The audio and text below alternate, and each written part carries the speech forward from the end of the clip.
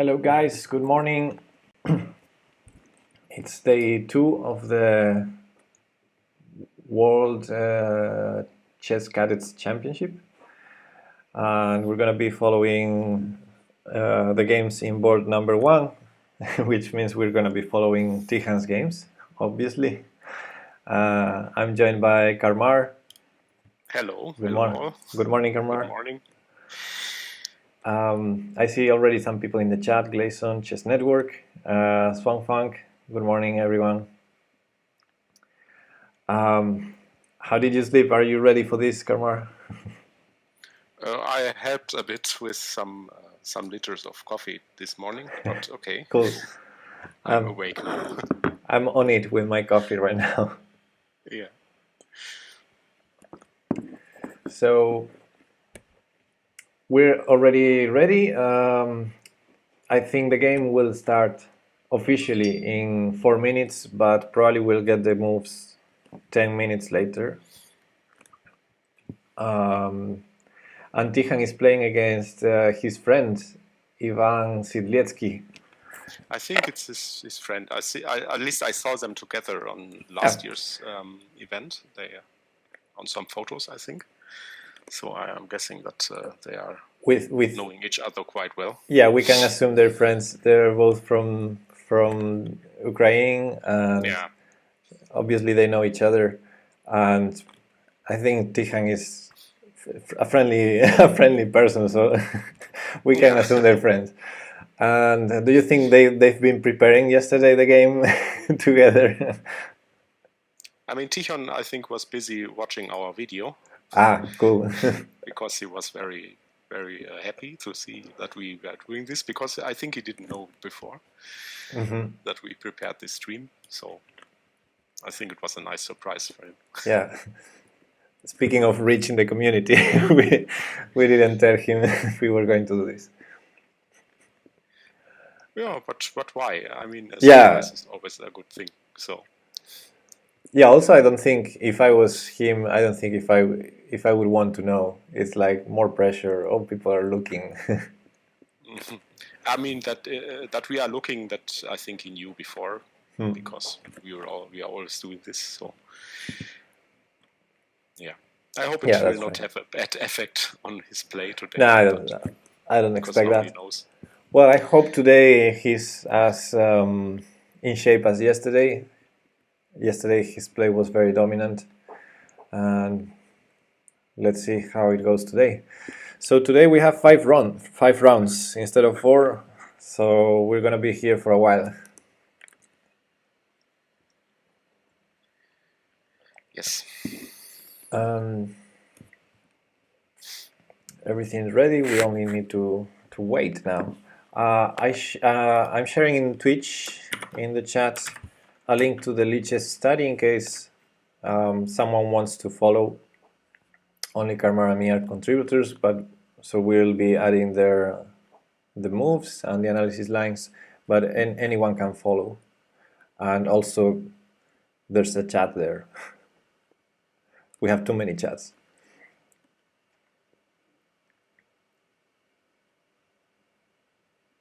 I'm counting 4 chats right now. We have opened the Twitch, Lichess Study, Chess24, and Chessbomb. I mean, Chess24 and Chessbomb were quiet yesterday, so there were not many people chatting there. So I think we can focus on Twitch and maybe on this study. Yeah, I'm focusing on Twitch and Lichess, but we'll try to see any messages in any chat. I keep an eye on the other chats too, so we can see. What do you think we can expect from today's games and from the next game now with the white pieces? Do you think he's gonna repeat opening?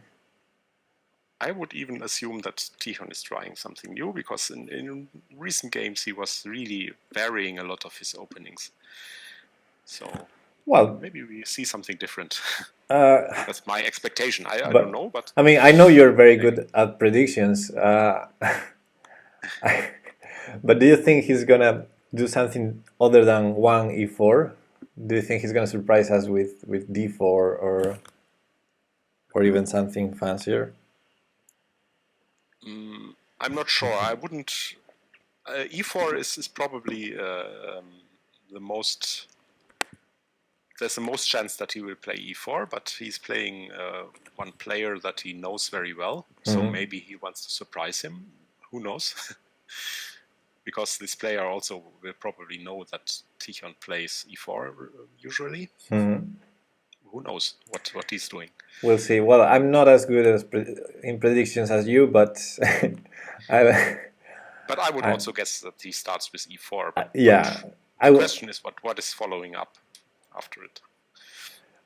I think when you're the favorite, because I think Tichon is the favorite here, they know each other, and you're the favorite. You don't need to really go out of your theory in general, because you expect to have a good position. Yeah, sure. That's the point. It will be very interesting how this opening will go. Okay, and Peshke is now hosting us. Thank you. Okay.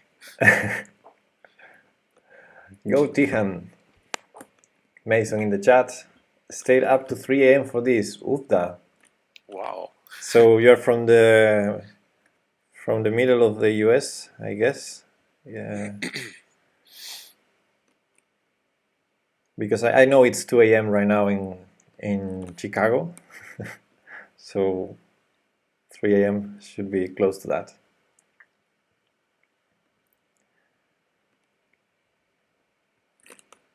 I mean, we told the people that this time is very hard for us, Pepe and me, but I think this is even more. Yeah, maybe it's harder for US people. Yeah. I like a lot when in the US they have tournaments that I can watch in the night here in Europe, but yeah, this way so early here it's terrible in the US to follow.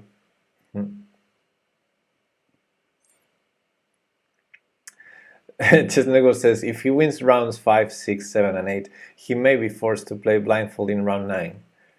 I don't know if that's in the rules of the tournament. But if they do so, then he will also win round 9. So because we know he can do this. Yeah. Ratsin James says good luck, Tichon. And Mason is from Ohio. So we have one person following this from Ohio 3 a.m. That's dedication, and it's gonna get worse because this is gonna be a lot of hours. While I think for Chess Network it should also be a very early time, right? Yeah, very early or very late, the way you see it. Yeah, early or late, yeah, depends. Yeah, I guess for Mason is late because he said he was waiting. Yes. He was waiting, so I assume he didn't sleep. So it's nice to have people watching or staying up this early in the morning to watch Tichon. Mm-hmm. And our goal, Karmar, is that they don't fall asleep. So. Yeah, we hope so. We hope for exciting games. Yeah, exactly. Tichon's work. We're only here playing, passing the moves. Okay, so the game's probably started already like 5 minutes ago, and we'll start receiving the moves in a while. 5 minutes on Chess24. Okay, I'm gonna show the rounds, pairings in a second. Round 5 out of 9. And as you see, Tichon is still in board number 1, obviously. 4:30 p.m. here. Can I have partial credit? Yes, of course. Okay, yeah. 4:30 p.m. That's India. 4:30. That's a weird time. But it's nice to see people from all over the world. Yes. Just to watch this little man. It's amazing, I think. Okay, so Tihan is going to be playing with white against the other South Ukrainian. Australia. South Australia. Wow, that's... Yes, Chess Network.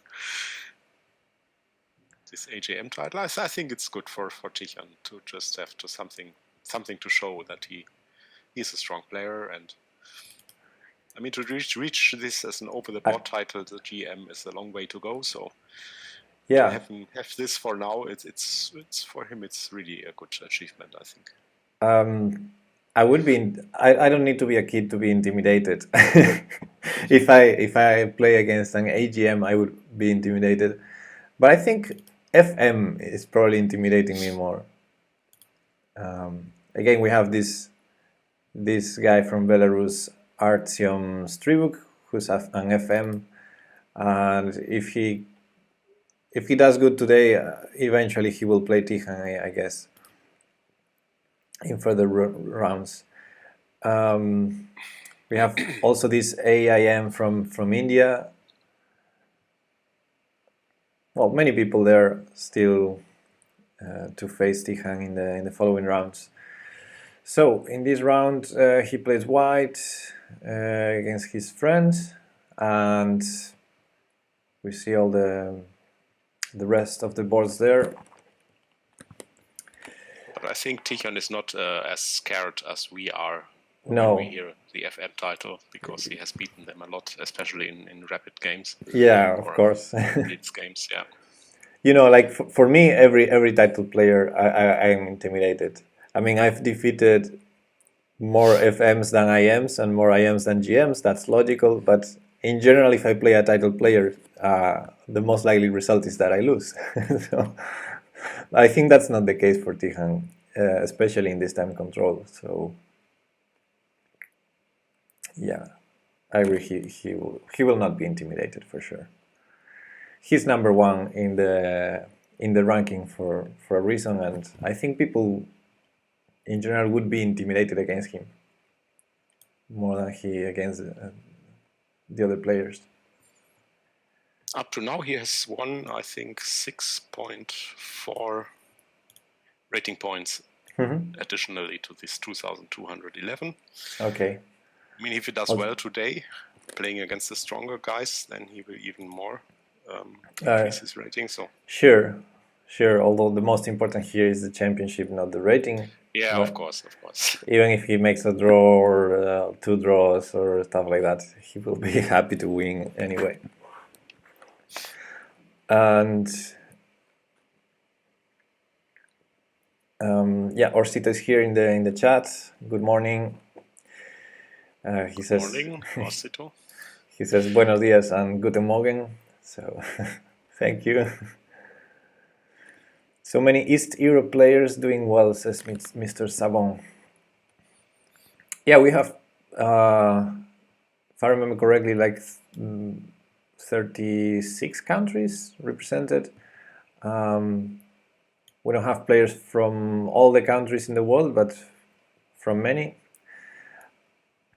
And yeah, a lot of them from Belarus, where the championship is held. So that makes sense. Also to have players from close countries as not only Ukraine, but many Russians, many players from Estonia, Latvia, Lithuania. We have one German, right? One from Germany. One German, yes. One German, no Spanish people, no Spanish players.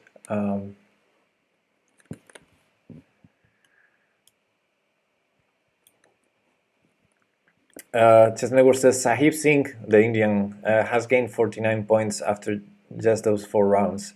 I mean, he's 1600, so... and he's also in 4 out of 4. So yeah, he will be gaining a lot of rating. Good morning, OK Tested. Very soon we're gonna start getting moves, I think. According to Chess24,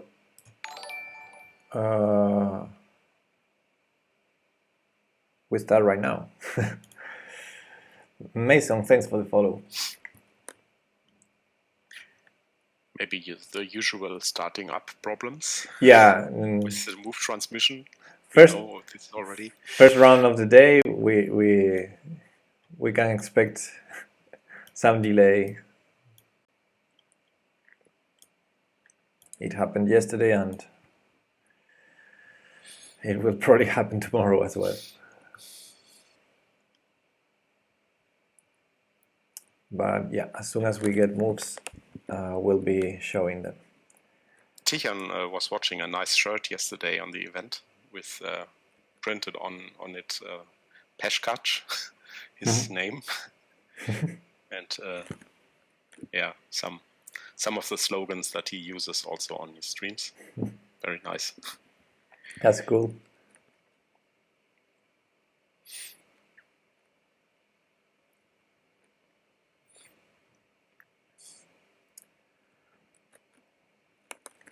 And he might have some fans amongst the players.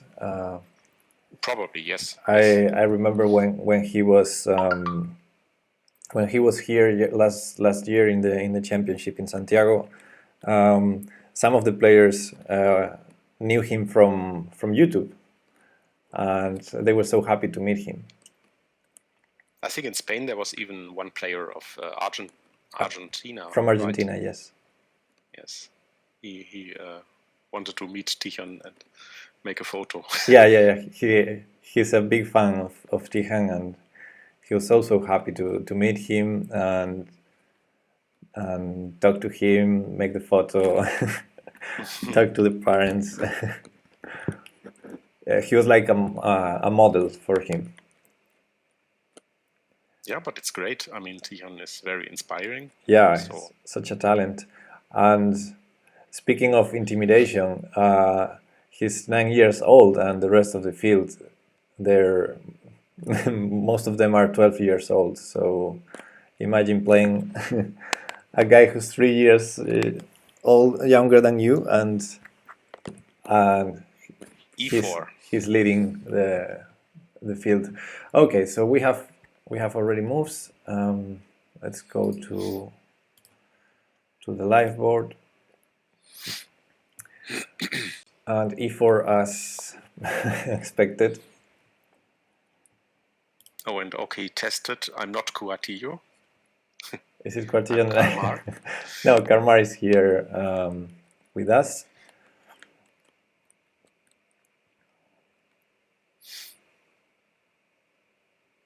Pepe, why are not you playing Linares? Because I'm not a strong player.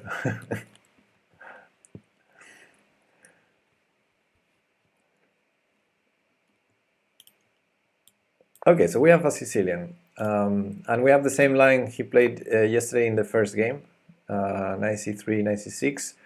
Mine was bishop b5. Yeah, but after bishop b5 now he faces the main move, knight e4. Knight f3 is normal, and yeah, as I said yesterday, there's a very strong Spanish grandmaster, David Anton.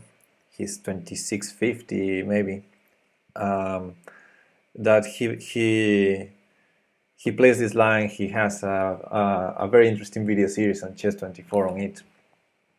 But okay, let's not make let's not advertise other sites. So G6. I think G6 might not be the main move. I think knight takes b5 is the main move. But I don't think Tichan would be surprised by a move like G6. It looks normal. And now he has to think whether he wants to take on D4 or not, I guess. So he took and played knight e2. Makes sense.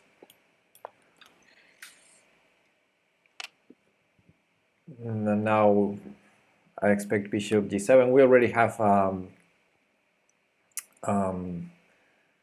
unbalanced position. Black has a double pawn, the natural d3 move, white cannot play without castling, so he castles after bishop g7. Let's show this important trick. If you play d3 right here, you lose the bishop on b5 with the fork on a5. Have to be careful with that. So of course Tijan doesn't fall for that, he castles first.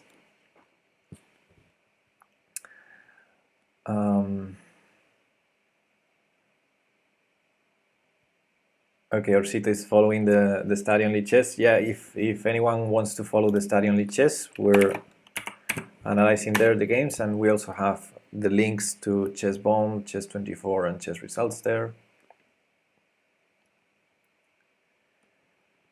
And a6.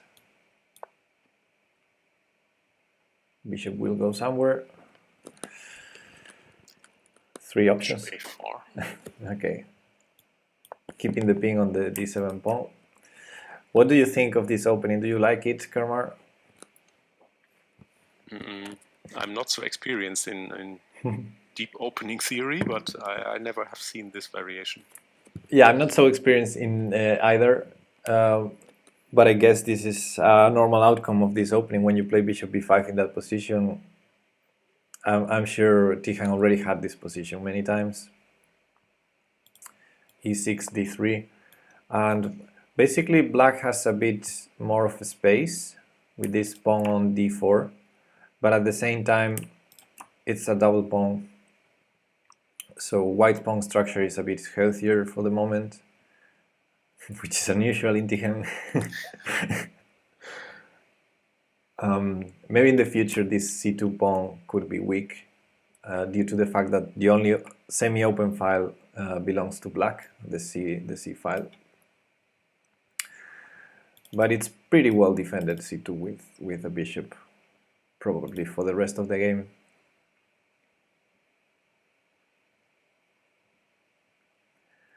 And yeah, and this this resembles to many structures of the Grand Prix attack, where white is going to play f4 and f5 maybe eventually for some attack in the king side. Something that is good with when you play against the Sicilian is right after the first move c5 from black, you can assume that black is gonna castle short. So for white it's very easy to know which side you want to attack, the king side. Okay, so 97. Now I would expect a move like f4.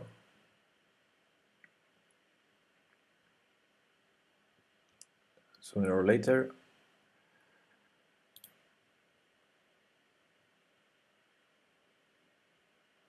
And black will castle. Black has maybe a problem with developing this bishop on c8. Queen e1 first, so it looks like preparing f4. Yeah. Yeah, I guess you can play in any move order, because apart from the pawn on d4 blocked already, the rest of the pawn structure is totally flexible and not tense at all. So I assume both sides can play different move orders, and the evaluation wouldn't change much.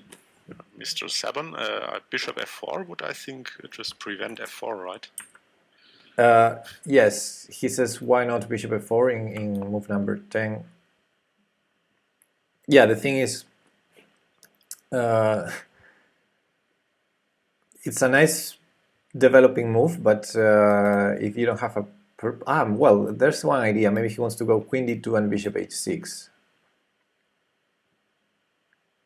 Which, yeah, that's the other typical plan. Yeah, we saw that idea in the first game.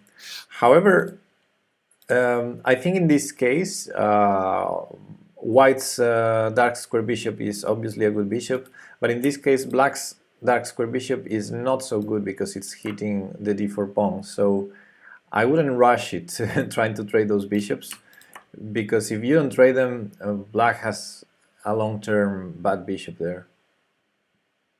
But yeah, it's definitely another plan that we've actually seen in the first game. But yeah, more normal is to play for f4 in this kind of positions, and then when you have f4, queen h4, or g3, and you start bringing all the pieces, maybe rook f3 to h3, then bishop h6 is going to be much stronger at some point. So queen e1, castle, and now a surprising move, f3.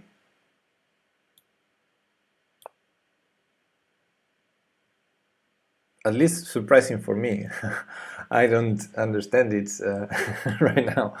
Maybe he wants to play queen f2 to attack d4 and force black to play e5 before playing f4. Another idea is he might try the break with c3 instead of going for f4, f5. We'll see. So f3, b5, bishop b3, and black plays d5. Typical typical idea in the Sicilian, whenever you can, to strike with d5. Maybe he wants to just take on e4 and get rid of his double pawn. Good morning from the European perspective.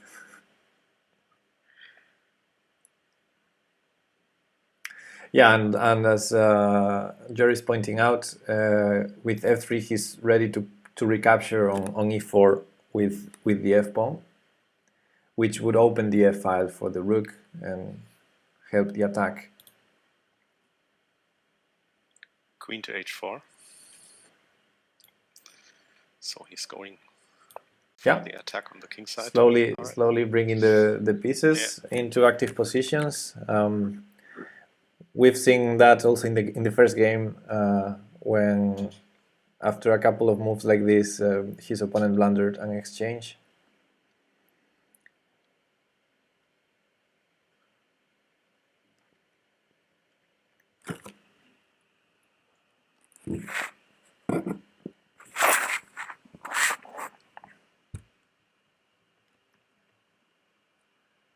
Okay, and what should black do? Normal move looks bishop b7 to keep developing, because I don't think there's a threat yet.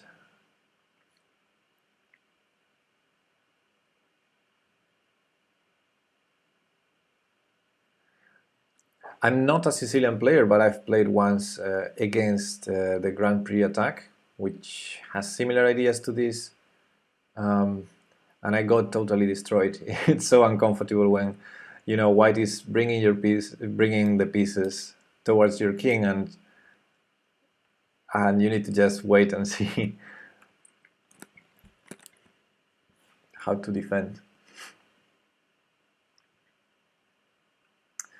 Chess Network is a fan of this setup.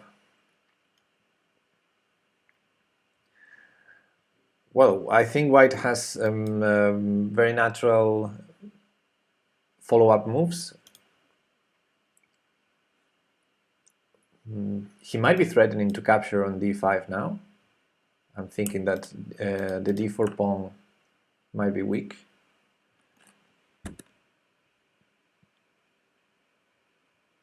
So looking at the clocks, I see that Tichon already has some time advantage. A few minutes. But yeah, probably they are correct.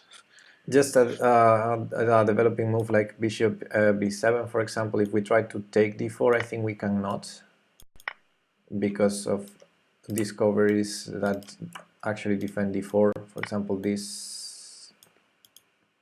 Actually, in this case, we can. Time control is, as I know, 10+5 in these rapid games. Yes. Okay, but black played knight c6. Very committal decision. So he's trying to trade queens. That makes sense if you think you're about to be attacked. But the problem is then... Oh, he played f6. Okay, so now Time to resign. Tichon is winning, yeah. Okay. So I was trying to understand this knight c6 idea, And yeah, you move that knight twice, still don't develop the bishop, and after bishop g5 that Tihan played, yeah, he had to play f6.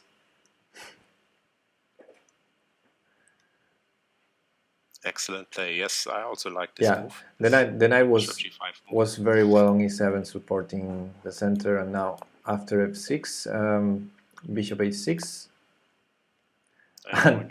He now moves the knight back. Yeah, he realizes the knight was better on e7, and he plays it there now. And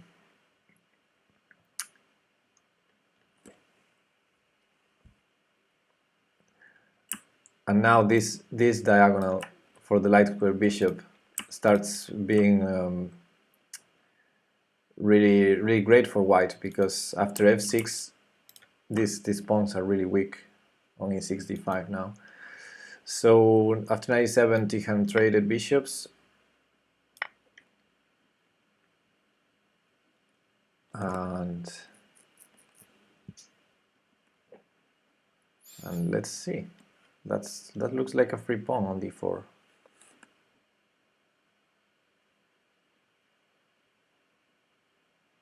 And he took it.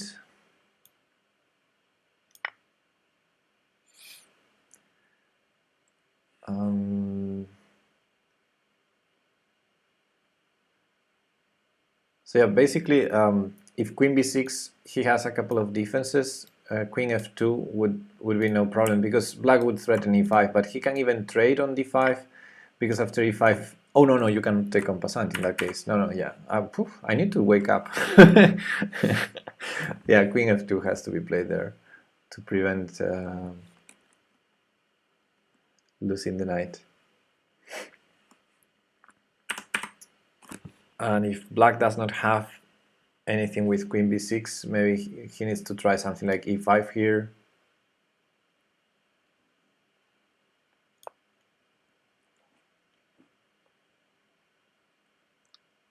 g5 probably would make sense, but he goes g5. I would consider e5 probably to also activate the pieces, but g5. Isn't g5 even weakening more his king position? I don't know. Yeah. For example, now after queen f2, h4 will happen maybe, or f4. It's giving a contact point there for further attack, but I guess he intends to bring the knight via g6 to probably f4 or h4. For example, a line could go queen f2, knight g6, fighting against those breaks.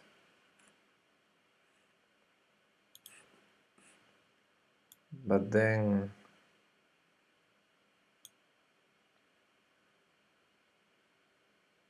it looks really good to trade on d5. d5 would be weak. The e file, we can grab it immediately. So position like this, I like it a lot.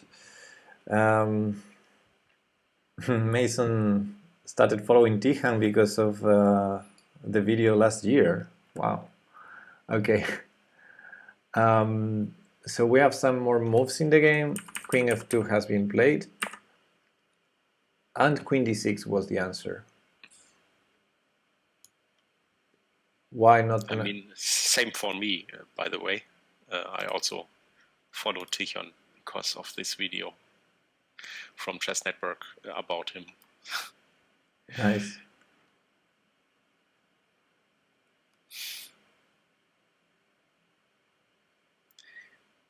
Why queen d6 and not knight g6?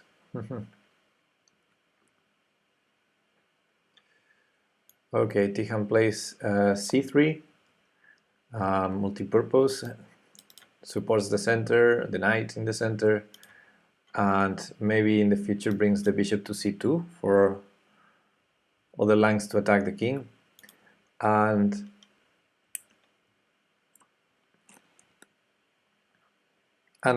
they're still very far from this position, but I'm thinking that those king and queen might some tactic might happen at some point with knight f5. I don't know. C3, e5. Okay. So this was Black's idea, to play e5, and I still believe he will play knight g6 very soon.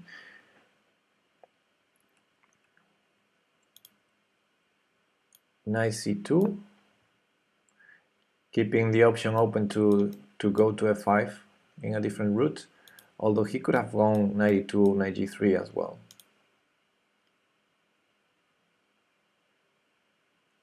So knight c2, a bit of a strange move, blocking his own bishop, and Black immediately tries to trap it with a5. So I'm expecting a3. Yeah, a3 has been played.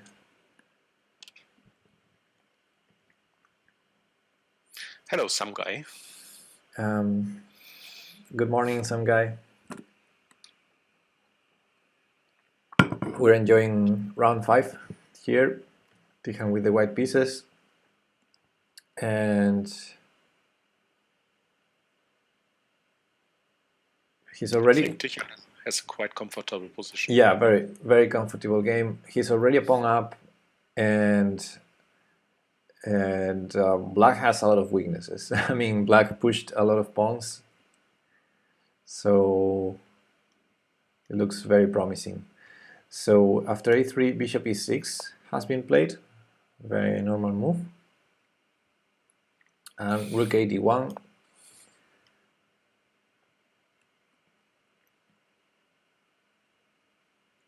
It's really hard for Black to do something.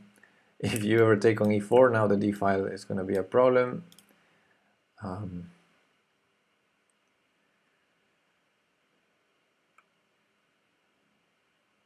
Oh, Mason, there is Twitch, and here is YouTube in that case. Okay.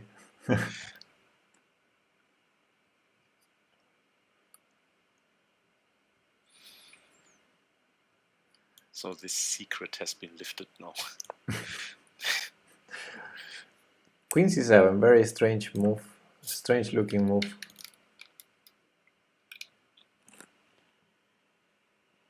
It unprotects a lot of stuff. It unprotects the bishop on e6, so now the pawn on d5 is pinned, but it also unprotects the pawn on d5, so now knight g6 is not possible. It's a very strange move. I guess he wants to bring a rook to d8, or I don't know what queen c7 is for. I mean, I can understand you want your queen out of the d file to be able to take on e4 or push, but more things need to happen for that now that this bishop is undefended. We'll see what his idea is, but Tijan plays d4 immediately, blowing up the position, blowing up the center, I mean. Rook a d8, d takes e5, f takes e5, now g5 is more weak, and knight 3.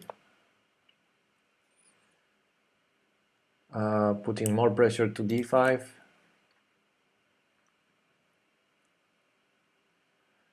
Black's game seems very unstructured, says Orsito. Yeah, I think Black's position is slowly collapsing.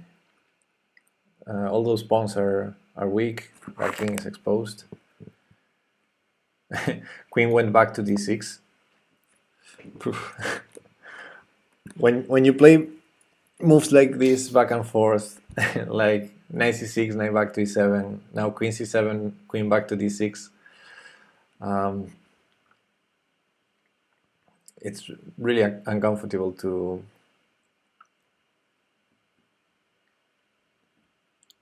I think also the time situation will play a role here. So because Ivan only has 16 seconds, as according to this display here. Okay. Which is not much. So definitely a lot of pressure for Black right now, who's probably going to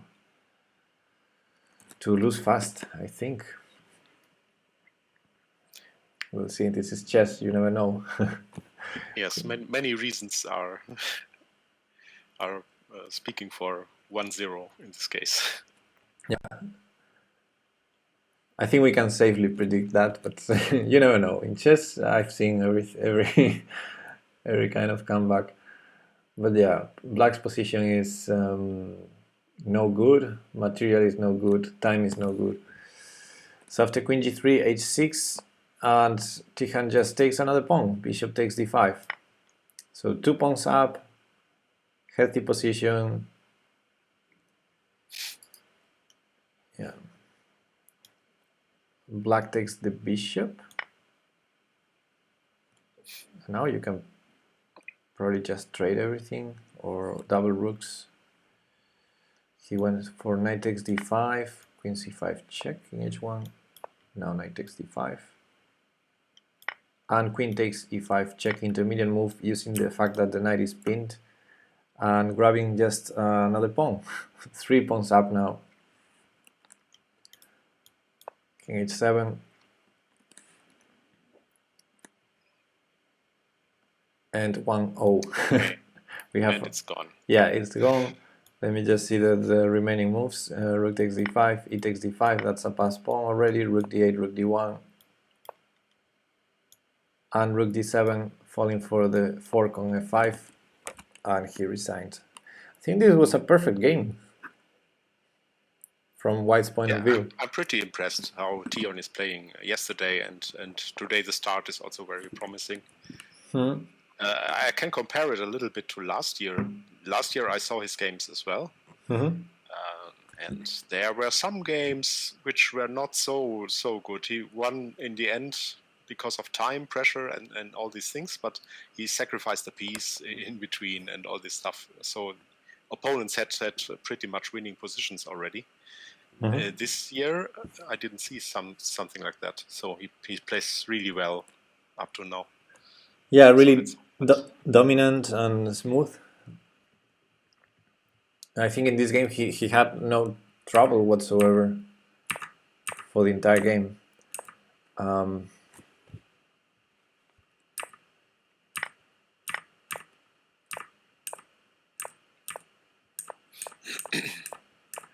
And I like this. This was a surprise for me, this f3 move. But it's it kept everything under control and started building pressure slowly on Black's position. I think Black maybe got a bit over. I think Black maybe overreacted a bit after Queen h4. Instead of keeping developing with normal moves like Bishop b7, Black started trying to trade queens and do strange pawn pushes like f6 then g5. And yeah, Tihan started collecting pawns. Very, very well played. Pawn grabber. Yeah, such a pawn grabber. So Chess Network says the FM is in trouble. The Indian chess player, I think he's playing in board number 3. Very interesting development on the other boards too. Yeah, let's have a look. Let's see. Oh no, the FM is a different person. Sorry, I was mistaken. Let's see if I recognize the name.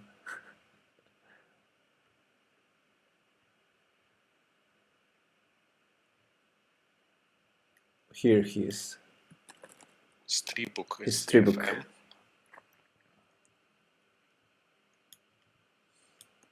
So it looks like he's gonna be a piece down after knight takes queen. No, sorry, a piece down. A pawn down. So knight takes queen. He has bishop takes d7, intermediate move, and then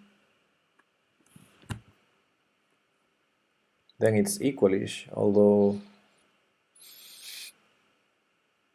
bishop should be better than knight.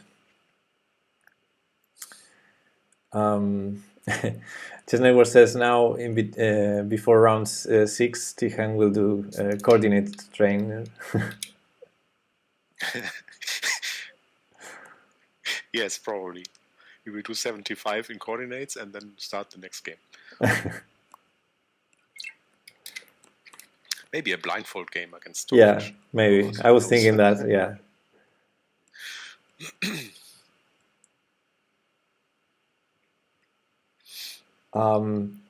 This game is frozen and the clock says 0 for white, so I'm not sure whether the game is still being played. White has 0-0, so maybe... Yeah. It would be unfortunate to lose in this position, that you can still fight for a bit. Bishop takes g7 and then take the queen. Would be at least equal material, even though the endgame is tough for white. Blindfold coordinates, yeah. That might be a little bit difficult, but...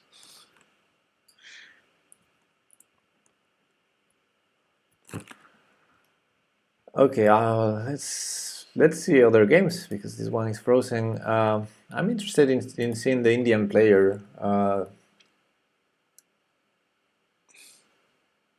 Okay, he's still playing against... this is an interesting match. Black looks winning now.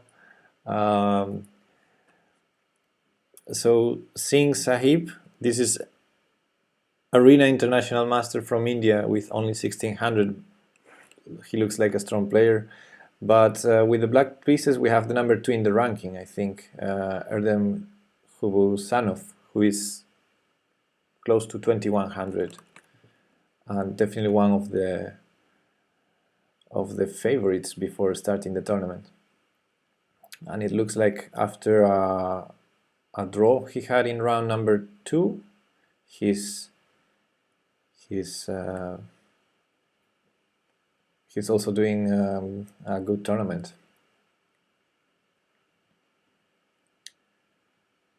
Yeah, that rook is really strong. There's no way white can have a fortress here. But these kids never resign. Never give up. Yeah.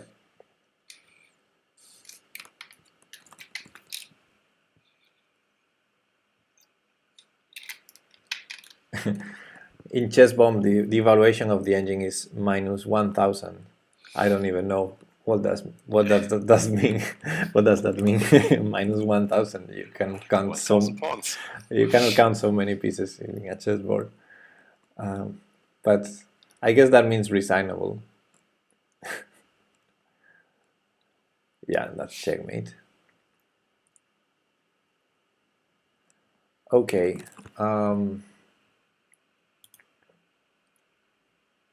We don't have more moves in the Stribuk game, so that's frozen. And what other games do we have in the first boards? In board number 2 we had Ponomarev versus Savelyev. And Ponomarev seems to be winning. Let's have a look, because those players have also 4 points before the round.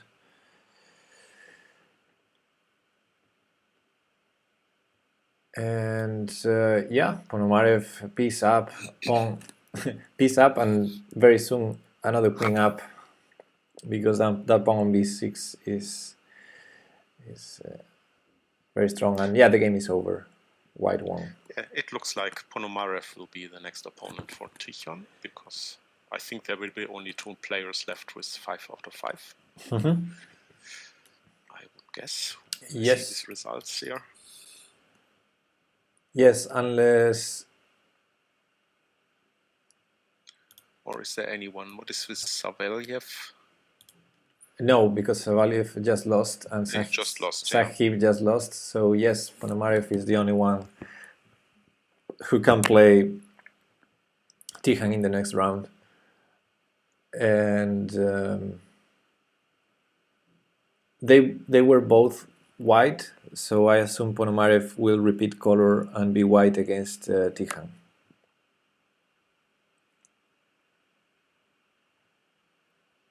Yeah, Chess Network is saying that both had white in round 5.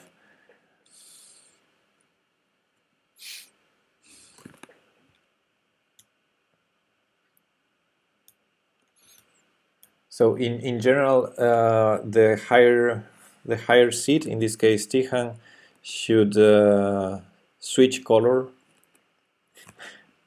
he has the advantage to keep switching color, although in this case it means playing black. But sometimes it depends on the next group of players, because sometimes you see like you have two players with 5 points and the pairing is one of them plays against one player with 4.5 and the other plays with another, but that's really strange. Does not happen often.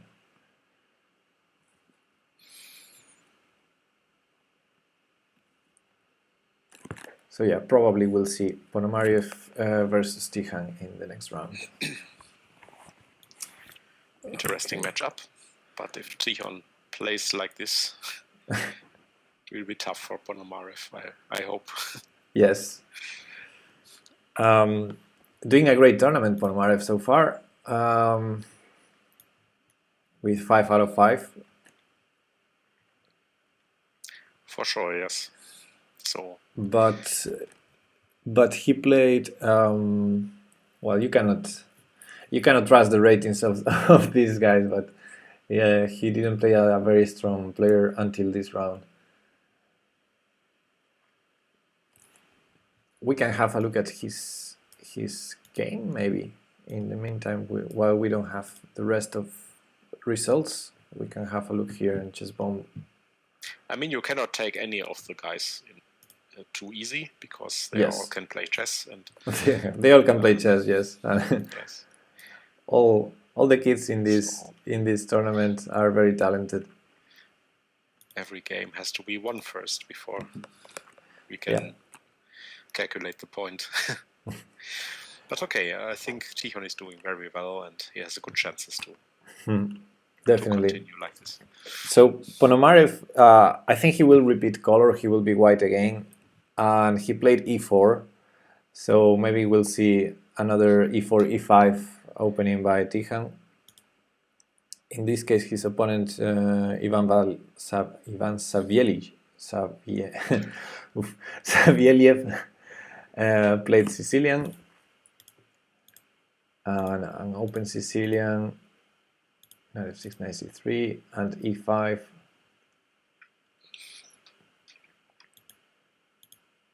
e5, very topical line. Bishop g5.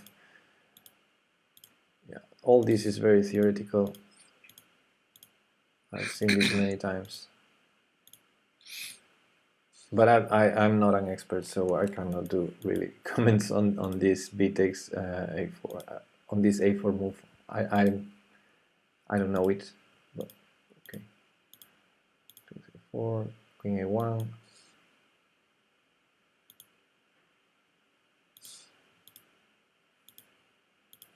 Very sharp positions from this opening.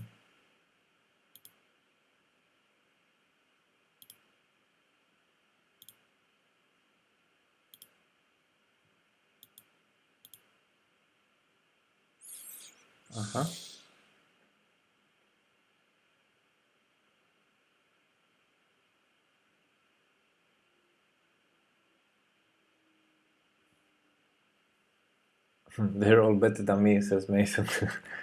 Yeah, same for me, and probably the most of us. Yeah. But trying to think in this position why black couldn't take on f5.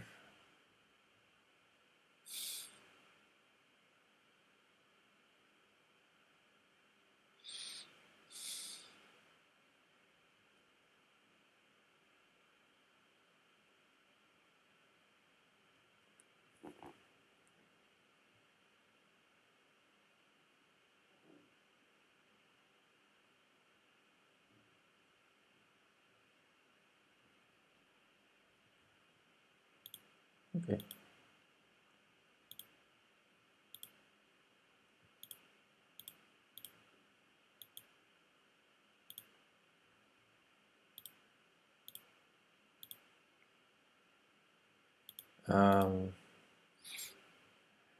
Yeah, black handed the d5 pawn here. That was unfortunate. Tihan usually finishes tournaments strongly, says some guy. Whoa. I think some guy is especially resembling to this Elite Bullet Arena recently, where he finished with, I think, 12 or 13 unbeaten games in a row. Nice. But yeah, over the board chess is a bit different. Especially also Swiss tournament is different. You get the stronger players in the end, while in Lichess arenas it might not be the case. Yeah, that's true. H500 True. Hello. Hello, good morning. Okay, so in this game, Black collapsed after he blundered a pawn, then he blundered a bishop in one move, like here, bishop g5. Time travel, I guess. All right. Well, we'll have to wait for the rest of the results. But so far, so good. Tijan winning and also winning very smoothly. That's what we want to see. Yeah, I think in all games was very convincing play. Yeah. Round 3 probably was the toughest game. Yeah, round 3 was the least around equal clear. Position in the end. Around equal position, although his opponent played f6. Although he played f6. So already a moral victory. Some guy is asking what were Tijan's rapid blitz ratings last year, and maybe you can know. I think last year it was around 2,100 already, so he improved a little bit. I mean, it gets more difficult the higher you get, of course. Yes. To gain more points. Also, you need to play official tournaments to change the rating. That's right. But I think he has won around close to 100 points in the last year. I would guess maybe 80, something like that.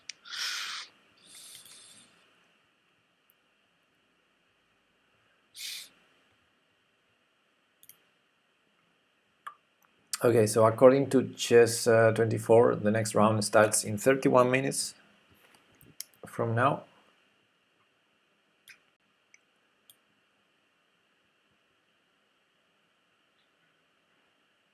So the pace is similar to yesterday. We have more time in between games than during the game.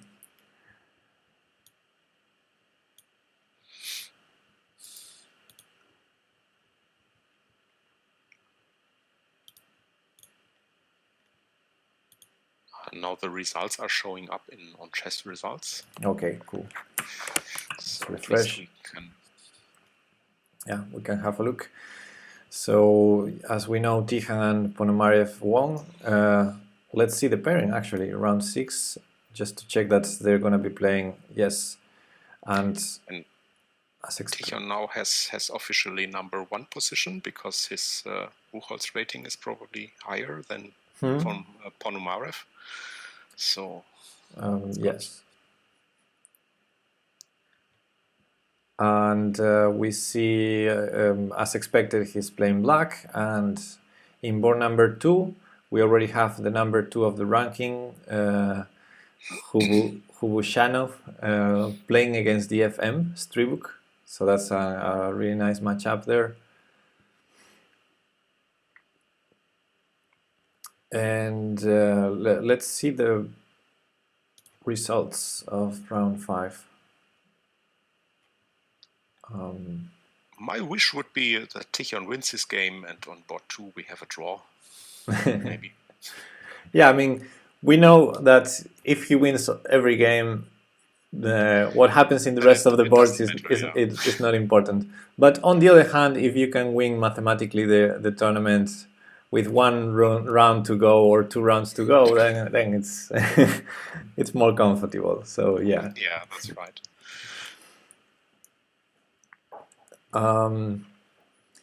So yeah, the Indian player lost. against Hubushanov. I'm not so scared of the Indian player right now as I was one round before. Then we have this Tamerlan Chindigir from Russia, winning another Russian in board number 4. So that's another competitor with 4.5 points. Then Stribuk and Mochalov won. And yeah. Oh, and Orsito, I usually have wishes all over the year, not only on Christmas. So, especially when it comes to Tijan's achievements. So.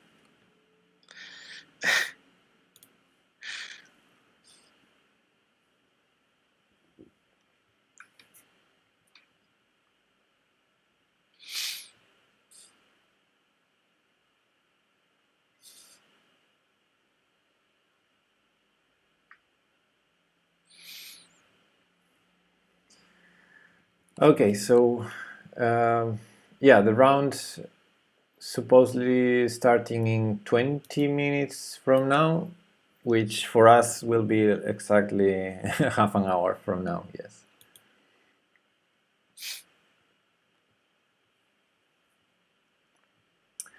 So, what do we do?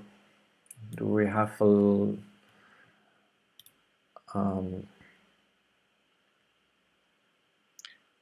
look at something? Do we do coordinate training? Coordinate training, yes. But I'm not particularly good at it compared to... Perfect. Then you need to... I'm not particularly good either. That's why we're not playing the championship. Yeah, that's true.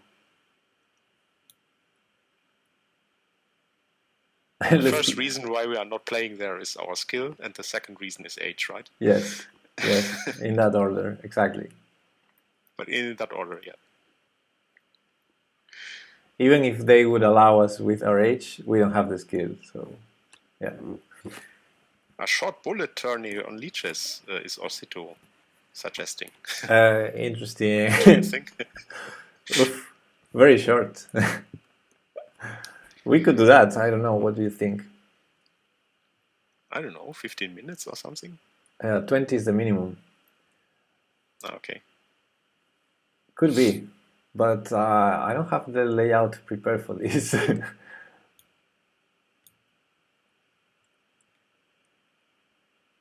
1-round blitz tournament.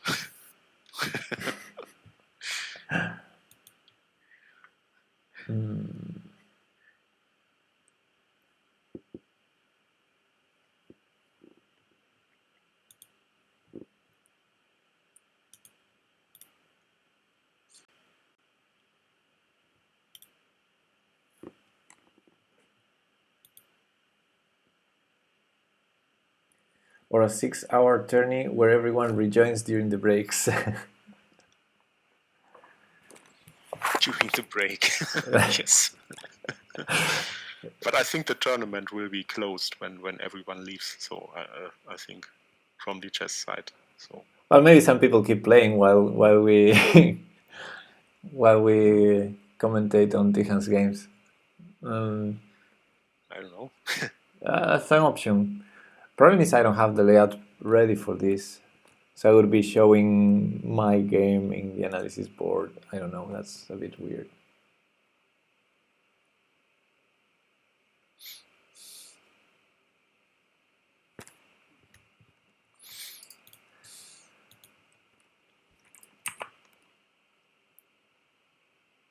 Two or three players during the games, at least 100 players in between.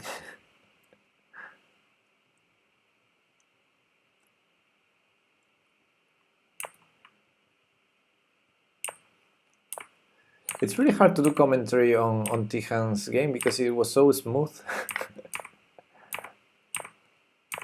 that I can only criticize his opponent's moves. And that's not fair. Well, what if he's playing such a good chess? What can you do? Yeah, I was really impressed with this f3 move. This really surprised me. I would never think of going f3. Such a calm move, building the attack very slowly and safely. I liked it a lot. Karmar, add me as a friend. What's your nickname in Lichess? Also Mason NQ or?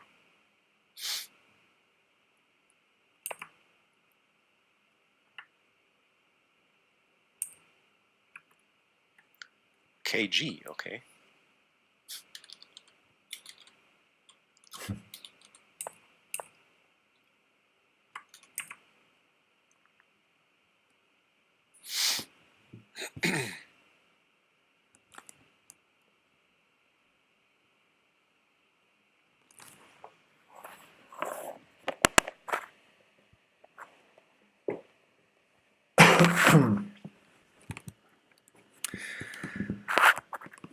So how important do you think it would be for Tijan to win this championship? I personally think it's very important for him. Because last year he won the under 10 with 80, being 8 years old. And now he's 9 years old, he's playing the under 12. He's fighting for winning the under 12, yeah. So next year he will be fighting for the under 14 with 10 years old. I don't know, but the under 14 is a different tournament. It's a different place, Yes. I think. Yes, it is. But at this pace? At this pace, yeah, it can go on. From my point of view, it can go on like this. So sky is the limit. I mean, he's already beating adult players, good adult players, so why not? Yes. I don't see any reason why he cannot beat the under 14 years old. So. Yeah, I mean, if he's number one already in the ranking in under 12, I expect him to be one of the strongest if he would play in under 14. It's not such a big gap, I think.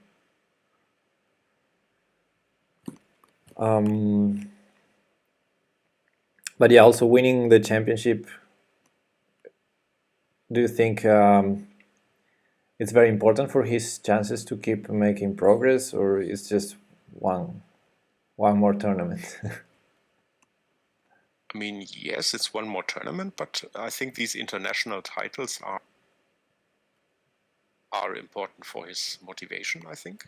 Also for showing the world what he's able to do, which is important, I think. Also in case of maybe later getting some sponsors or something like that. Yeah, exactly. So yeah, there's nothing wrong with winning championships, right? No, yeah, nothing wrong. But yeah, it's hard sometimes for the players to get to travel to the places for the championships. It's really hard without a sponsorship.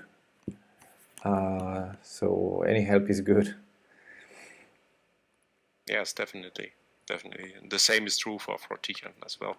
I think. I read in the rules of this year that the previous champion has the hotel for free or something like that. That's true, but I think they did not take this opportunity because they have relatives in Minsk. Yeah, I know that. Yeah. So they are living with them. But still, it's not very. Only the champion has has that, and there are many players here.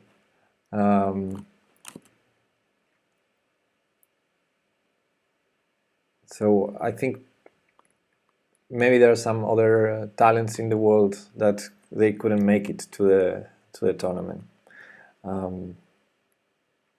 We don't see, for example, we don't see any US player here. We don't see any Spanish player, and I know there are quite some strong Spanish players of this age.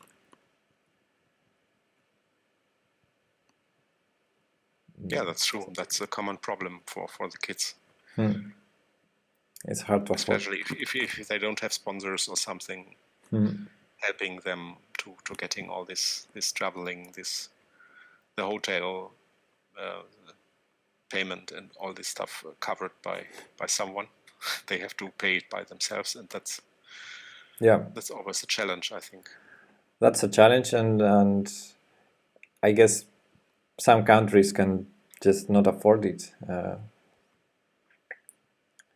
Also, it depends a lot on when you host, where you host the championship. Yes, some guy is pointing it out. Especially in Ukraine, it's a little bit more difficult, maybe.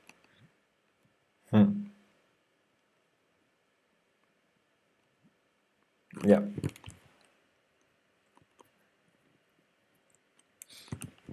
Hello, John. Good morning, John. Yes, salaries are lower, then prices are also lower. The problem is when you have an international event like this, the bar is set to the same level for everyone, and I guess people from economically healthier countries are more lucky or more capable of going.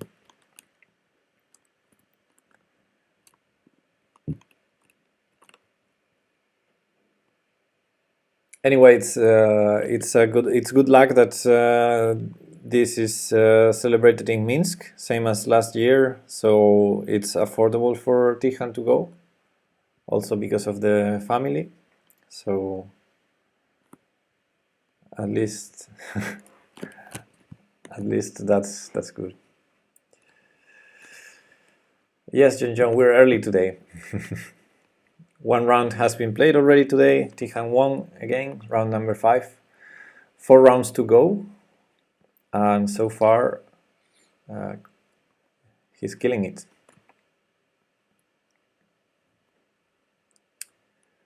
Some guy is saying, didn't some big Ukrainian players get Russian citizenship so they could get better sponsorships? And I don't know. I can't believe it, but I'm not well informed about this. I mean, the best top Ukrainian players I know, they are still Ukrainian, but I guess they're not the ones that needed sponsorships.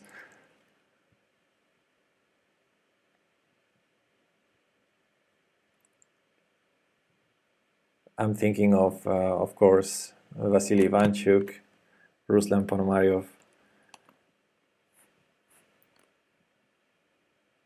Anton Korobov.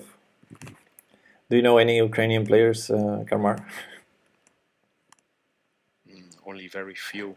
I mean, I know the players that I think there is Mikhail Golubev. He played a match or 2 matches even against Tijan recently on chess.com. Tijan won both, by the way. And yeah, but not so many, apart from the top players, maybe.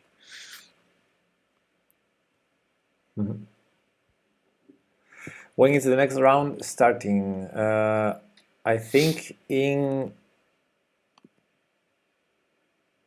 15 minutes from now. Yeah, it looks like 15 minutes, yeah.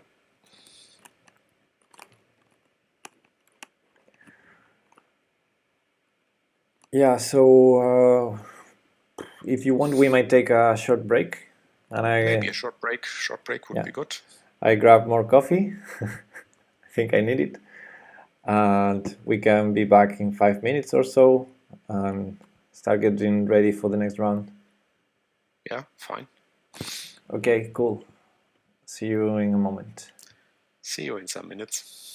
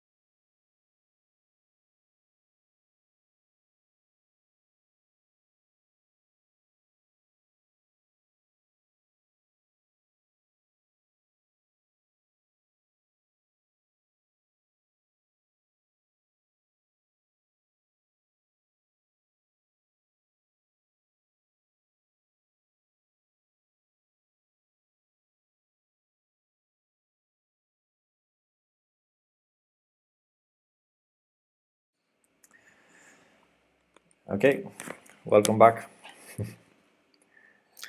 Welcome back. And yeah, maybe it was less than 5 minutes, but I have my coffee and I'm ready. And some guy is saying on Wikipedia that Karyakin is from Ukrainian origin. He says on 25 July 2009, by the decree of the President of Russia, Dmitry Medvedev, Karyakin adopted Russian citizenship. Later, he transferred chess federations from Ukraine to Russia in order to get sponsorship and better coaching. Karyakin, by the way, was the youngest GM. So it's definitely a good model for for Tihan.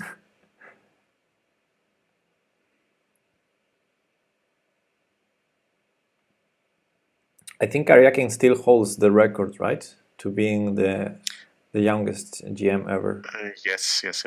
He got the GM title 12 years and 7 months, I think. Yes. That's the mark to beat for Tijan if he wants to do the same. Cool. I think he's in a very good position to beat that mark. That's right. From his age point of view and from his current rating, he has a good position. Yes, but it will get harder, of course. Yeah, of course.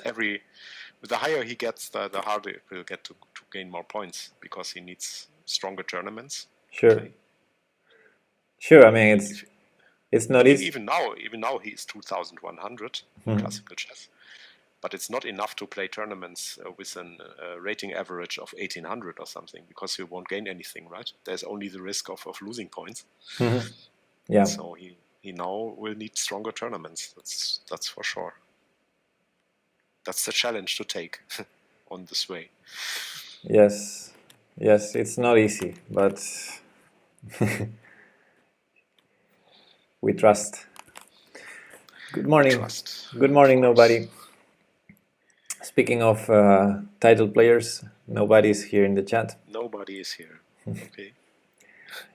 And I think we're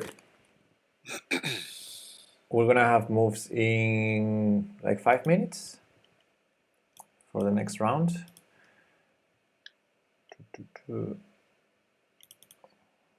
Show the next round for a second. Now even Chessbomb has split it up into the age categories. Oh, that's nice.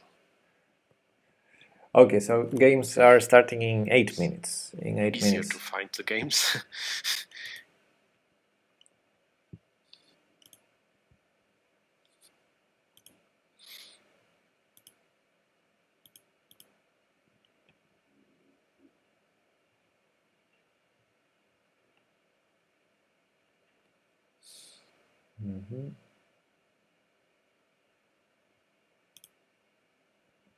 Maybe refresh that list.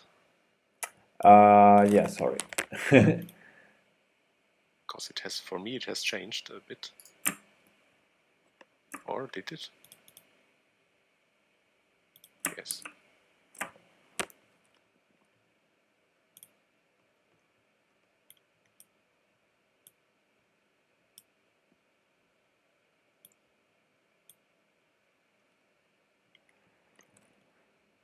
Okay, I think I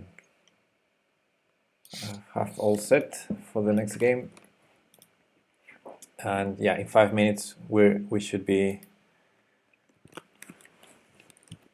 having moves, and I predict we're gonna see e4, e5.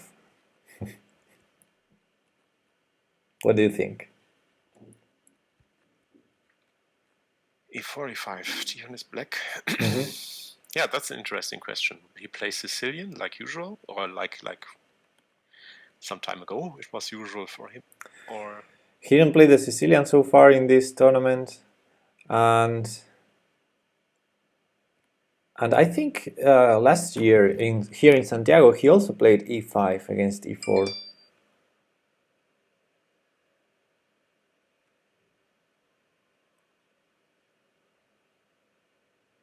h4 best first move, says Mason. I wouldn't mind this move if Yeah. I would play it in the next game. h4, you can answer with g5.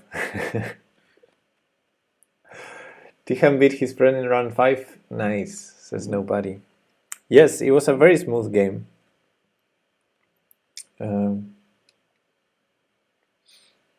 Again. Mason has a nice family. They play h4 against him. Okay.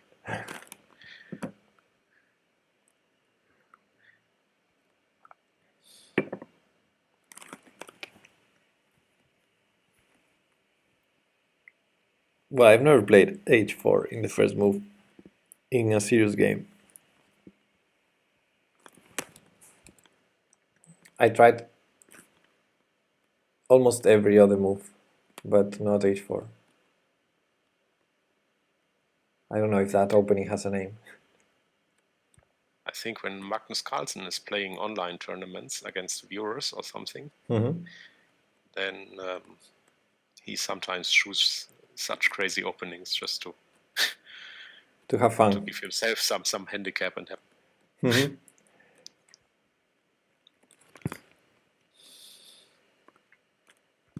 Yeah, well, I mean, in online chess, I've played h4 myself and a4, but over the board, I never did it.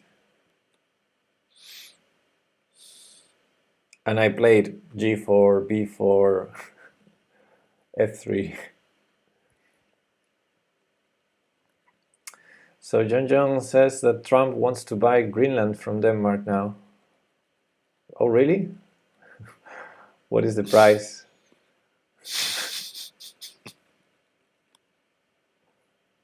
That could be good for Denmark's economy. Why would you want to buy Greenland?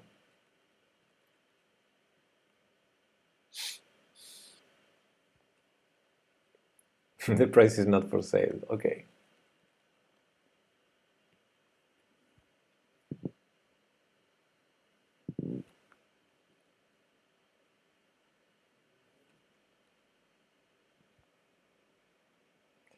Greenland is all green, isn't it?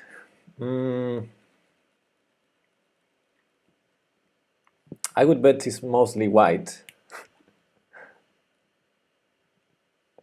Maybe the name fooled him. Maybe Trump wants to make a golf course there. A big one. This is the most reasonable argument from Ratzin. Yes, yes. It's probably that. Yeah. Greenland is mostly white and Iceland is mostly green.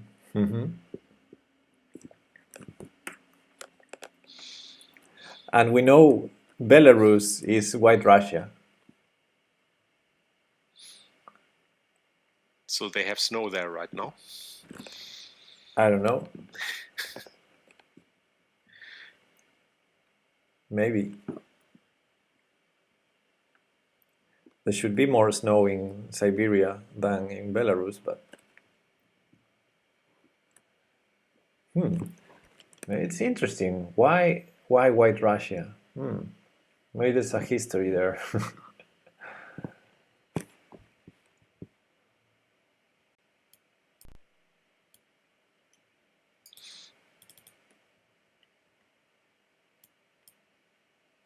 I just recognize on Chessbomb it's still the same. It's not split up in the age categories. Okay. I was a little bit confused because there were only a few games. Yeah, shown, there were only a few games, and I thought the same as you. Yes.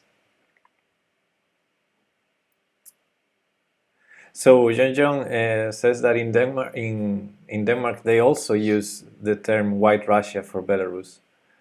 Although in that case is I don't know how to pronounce this. FIDE Rusland.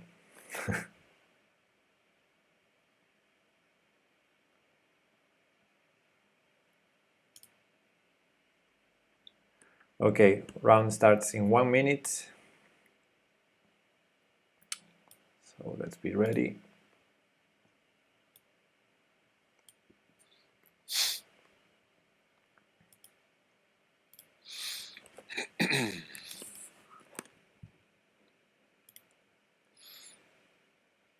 Let's see if Tichon can continue his good shape. I will trust that. Good morning, Bazinga. We're ready for round number 6. Okay, there's even a flipboard feature on Chessbomb. Maybe we can watch the game from Tichon's point of view. I don't know. Does it make sense? Well, yeah, why not? Oops, sorry. In the lower right corner, if you click on this, how is it called? Yes, I see this option says the flipboard feature. Okay. It's never too late to to do this. I'm gonna flip the analysis board as well then, so that we don't get confused.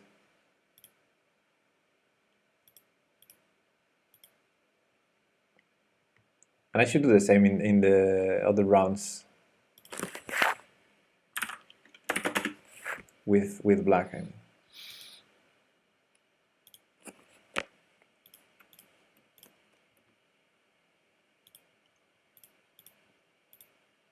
Hello, Okay. Basinga.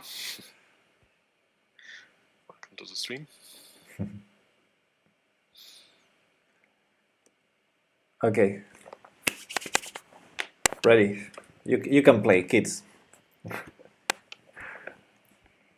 E4, E5. As expected. Okay. And knight C3. Interesting. So we'll see if Tihan plays the 4 knights. Knight F6. One of the most boring openings ever. But it's the main move is knight F6 now after knight C3. But maybe he tries for something different. Really solid approach by white. Nobody says you would expect Trump to want to buy white Russia.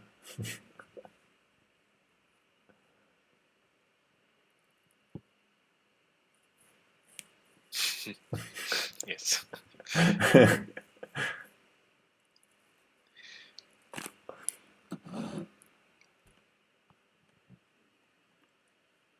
Especially if he discovers that it's not as big as Russia. Like, oh, it's only that.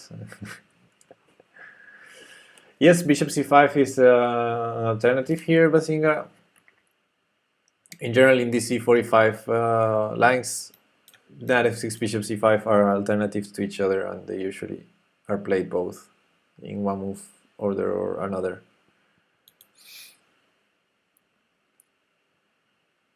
It seems as if Tichon is thinking a moment about this. Yeah, knight c3 is not the main move, but it is an annoying one. I don't play e45 a lot, but when I do, I really hate when they play this, because I mean, why don't you play the Italian or the Polish or the Scotch or the Spanish? You play this knight c3. But it can, of course, transpose to many other lines eventually. So knight f6 has been played, d4, e takes d4, and knight takes d4, and we're completely transposing to the Scotch opening, which I don't know if Tihan is familiar with. I guess he is, because he plays e5 against e4 lately a lot.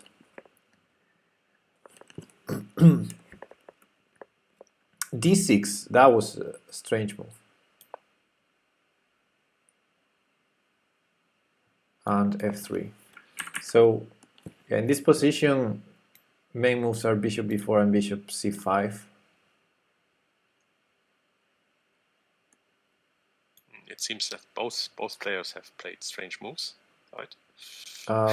Yeah, well, after bishop c5, there's this main topical line with bishop e3 that threatens knight takes c6. So black needs to spend a tempo with bishop b6 to defend the bishop.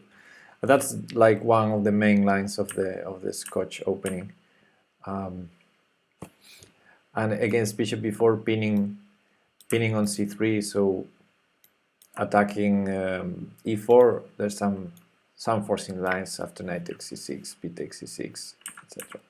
But he decides to go for d6, a very humble approach. So then I assume the bishop will go to e7 and f3.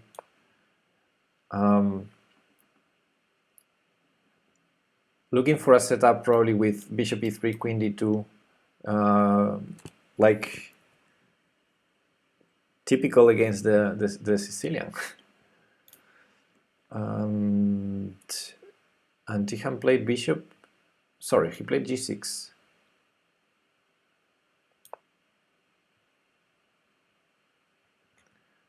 Now bishop e3, bishop g7, queen d2.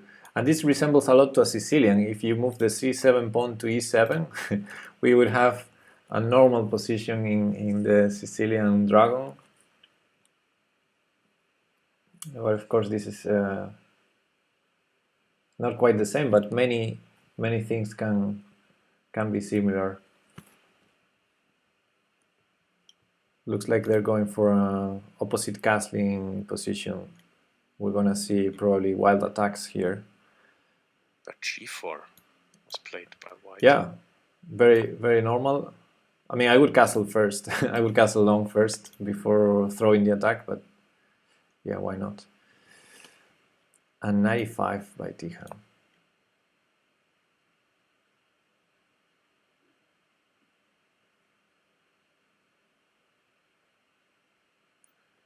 So yeah, 95 is also normal, but maybe it's a bit too early. I guess he wants to play c5 next. But 95 is a move that it can be even better if you play a6, b5 first. For example, something like a6, if white castles, 95, he defends f3, then b5, you have this nice e4 typical idea. But okay, that's just one sample line that is not forced at all. So he played 95 here.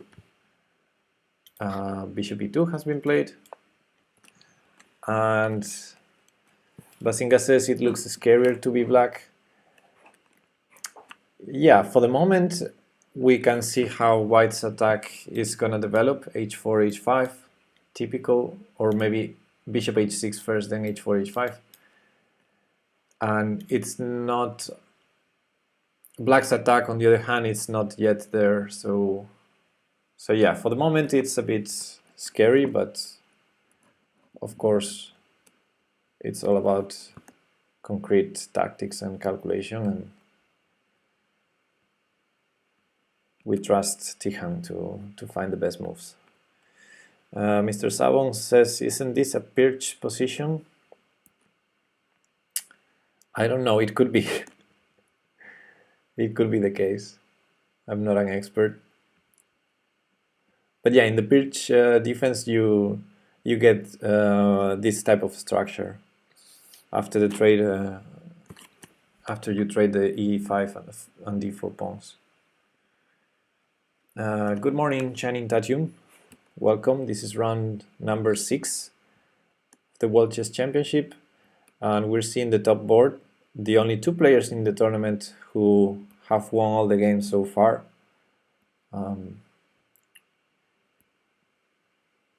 With white Ponomarev, with black Tijan Chernayev, and we're following it from the black side because we're rooting for Tijan.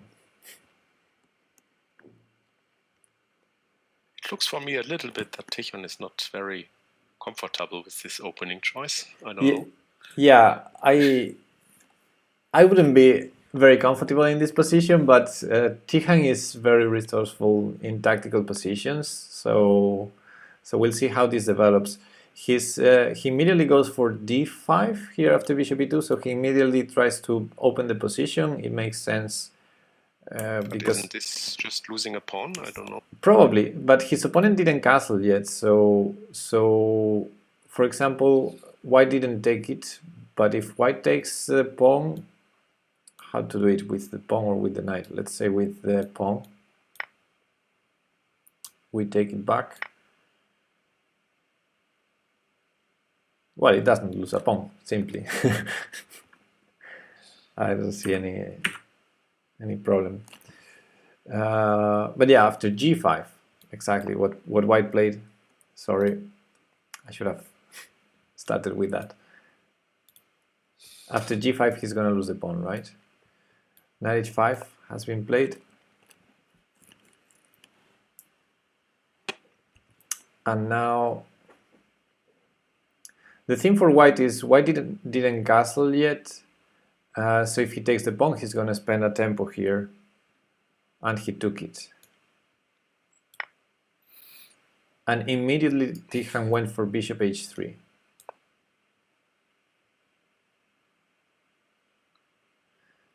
So pawn down, but some activity in compensation. Bishop h3 maybe hints at some bishop g2 with pressure on f3. It definitely stops short castle, although I think white wanted to castle long anyway. And this knight and bishop on the h file are definitely blocking this h4, h5 idea for the moment. But I don't know.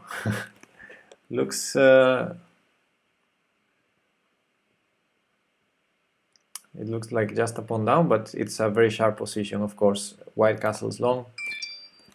And with opposite side castling, it's not about the number of pawns. I mean, it's not about the material, it's more about who attacks first. And Tijan so far did a very good job at blocking the h4, h5 thematic break. But I'm still concerned because yeah, moves like f4 can be played and black still doesn't have an attack. We'll see. Kaito, welcome. Will you be streaming the Sinquefield Cup later? No. No, we're following the World Chess Championship here, Cadets, under 12. And tomorrow we have the Blitz section also, so we're going to be streaming more tomorrow. Was it a sacrifice? Now there's no bishop h6 or h4. Yes, exactly. He stopped those ideas, but still white has ideas with f4, bishop takes h5, so we'll see. Rook e8.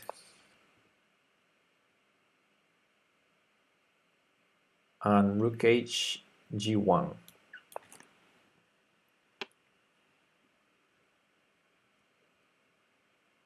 Nobody says black is lost. Come on, nobody. A bit of trust here. I mean, of course, according to the engine, it looks really bad right now for black, but... Well, I understand the position is not very healthy, but it's sharp. It's opposite side castling. Tactics might happen very soon. I mean, we had this already also last year, this championship. Mm-hmm. Tijan had some games where engine was showing +2, +3 even Mm-hmm. for this opponent, but he won anyway, so somehow managed to repair his position. And he's very strong, very resourceful in messy positions. So let's see. It obviously depends on how his opponent holds and how precise his opponent is. We'll see. So queen e7. I mean, probably this line was somehow prepared by his opponent because he was playing it very straightforward. It's very quick. Okay, queen e7 hinting at some tricks on the bishop on e3, like knight takes f3 maybe. So the bishop saved himself with bishop f2.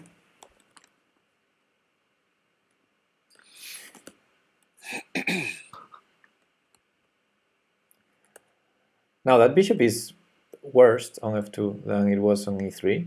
That's a very small victory, if any. But yeah, the position is not looking great. I'm really concerned about this knight on h5. It has no squares to go, and f4 is coming for white. So Tijan plays knight d7.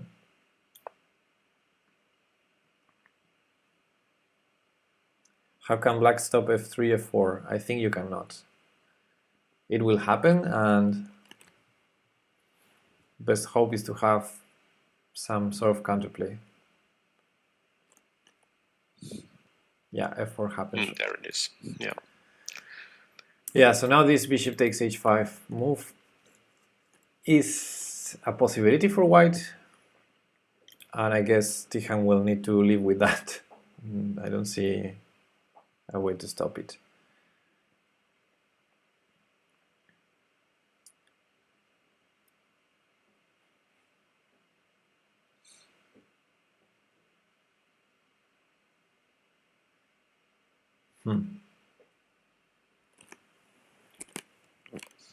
It's really hard to suggest a move here.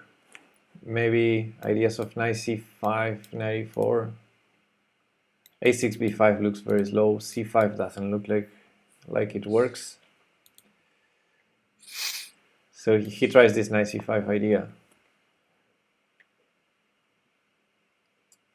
So now, for example, if bishop h5, pawn takes, and f5,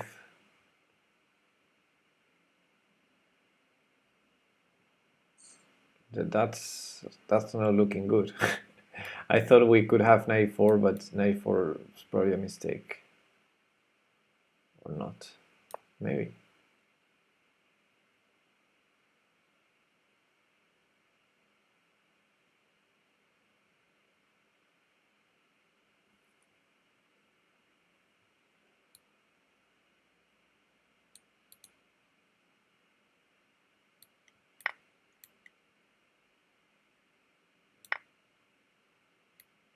This, I don't know, this kind of line is scaring me. F5 first is better, says nobody. F5 here instead of taking on h5.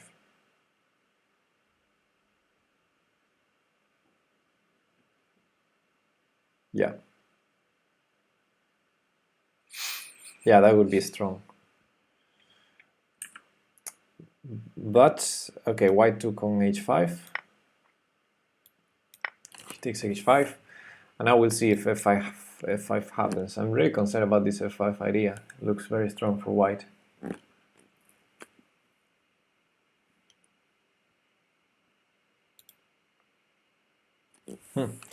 This game is not easy, huh? It looks very scary, this game. Yeah, it looks like white is having an attack and black is not having it yet.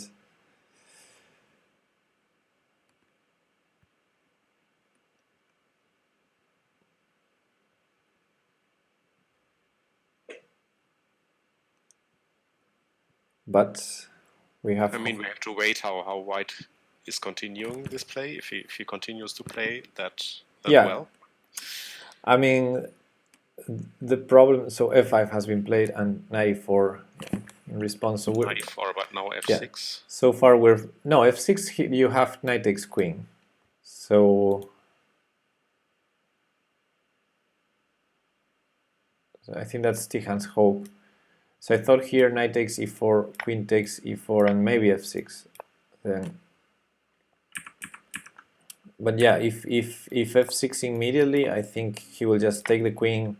Then white needs to take the queen, and then you get the knight out somewhere. Somewhere is only on c4. And then you have the bishop pair, and maybe you're taking this pawn e7 very soon. Okay, so, hope for Tichon again is the time. I think white is getting a little bit into. Okay, that's good. into the time trouble. 1 minute and 30 seconds left. While Tichon has 3 minutes and 30 seconds, that might be a chance. Because from the position, it looks not so well right now. Yeah, well, the problem with these positions for being white is that you know you're winning. you feel you have the advantage, but you have the pressure with the clock ticking. You have the pressure of the clock. Yeah, you know you have to attack and do active moves. That's why he played f5. But you also know that you need to find the precise ideas in a tactical position against a player like Tichon. And he played queen e3, which I don't like, although I thought about that move previously. The problem is you're not really attacking the bishop on h3, because as long as the bishop on f2 is hanging. And now knight takes f2 could be a move, I'm thinking. Or not.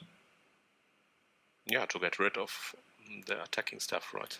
Yeah, because if he trades queens and then you're hitting many things, so even f6 you could just take the rook, I think, and then if he takes your rook, yeah, you get rid of a lot of stuff and maybe you survive. So maybe knight takes f2 is a move. Maybe knight takes c3 is a move. This f6 move is always there, but as long as we're taking something. Oof.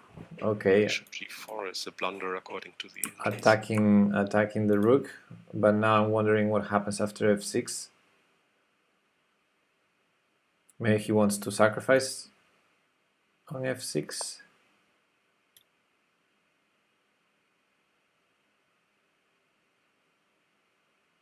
Something like this. I thought that knight takes f2 was obvious in this situation, but well, I wouldn't say it's obvious, but I think it was playable. This is h3 is a problem there, so this doesn't work. So what is his idea after f6 now? Yeah, f6 is coming. f6 has been played. Okay.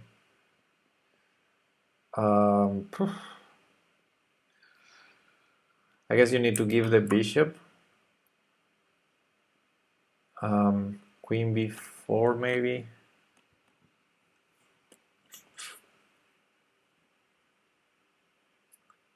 Hello Magnus Boras, welcome. Queen e5.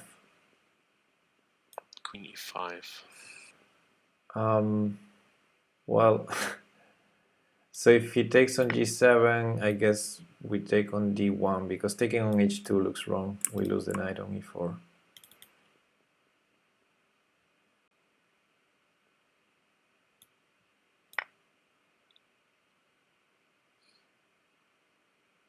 He first saves the rook. He's playing really well, the white player, I have to say.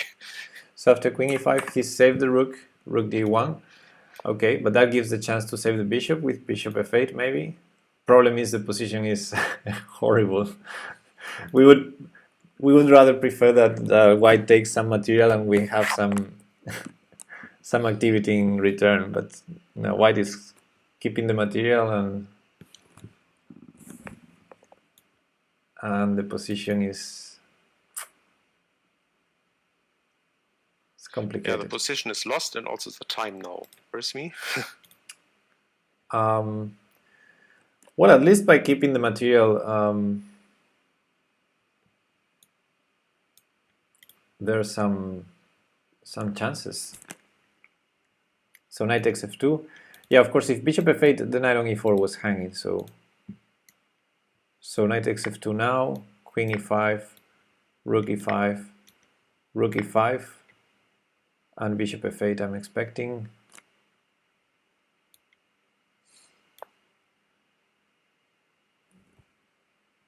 So it's an exchange and a pawn down. But position is still not immediately obvious, so anything can happen. Basinga says, I'm sorry, but this is resignable. Boo. I think we can play rook. Ticho will never resign, so. I think we can play rook d8 now. Oh, he played c6. Okay, c6. Yeah, that's good to trade that dangerous pawn. D takes, b takes. Never give up, exactly. Now maybe knight e4.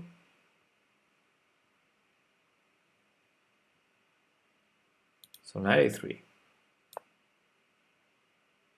Okay. Bishop d6. Maybe gonna take on h2 and rook a5. So okay. Now if we take on h2, we'll have a passer on the h file. At least some counterplay there. Rook a5, bishop takes h2 has been played. Rook e1, bishop f4 check, king b1. And I see a plan here. h4, h3, h2, h1. Oh, now they are blitzing out the moves. Okay, so let's see if I can catch up fast. King b1, h4, knight e4, rook e8 pinning. But rook e8 wasn't the best move, I think. Well, it looks good. rook a7, 94. Oh, 94. He missed. Rook takes e4. Rook d8. Rook e1. I expected him to do something against the back rank so he would attack both bishops, but rook e1. I like to see that. Bishop g3. Yes, also the engine likes it. I mean, just watching. Yeah, I think here with these two bishops hanging, you play something like, I don't know, b3 or c3. Okay, now it seems as the evaluation has completely switched. Yeah, because this h pawn is really dangerous if no, it's winning for Tihan won. Okay. Wow.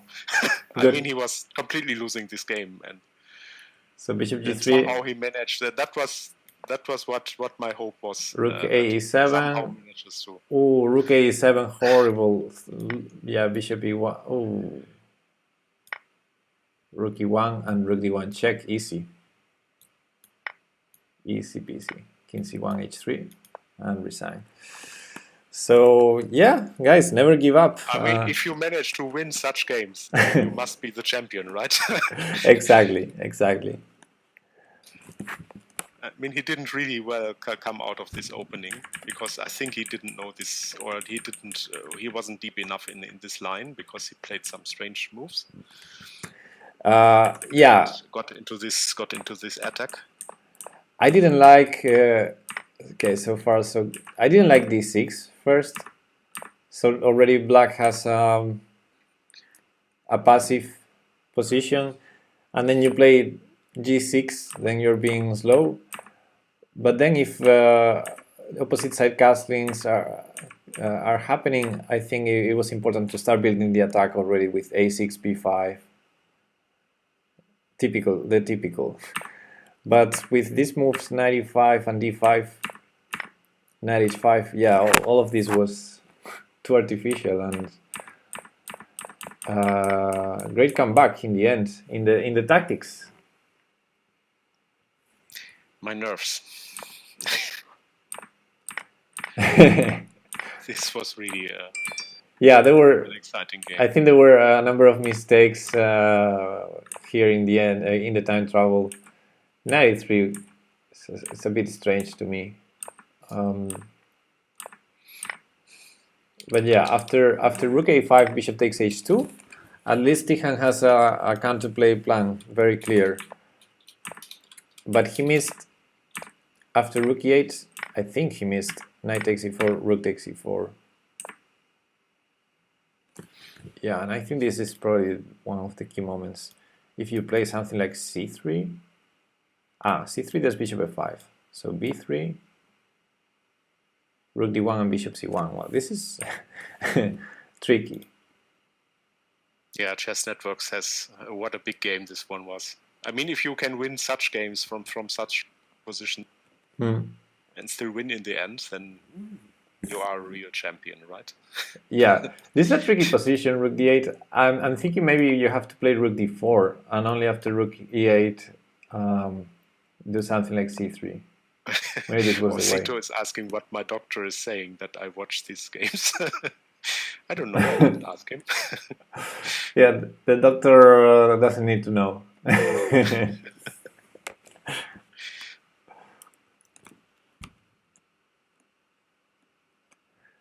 I had this teammate in my previous team that he has some health issues, so the doctor told him not to play more chess competitions. But he came to play the last game of the chess league, and I asked him, because I'm the captain, but do you have the permission of the doctor? And he says, yes, I do have the permission of the doctor. And okay. And then when he came to play, he told me, but you know, I'm also a doctor, right? Because he's a doctor. so he looked. What's a self-permission? Yeah, he looked at the mirror and he said, "You can go." But his real doctor didn't allow him. So yeah. Okay, Chess Network says that he will play the FM next. Okay. With 5.5 out of 6. Yeah, are the results already there?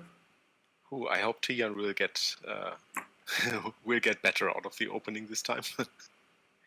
But he will have white, I think, right? Yeah, he should have white.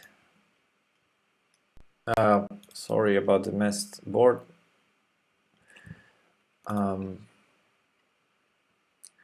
So the FM, street. Looking for the game. Here.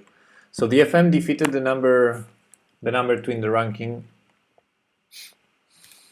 We can quickly see their game. They played e4, e5 as well.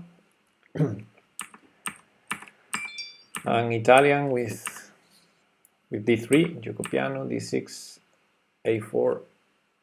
Hard colors determined.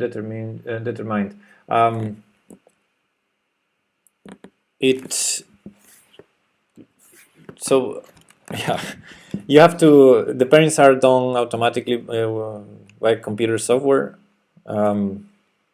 Usually they use the Swiss Manager Pro or Swiss Pro Manager software, and they apply a series of rules. You not only play against someone of your same points, but also you try to make people keep switching color and stuff like that. But in case someone has to repeat color, the one that repeats is the lower rated, or the one with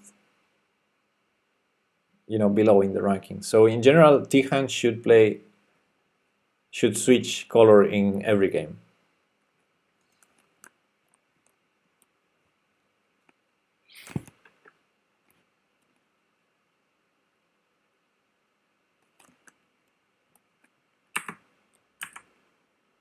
So we assume Tihan's turn to be white against Artyom Stribuk with black.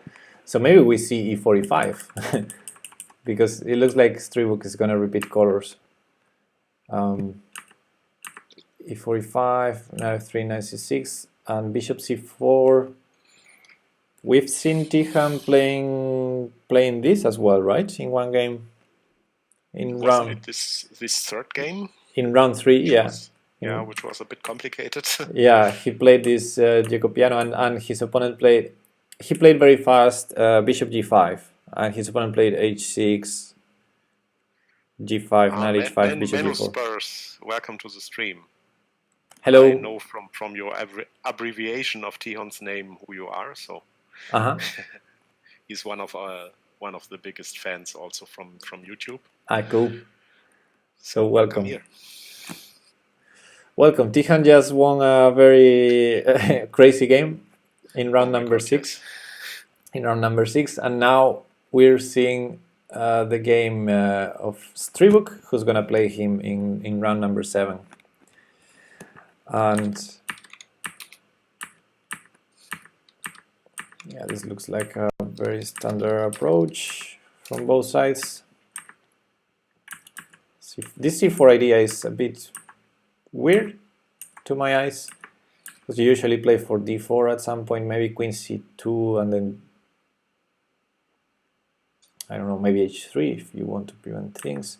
But c4 blocking the own bishop, it's a bit strange. Are there and there is 10 rounds? No, it's 9 rounds, Bazinga, 9 rounds, yeah.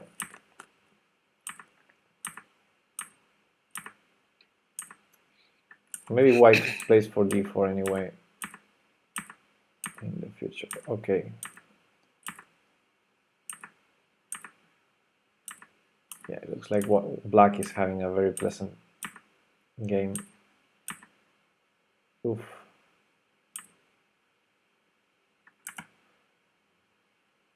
So rook takes f2, bishop takes, king takes. And I would have taken on f2. Yeah. Oof.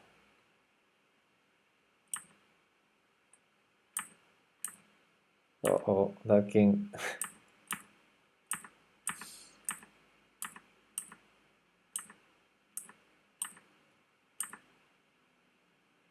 Nice.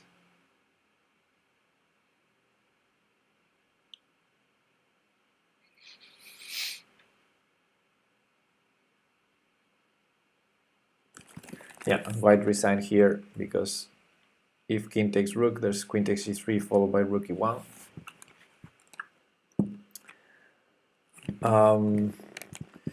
So Manus Pur says, I missed all the games yesterday. I'm too hype right now. Tihan playing awesome. Yes, the last game was a bit a bit too crazy.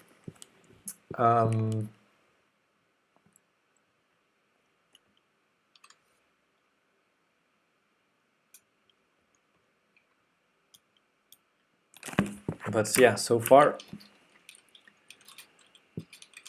6 points out of 6. We still don't have all the results of the round, so we might be able to maybe check other games. In board number 3, we had Mokalov playing against Chindigir, the two Russian players. Let's see that game quickly.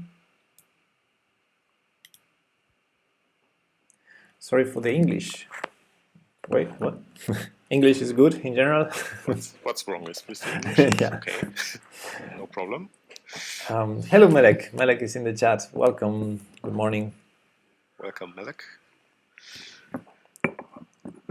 Oh my God. Yeah, English. Usually, English in the chat, typing it is better than me speaking.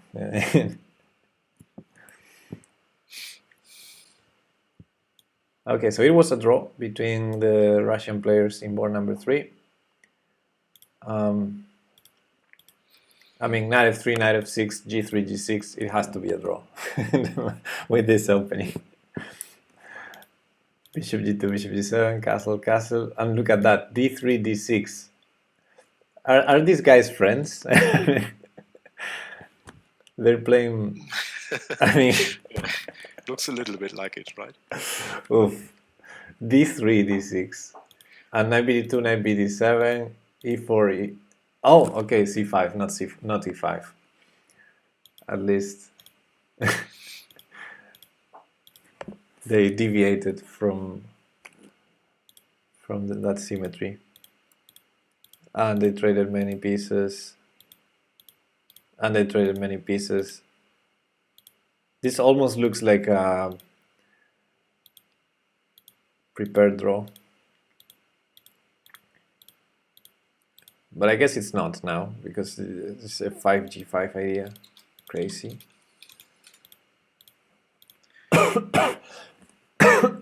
Sorry. Tom has entered our chat in the study. Very nice. Okay, I have too many windows opened. He's the same age as Tichon. Also a very talented player. Cool. And is he not playing? Germany. Is he not playing the tournament? No, he's not in Minsk. Oh.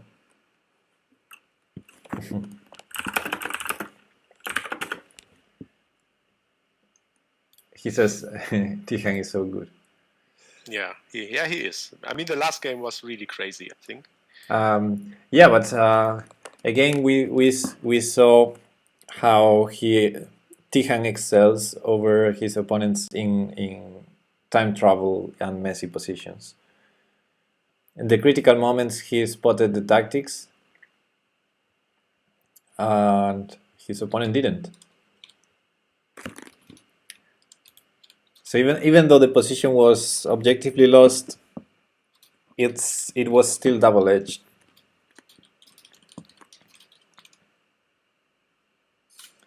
Mason says Tihan planned all those moves. He knew his opponent would blunder. Well, I wouldn't say that. Maybe he want to finish up on opponent's nerves or something like that. I don't know. You don't. I mean, if you're a good player, you don't decide to go for a losing line knowing that your opponent will blunder. You don't do that. I think he just got into a bad position and he tried to make it as complicated as he could and put pressure on his opponent, and it paid off.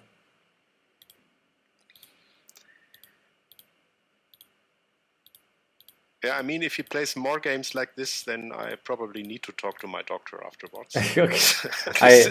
I understand. So hard stuff. I understand. Well, this game in board number 3 was everything except fighting, except a fighting game. I mean, the first chance he had to trade any piece, they traded. Yeah. Menu Spurs says that I think Tihon always win in time pressure, or at least put some resistance. Yeah, that's true. I mean, in time pressure, he shines.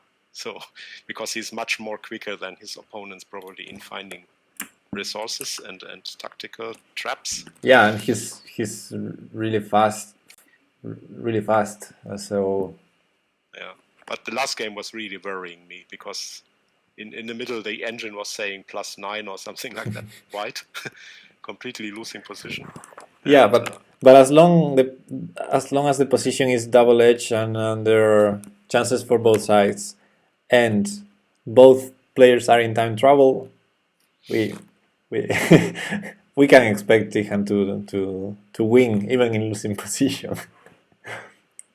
I'm just kidding. I mean, of course, it depends on his opponent and the ability of his opponent to find good moves. But yes, of course. It's really hard. I mean, he puts a lot of pressure, complicating things on the board.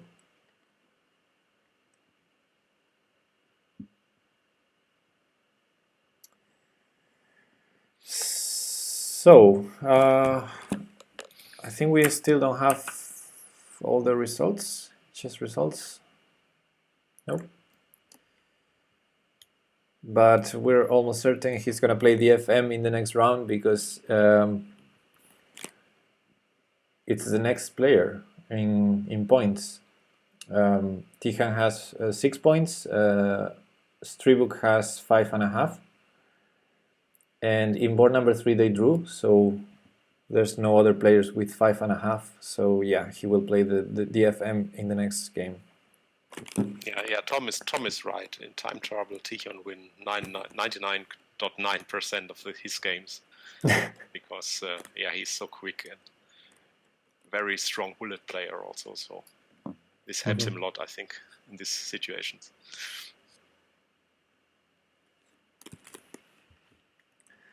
Nobody wants us to calm down. He says Tihan played really bad and got lucky in this game.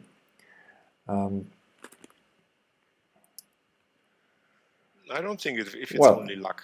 I think it's also a certain skill connected to this. Yeah, I agree. It's a certain skill connected to tactical mess and time travel, basically. And yes, from a strategical point of view, the game was maybe a disaster. But with this time control, it's a fight.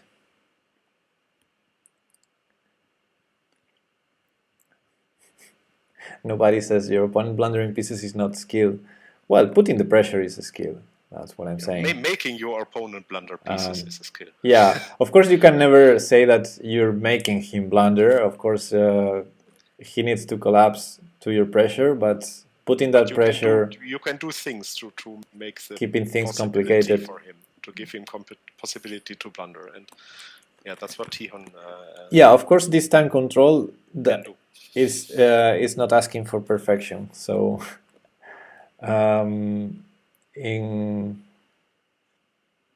I think Tihan's abilities and tactical skills in fast in a fast way is what his best asset here against the other players who seem not to be so good in those situations, even in winning positions. But it's the eternal discussion that whether blitz chess is chess, for example, or bullet chess is chess, because people say no, that's a different game. You know, you don't play perfect, you cannot play perfect, so it's a different game. And tomorrow we can expect this to be even more present, because tomorrow the time control is faster. So I'm expecting to have more blunders tomorrow than today. Yes, as Orsito is saying in the chat, well, at the end Tihon won, so he must have done something right. Yeah, and for example, Tihan didn't.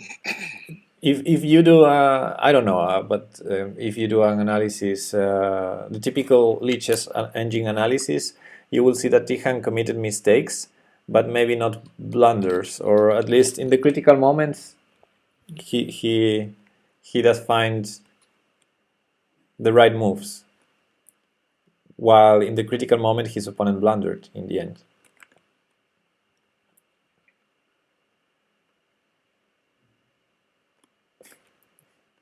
Orsito says, if in football you score the decisive goal in the 6th minute of overtime, it's still a win. Yeah. Yeah. Yeah, also there's a lot of skill connected to the fact of playing under seconds. When you have less than 10 seconds and you're playing on increment, that's really skill, because if I'm in that situation, I just don't know what, you know. It's not the same doing puzzle rush being comfortable at home that being there playing for the world championship in board number 1 against Tihan with 10 seconds on the clock and trying to find a move in a messy position. It's very difficult.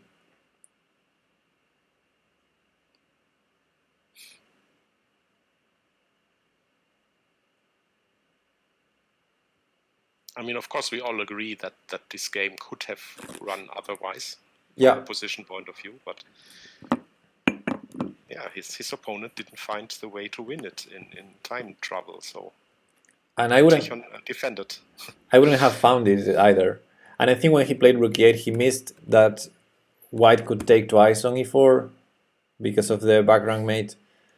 But he immediately realized and played rook d8, and actually I think he probably saw that, because rook d8 looks very strong for black, because there's, I don't know if I'm talking, let's show it on the board for a second. Where was it? I was really close to here. So I think when he played rook e8, he missed that if he takes on e4, white can take on e4, because now black cannot take because of this back rank checkmate. But maybe he saw that, and he saw that rook d8 was a strong idea here. It turns out that it's not winning, but from, at first glance, you don't know what to play with white, and actually white blundered in this position. And I had to think for for a couple of minutes actually to realize white might be able to play rook d4 here, and that's definitely not something I will find with 10 seconds on the clock. And nobody says just rook d4 easy, but I mean, maybe it's easy for you.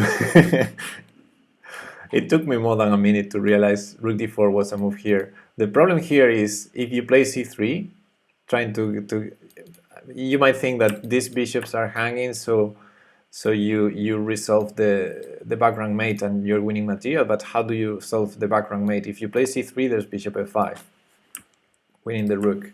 If you play b3, there's a checkmate with rook d1, bishop c1. No, it's not checkmate, but at least we save the pieces. Or maybe not.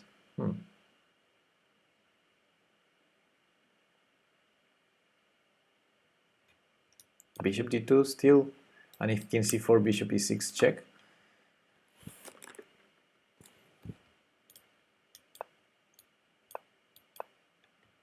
You cannot calculate this in seconds.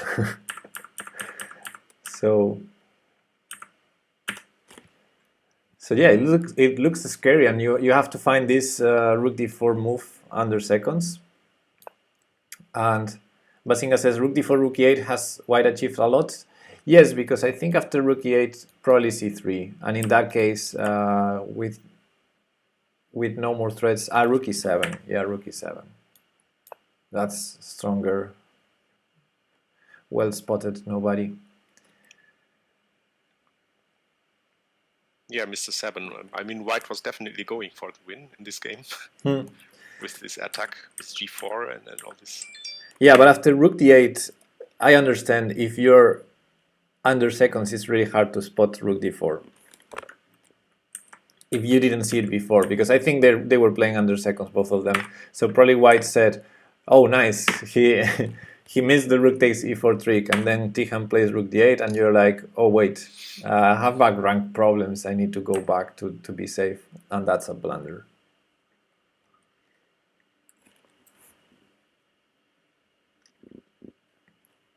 So yeah, if White had more time in the clock in this position, being a strong player that he seems to be, he would have probably found Rook D4.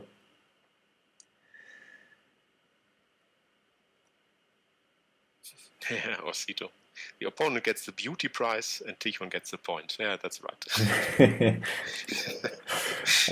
Yeah. I can live with that. Yeah, it's annoying when you lose a game like that. I mean, of course, this kid will now be very disappointed because he will know that he had a winning position, I'm sure. Yeah, you know you're winning. When you are in a position like this, some moves ago after bishop takes h5 and f5,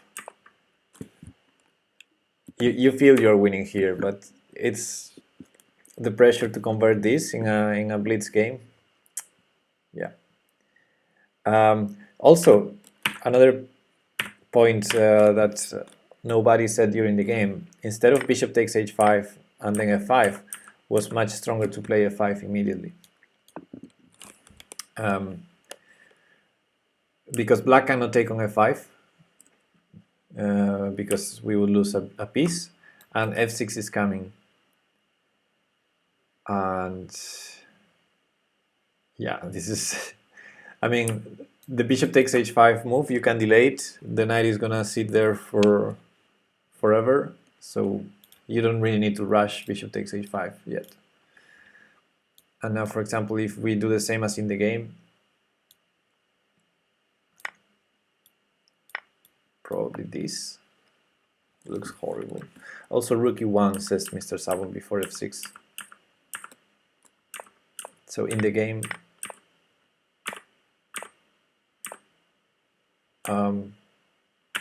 yeah, here you can play rook.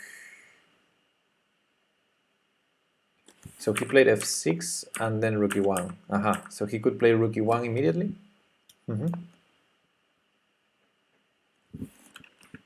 Before f5. Yeah, also here.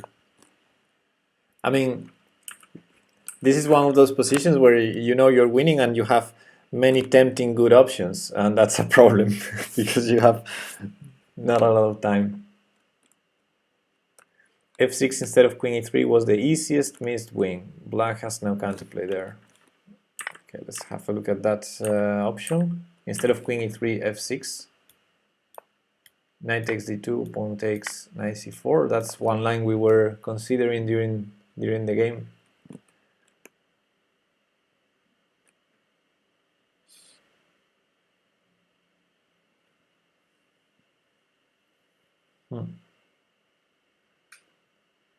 Well, at least we're only a pawn down, and that pawn we might be able to attack it. But yeah, the position looks not very healthy. And once more, the proverb proves to be right. It ain't over till it's over. Yeah, exactly. Never give up. Yeah. d6 and 95. Nice idea there. Yeah, the problem is to find all those moves in a blitz game, especially when you have so many tempting options.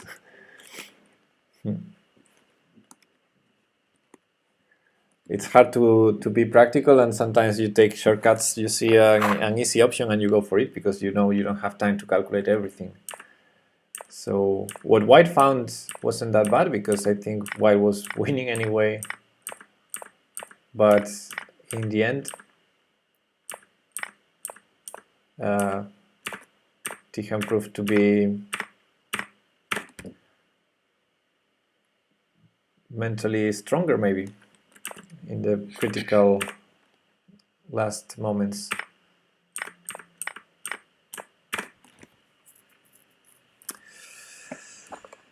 That was a tough one. Huh? That was tougher than the round number 3, definitely. A tough one for the nerves, yeah. Okay, now we finally have all the results published on chess results. Yes, and as Chess Network already said that he will play the FM next. Yes. So official. Let me remember in the chat that we have this. We're following this study on Lichess. If you want to follow, that's where we have the analysis board, and we have also there the links to chess results, Chess Bomb and Chess24.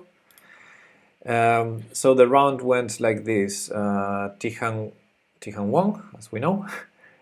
The FM won, as we know, and then there was this dual draw in board number 3. And then we have a group of players with 4 points. 3 of them, 5 of them won. So many players with 5 points right now. Gleb Pilunits, Ivan Savelyev, defeating the Indian player. Tihan's friend Sidetsky won, so he's 1 point behind Tihan. And then this player from Vietnam, Dang An Minh, and a Czech player as well with 5 points. Dang An Minh is a very strong player. He got 2 draws last year against Tihan in the Minsk tournament. So interesting. It's not bad. Interesting. 1500. These guys' ratings are so. Yeah, but I think he's stronger than that. Yeah, probably. I think every player in this tournament is probably stronger than his rating says. Maybe, yeah. Most of them, at least.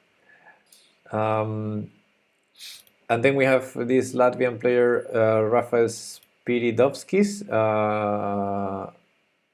No, he lost. Sorry. He lost to a Russian. Yeah, I thought he was with 5 points as well, but no, he lost. So we have 1, 2, 3, 4, 5, 6 players with 5 points. Joyful Squid, thanks for the follow. Welcome. So let's see the pairings for the next round. Round 7 out of 9. So 3 rounds to go. And I think probably Tihan is going to face now his stronger opponent, because even though the number 2 in the ranking is high rated in this time control, I think this FM, we looked yesterday, he's 2200 and something in classical chess, 2230 or something like that. I don't know if you remember. 2200, I think. Yeah, more than 2200. And he's an FM, so we know he probably was over 2300 in the past. So looks like a very strong opponent, but of course in this time control he's not as high rated, and we'll see if Tihan's skills again are better than his opponents. In board number 2 we have the Czech player Karel Broska against I don't know how to pronounce this. Gleb is bread in Russian. Gleb Pilunich from Lithuania. And Tihan's friend Sidlieski is in board number 3. Yeah, we have a bunch of players with 5 points. 7 players with 5 points.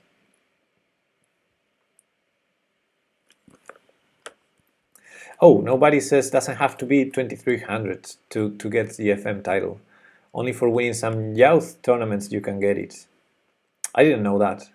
I know you get the CM title for winning tournaments. I didn't know you could get the FM one. The FM for winning some youth tournaments. I don't know about it either. So I think. However, I think yesterday we checked that he was more than 2300 in the past, didn't we? I think you did check that on the FIDE's profile. Yes. This player was 2,300 in the past. 2,314, if I remember correctly, and that's why he got the FM title. Okay, nobody's saying that there is some 1400 South African that is FM, so I guess that proves his point. Okay. It's new information for me. Yeah, also for me, but I trust nobody when he says that. So Orsito says, my prediction, if the FM sees Tihan's last game, he will resign after move 1. He'll then say, I have no chance. I don't know. I think FMs tend to not resign. Strong players tend to do that.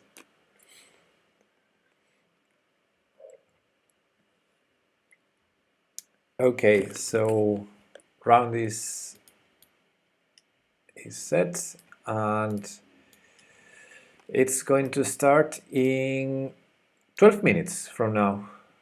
So either this break was short, or we just we were just recovering from the last game. Probably, yeah.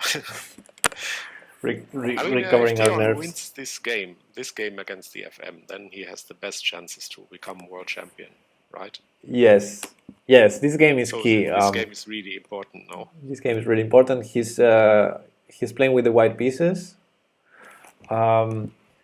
We've seen the FM is repeating color. He just played black, and he played a gioco piano in the previous game, so we can expect probably that opening, because that's the same Tihan played in round number 3, although that wasn't his best game. I hope he finds some different lines there. Yeah, I mean, he tried bishop g5 in that game. It didn't went so well. Let's see if he tries something different this time. Tihan classical elo is higher than the FM. No, that's not true. I think the FM has 2,200.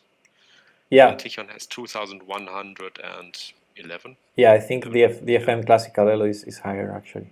It's a little bit higher, yeah.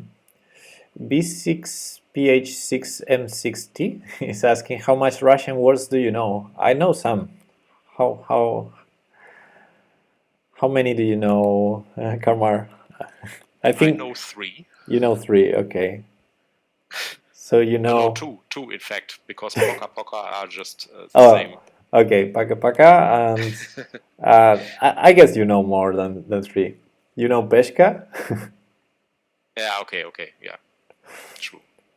You know, I don't know. You know Privyet. You told yesterday you know Privyet. Okay, and Peshka and Poka.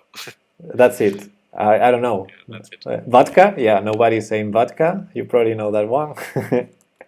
Piva, which is beer. I know the basic words. The most important words. Yeah. Dzień dobry. Well, I know the numbers, the name of the pieces. I know some conversation. I've studied Russian for 1 year, so I know some. I actually practiced my Russian with Tihan for a bit when he was there, when he was here. Okay. It was fun, and with his parents as well. Okay, I will need a short break of 2 minutes, and I will be back. Okay, cool. It's okay. That's a good quote, some guy. Я спичкам пьян, пожалуйста, возьмите меня домой. I'm drunk, please take me home. I didn't know the word drunk, but the rest I can understand. I know 3, and they are all curse words I've learned from CSGO. Da and niet. Well done, Bazinga.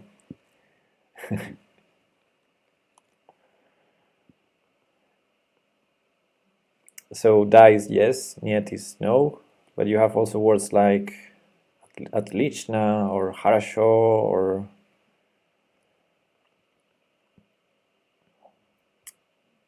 aren't they starting now? They're starting right now, but the moves are delayed, so we'll have to wait for 10 more minutes to see the moves. So we're going to be starting in 10 minutes from now.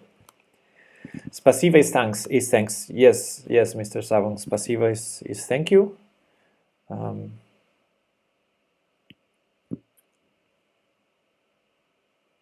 But you don't write it like that.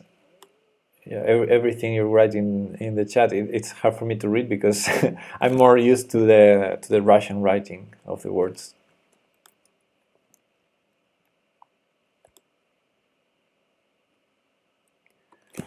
Okay, so let me get the study ready for the next game. I'm going to create a new chapter for round 7. I need to get back to studying Russian.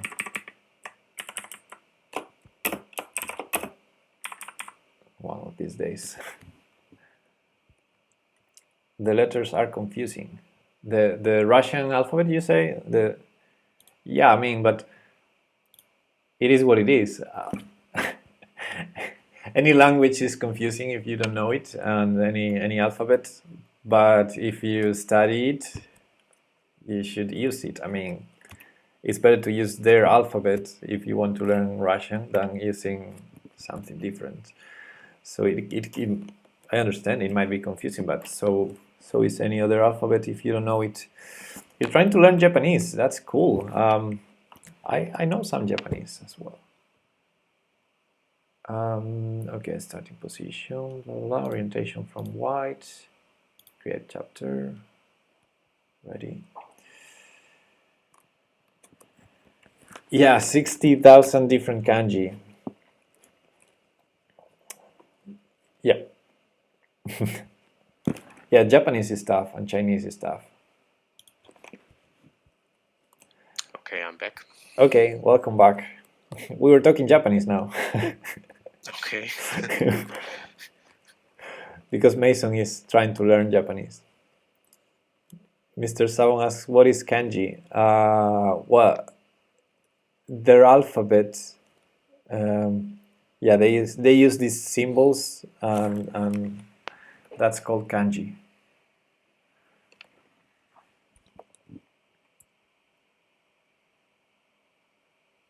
And they have 2 different systems of kanjis, so it's even more confusing. Anyway, let's not talk Japanese. let's focus back on chess, because round is starting in 6 minutes from now. Okay, so I have the study ready.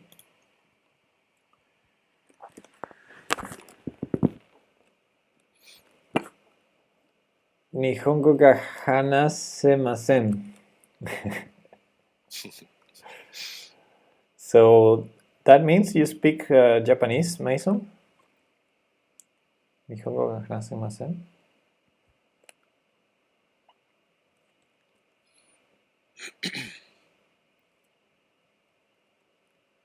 Masen, you don't speak Japanese. Yeah, that's right.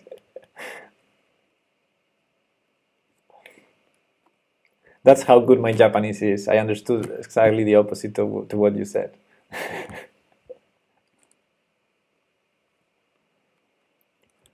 But again, it's hard for me to read that without the kanjis.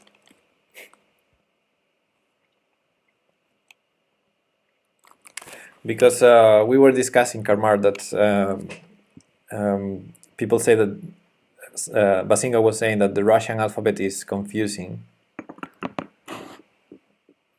But yes, that's true, because the meaning of the letters are completely different. Yeah, the sounds is. But I was saying that if you study the language, you should study the alphabet, because it has to be confusing if it's new for you. But at some point, you need to to learn that. Yeah, if you really start learning it, I mean, you What- will get used.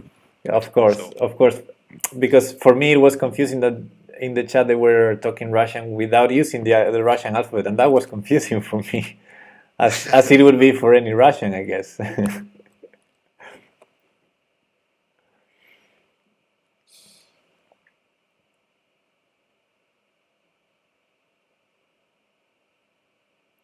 Something like that happens also with Tihan. Tihan's name, they write in tournaments and official writings. They use this Tykhon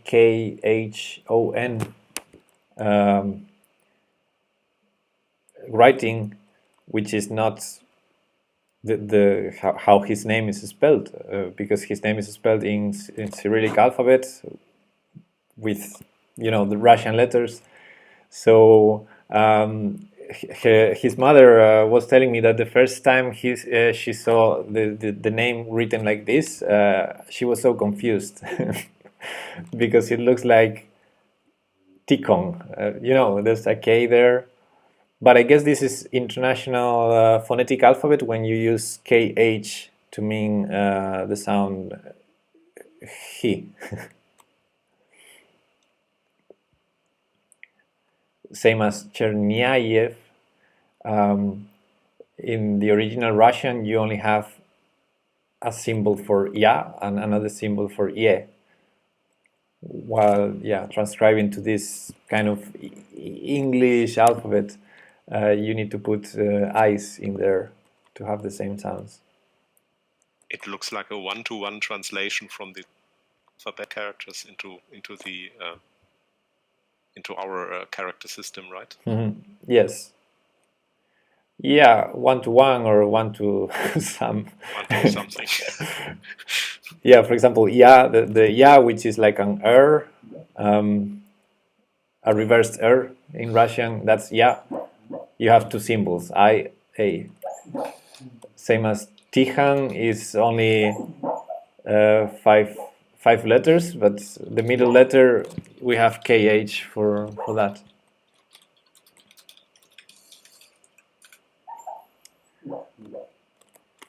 Give me a second. I'll be right back.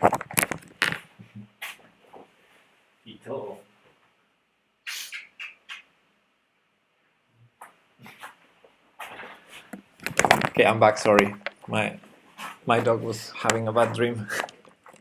Okay. Russian is actually not so difficult to learn compared to many other languages. I agree with that. Well, I mean, I don't. Of course, I don't master it, but yeah, the grammar is very simple. So of course you have the handicap of the alphabet and things that at first they're confusing, but the grammar is really simple. Well, Sito says that your dog Pepe is still analyzing the last game. Yeah, probably. That's his problem. So I told him it's okay. He needs to be prepared for the next games. Because probably more of this will happen.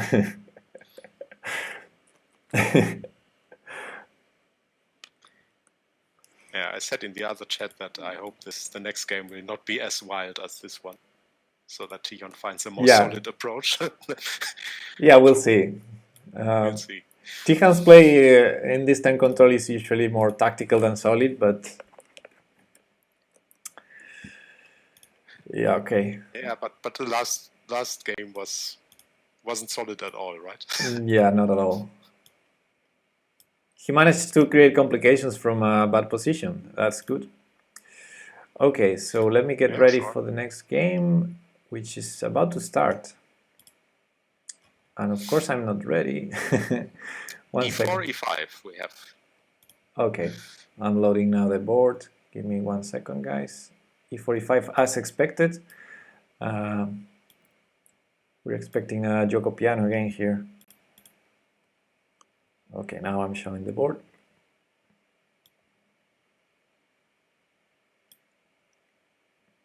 Is he taking time for the second move? No, sometimes No, the okay, moves yeah, just, the moves just come, yeah. So they play. just come in a bunch. Yeah, they're playing what we expected. Yeah. Piano here, bishop c4, bishop c5, c3. Yeah, he used the same move order in round number 3, I think, knight f6 d3. Bobby Fischer, welcome in the chat. Oh, hey Bobby, good morning. So he's repeating the bishop g5 idea. It didn't go so well in the round number 3, h6, bishop h4, that game followed. Something like this. Maybe he analyzed this game and checked. And they're doing the same. Well, maybe he didn't play bishop h4 yet. In that game he played bishop h4, but of course there's the bishop e3 idea as well. And bishop takes f6, which doesn't look so tempting. Bishop h4. Bishop h4 has been played. I mean, it's I think round 3 the problem was after, and it wasn't right there. If we remember, after g5 wasn't played immediately in that game, I think first bishop g4 happened, was something like this, and g5, bishop g3, knight h5, and that's when Tihan played this knight b3 move, which we didn't like, and nobody suggested this king h1 idea, which was nice. Let's see. I mean, Tihan was watching our stream yesterday after his tournament, so maybe he saw this idea. So maybe he has an improvement. Okay, let's see. In this case, his opponent played immediately h5 after bishop h4, g5, sorry. So he goes for what the database considers the main line, and bishop g3, obviously. Well, maybe not so obvious. Maybe knight takes g5 was possible. This kind of position, you can sacrifice piece for 2 pawns and keep this annoying pin here. Problem is that would be nice with the pawn back on c2 to be able to play knight d5 fast. Okay, he didn't go for that crazy idea. And bishop b6 by his opponent. A slow move. This is, I think, different from game 3. So yes, it's different, but these moves happened in that game, so we're still in time to transpose, because even bishop b6 happened after knight b3, if I remember correctly. So we're in time to transpose. If white plays knight bd2, which he did, and black plays bishop g4, knight h5, for example, we could be transposing, and probably Tihan has an improvement over the knight b3 idea. All right. Yeah, I think this is some kind of preparation from Tihan. This line, because he's playing it constantly. Yeah. When you repeat it, so bishop g4 has been played. So far the position resembles a lot that one on round number 3. What game is this? Asks Joyful Squid. This is round number 7 of the championship. You can follow the study on Lichess if you want in this link. And from there we have links to also Chess24 and Chess Bomb if you want to follow the game there. And Chess Kudo is also here. Hey Chess Kudo. Good morning. How are you doing? Kudo. I think yesterday you were a bit wasted.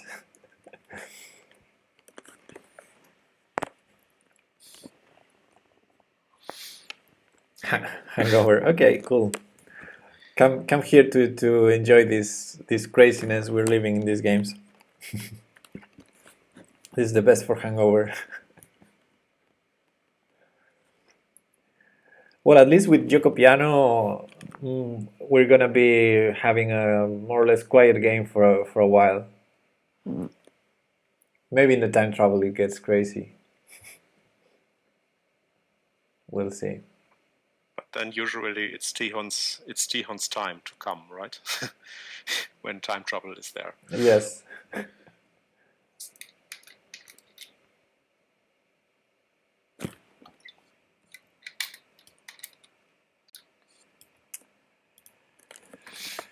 Okay, rook e1. Tihan played. So we see a different approach, right?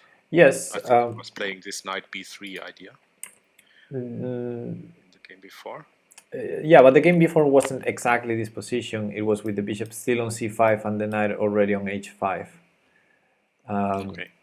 So if black does not play knight h5, I guess we don't want to go king h1, for example, because it makes not so much sense unless black plays knight h5. So we'll see. Rook e1 reinforces, brings more support to the e4, maybe preparing a future break on d4.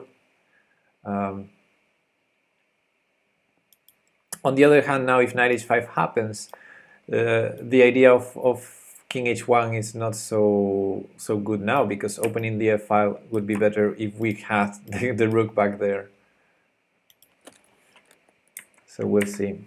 In the game, knight h5 has been played.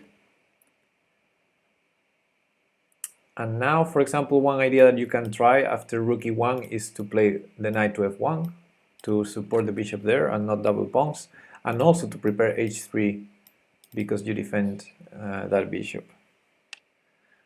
So yeah, trying to... The engine is even suggesting immediate h3. Immediate h3 in this position.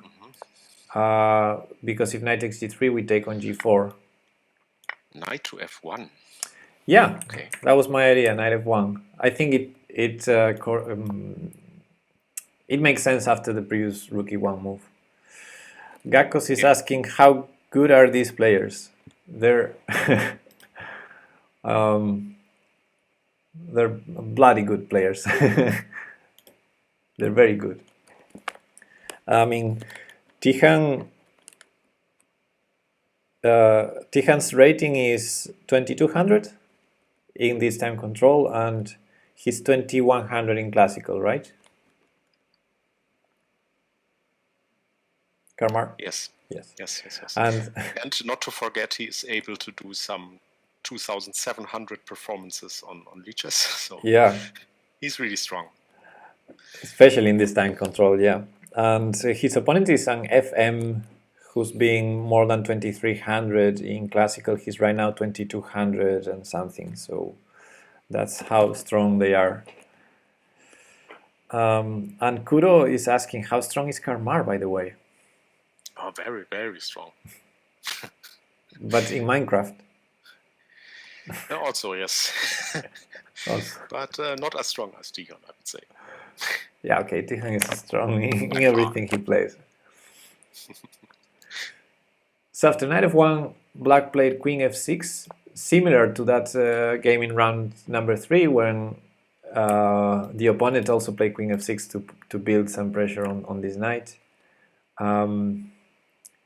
Knight e3, hitting the bishop has to do something, and this opponent also decides to trade on f3 as we had in that round number 3, although this is now a different position. Queen takes f3, and will black trade queens or not?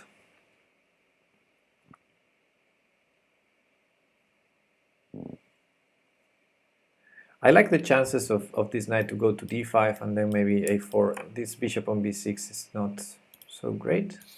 Let's see. So he took, takes, and we have again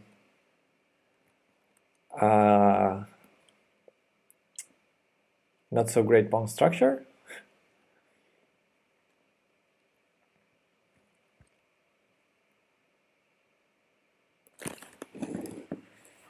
Okay, Tom has to go. Yeah. Goodbye, Tom.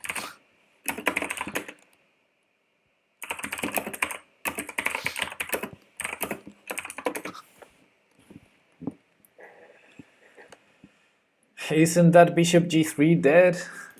Yeah, but it's doing some stuff. Maybe at some point he will take the knight on f4. I don't know. Maybe we'll support a break with h4. Maybe if d4 ever happens and this e5 pawn is gone, it could support a break on f4. It has some play in the future. Not now, but maybe in the future. Also, if black takes it, then the problem is gone.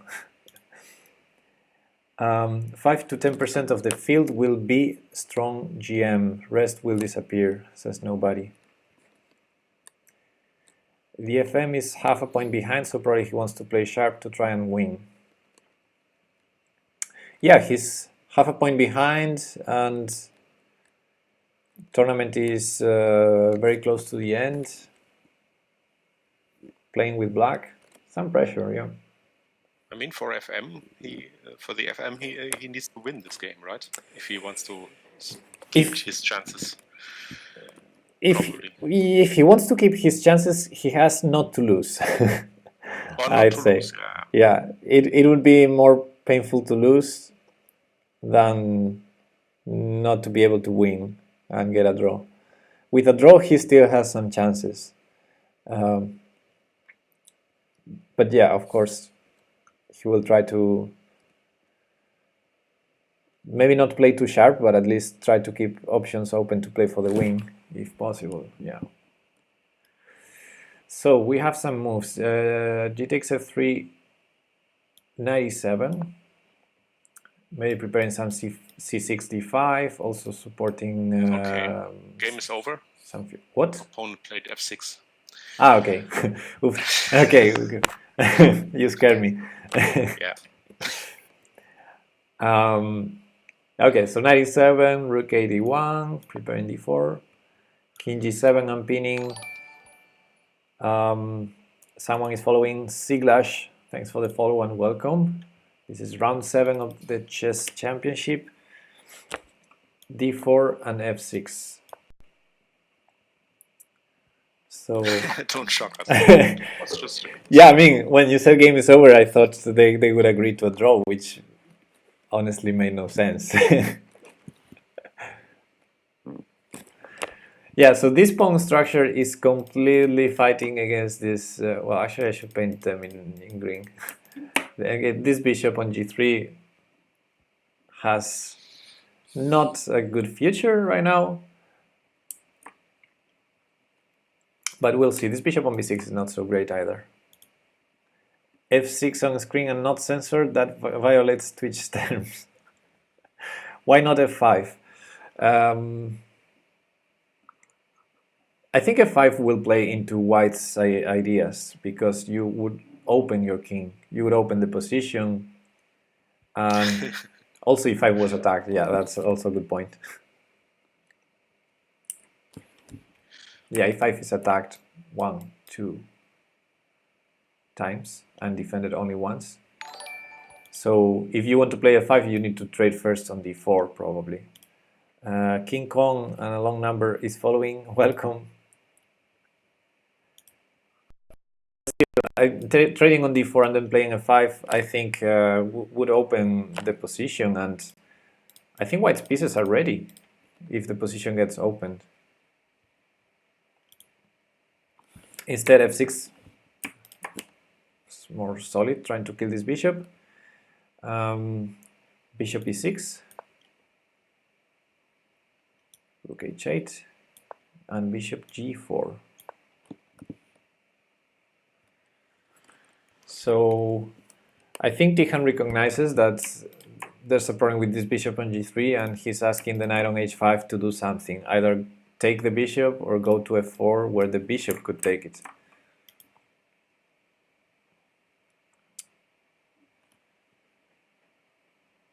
But maybe black can play king g6 and say, I'm not gonna solve your bishop problem.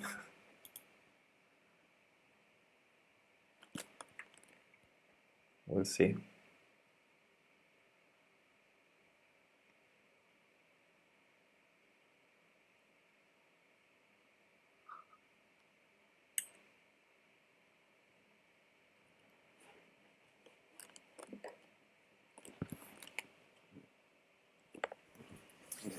So queenless position, but still very, very complex. We have all the pawns in the board and many pieces. After king g6, Melek is suggesting knight f5, or should we say knight f5? And actually that has been played, king g6 and knight f5. Or as we know from Ben Feingold, knight f5. Knight f5. And asking some questions, because obviously black cannot take on f5. Knight takes f5 would be a blunder, because after pawn takes, we would win the knight on h5. So the knight is attacked on e7. Black needs to do something, either move the knight or defend it. I would defend it probably. Rook h7. Something like that.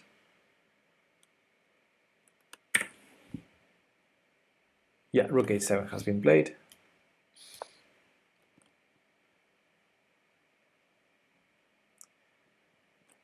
And how can we increase the pressure here?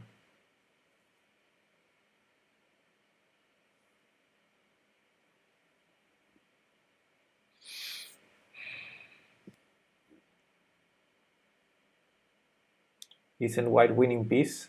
I don't know, Gakos. How? I don't see how we can win a piece here. No, never mind. Okay. Yeah, and Malek was pointing out that knight c6 was a bit bad for black after d5, knight d8.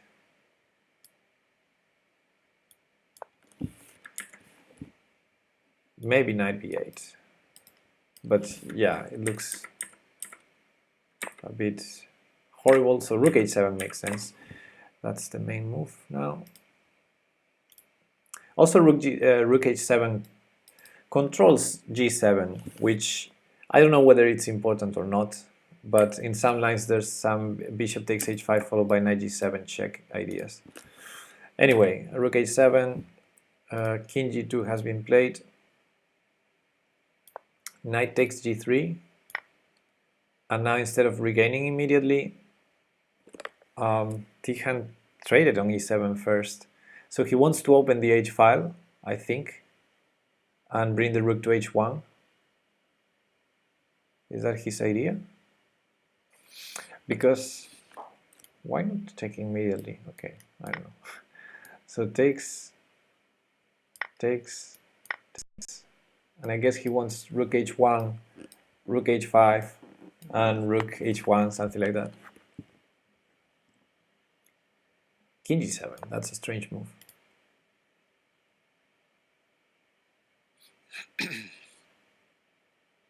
A very strange move by black, king g7. Because now the h-pawn seems really weak.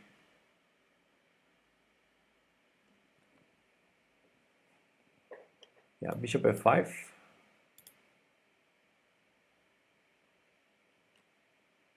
Rook d8. We'll see.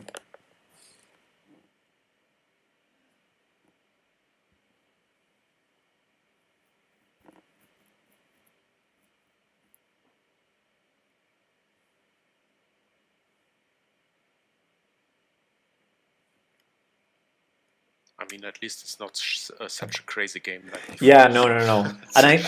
and I think it's still on Tijan's preparation territory in a way. Like, I think he knows these ideas, or this is the kind of game he's looking for with this opening, I think.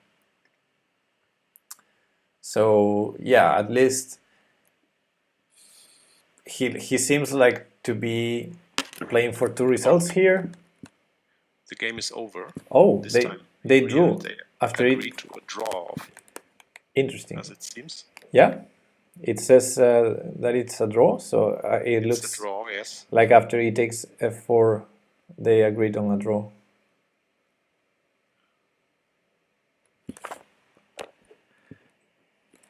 Interesting. Obviously a good, yeah. obviously a good result for Tihan, and not a bad one for his opponent. I don't know who offered the draw here. Probably was black after taking on f4.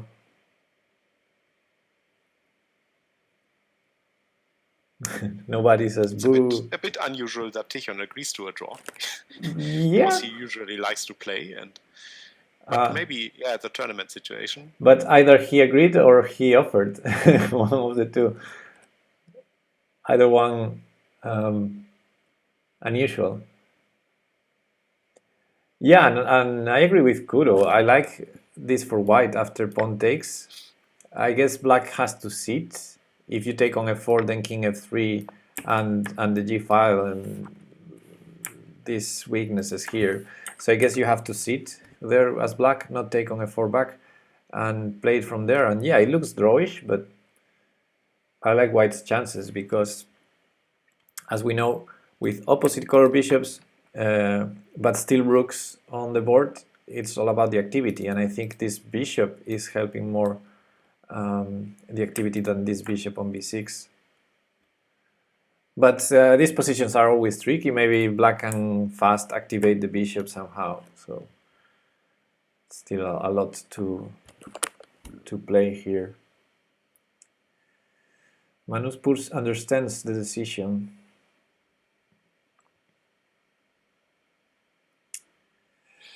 Maybe white could put some pressure here, says Melek. Better bishop on h6 is weak. Yeah.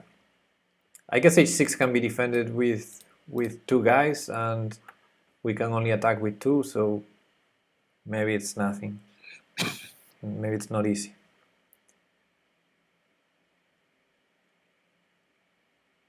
Yeah, maybe he didn't want to take a risk here. But yeah, nobody is saying it's risk-free position, always play on.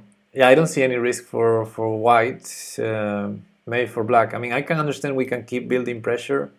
For example, if we're gonna put pressure on h6 to force a rook there, in the future we might have some e5 ideas, or even trade on g5 and then f4, we have a second f-pawn. So yeah, definitely white could keep playing, I think.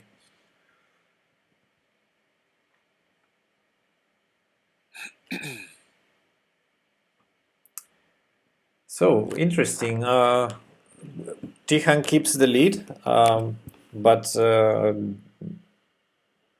lost half a point. So maybe some of the remaining players get close. Let's see how they're doing in other boards. In board number 2, we have the Czech player against the Lithuanian. So it's Broska. Let's see if I find him here. Militant Panda, welcome. So 1 second, here we have this game.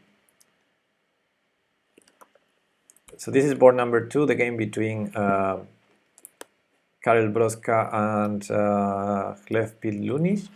They have 5 points. Tihan is on 6.5 right now.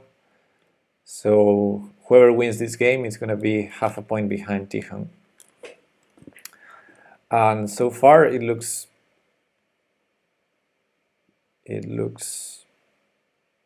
equalish, maybe.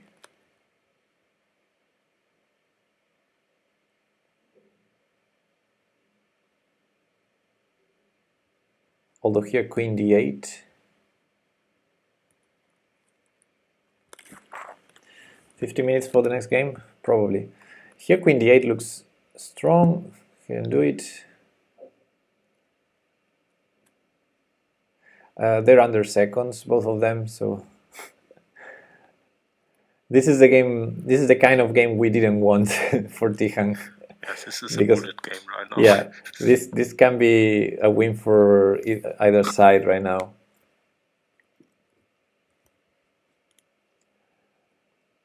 And moves are coming in. fast.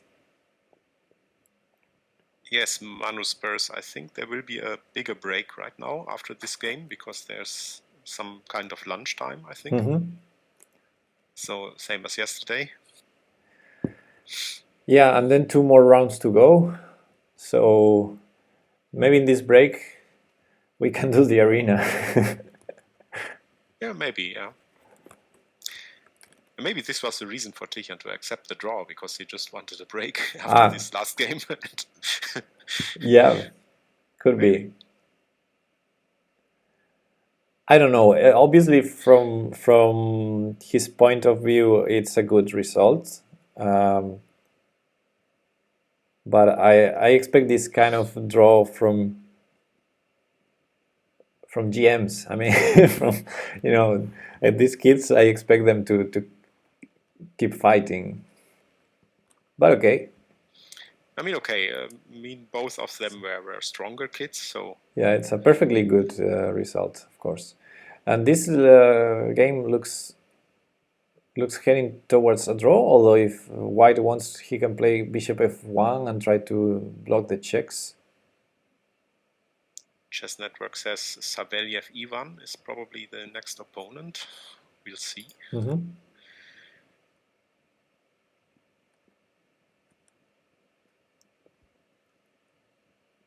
He's currently still playing, as it seems.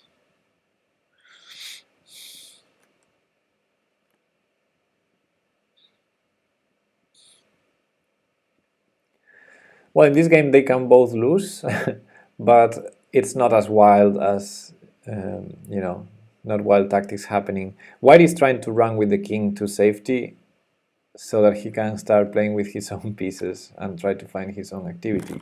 But they're under severe time pressure here, if the clocks are correct.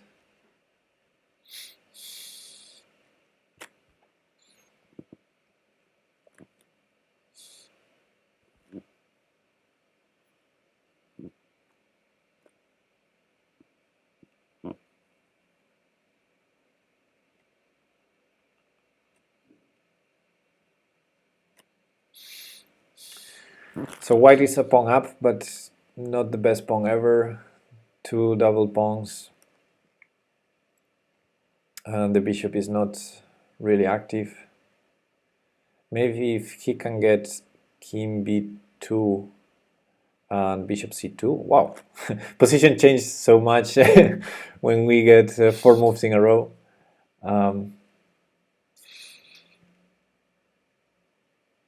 Yeah, black is definitely more active with that bishop on a4 and that queen on f2. It's really hard for white to untangle in this position. Time flies anyway when you're streaming or waiting for the next Tijan game.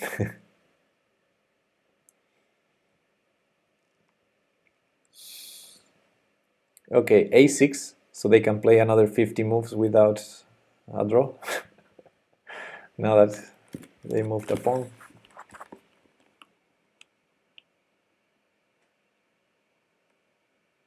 I think black will keep the queen on f2 as long as possible, so that it's hard for white to unping. Actually, I'm starting to like black in this position, despite being a pawn down. It looks like white is very uncomfortable. b4, giving up a pawn. I don't like that.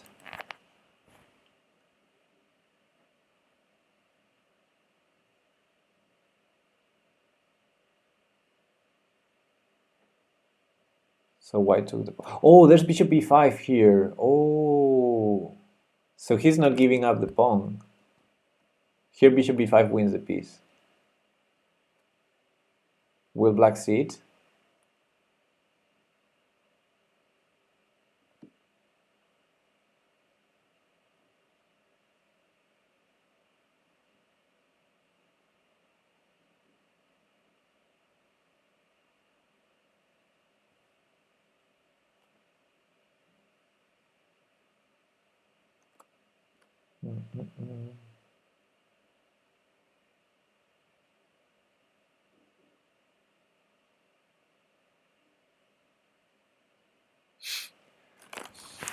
Okay, waiting for the moves.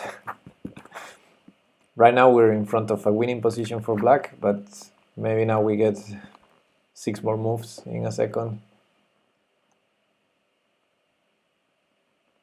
It seems to somehow constantly change. You get some moves, then black is winning. You get some moves, and suddenly white is winning. Yeah, but now this position is clearly winning because black is winning a piece with bishop b5. But also the clocks say 0 seconds for black and 19 seconds for white.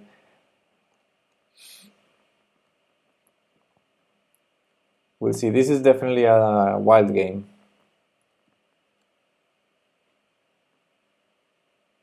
So I think Orsito created an arena. In between games arena. In between games arena. That's nice. So black won the piece, and this is a completely winning position now. But white is now it's completely winning. White is trying to find a perpetual check, and there's gonna be a lot of checks there, unless black finds a way to keep the initiative and win something or checkmate. Okay, I will need a 2-minute break and then I will join to the arena, I think. Okay, cool. I'll keep watching this game. Brilliant, Adam. Welcome to the stream. Yes. Hey, brilliant, Adam. Yes. You're right. Yes, it's Karmar here. So see you in 2 minutes. Okay. See you.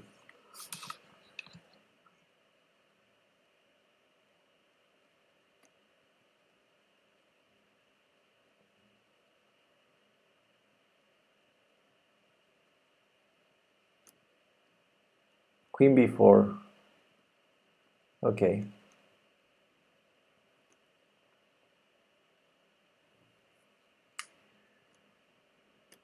So white, of course, is not worried about being checked forever. White wants the draw, but with that bishop there, chances are he gets checkmated. Okay, wow, the position changed completely, and now it looks very, very safe for black to win. Okay, guys, I think Karmar and I will join the arena in a couple of minutes. I'll try to maybe share my games during the arena in the analysis board or something.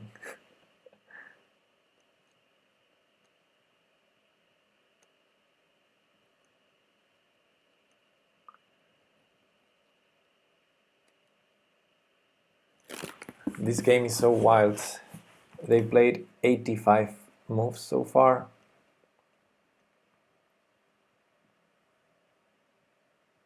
Join everyone, the winner will play Tihan. Okay.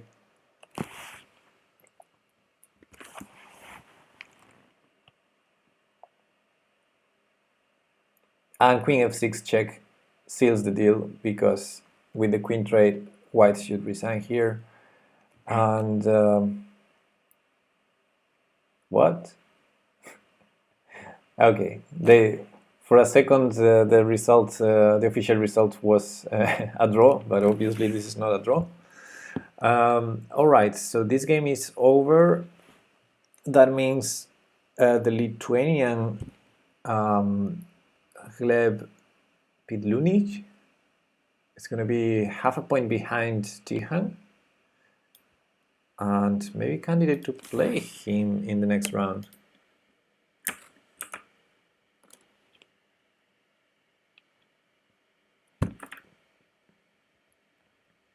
All right, so we don't have all the scores yet, but we know the next round starts in 39 minutes from now. So I'll join the in between games arena. Copy link.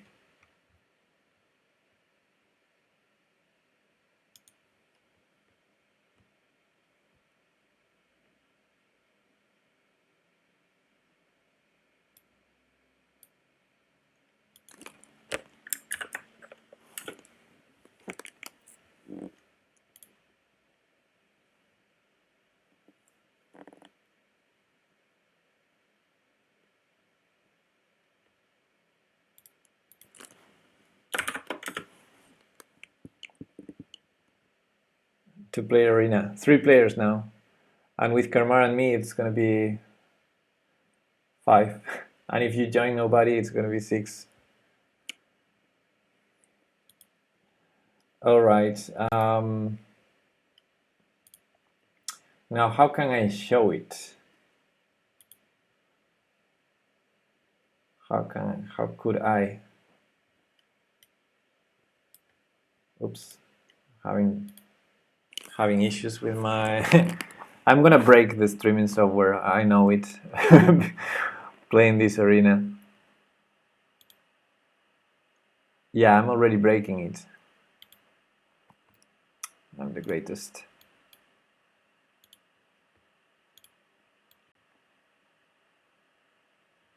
So 38 minutes. That means. Okay.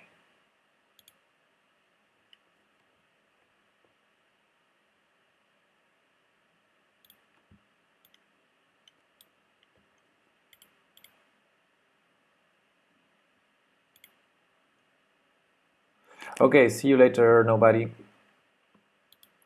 And thanks for sharing the link.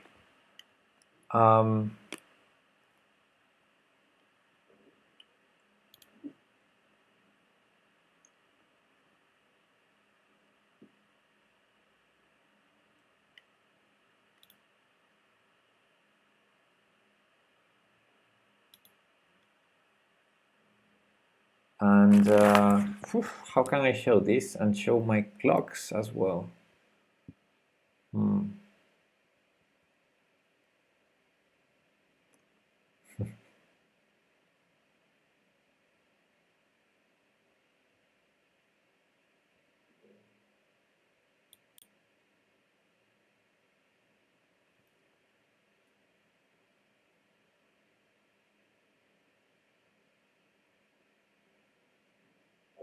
It's going to be hard.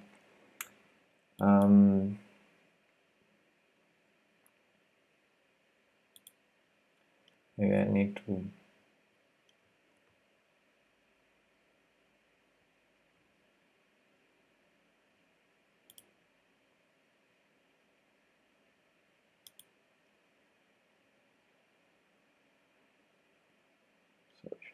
Screen capture.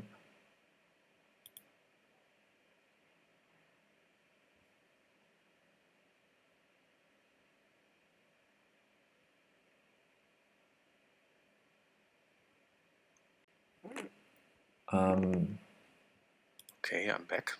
Okay, so the arena is already being played. You want to join? Yes, of course. I'm trying to show.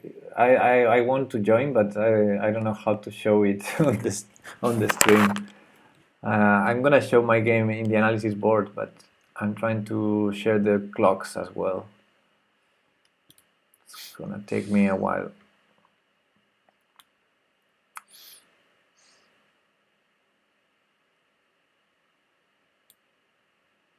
Maybe I do this.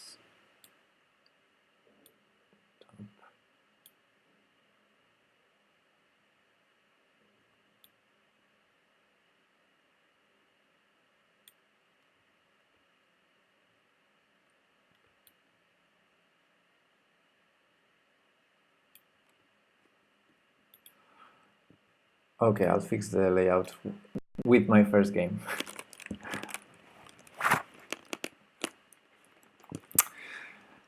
Did you join the arena, Karmar?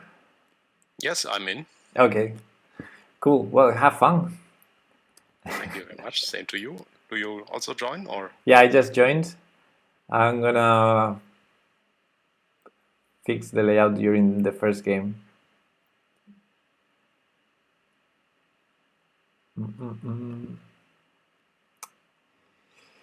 If I get a game.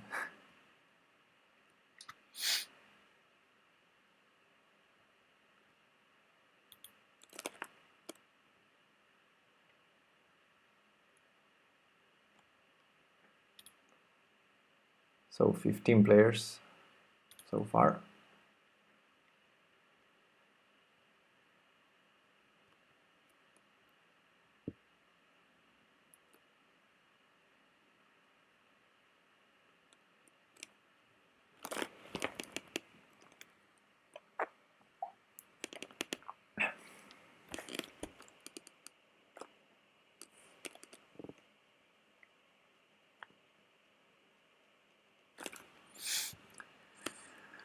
And I have a game against Aurora Chess. Let's play a move. And now I'm gonna fix the layout. I'm gonna lose some time this game. At least I'll get the layout right.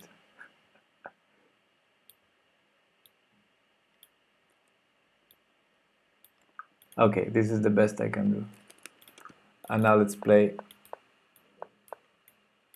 Also I berserked and I realized the tournament has increment, so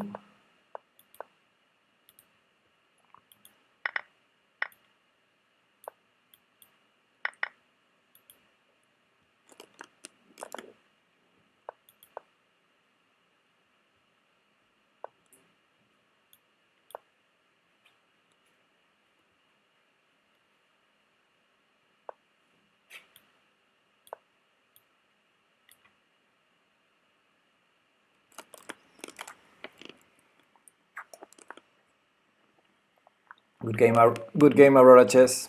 Found a checkmate there. Got lucky. Good evening, Chess Scrub. Well, good evening. What's the time there?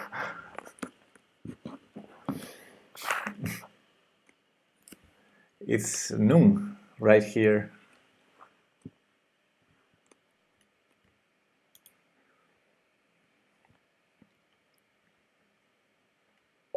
Hey, I played Chesscudo.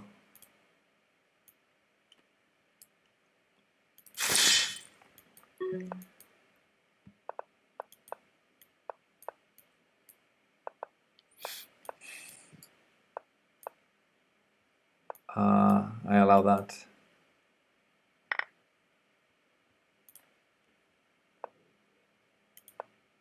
No, I hand the queen and he didn't take it.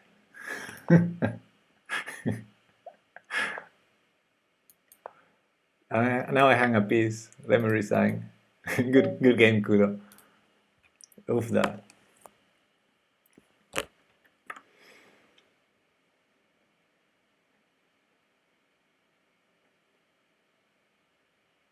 Oh, this is a rated arena, guys. No.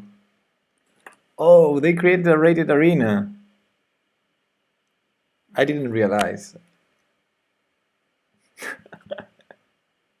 Orcito, why do you make it rated?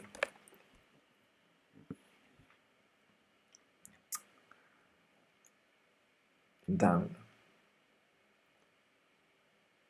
This is not good for my rating. Because I cannot refrain from berserking. And berserking in 2+1 is not the smartest idea.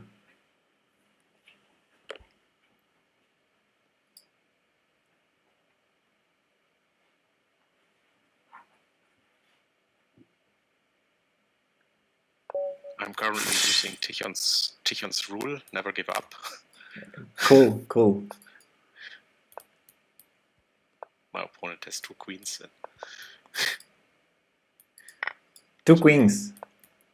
yeah, and I have only my king. Chances to stalemate. Exactly, but he didn't. Ah.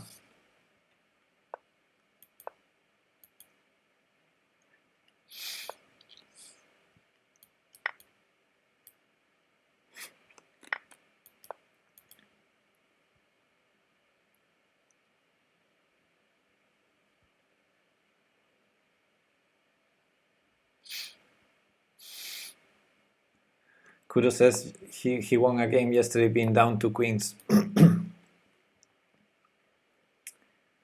Being down 2 queens. Okay, very nice.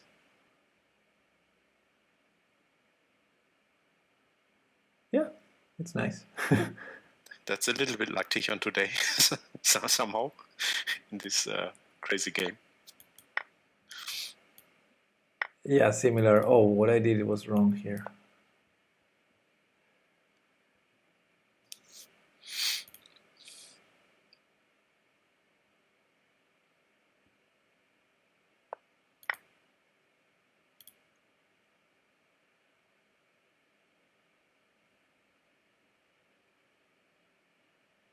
Hey, Will Wolf, Welcome.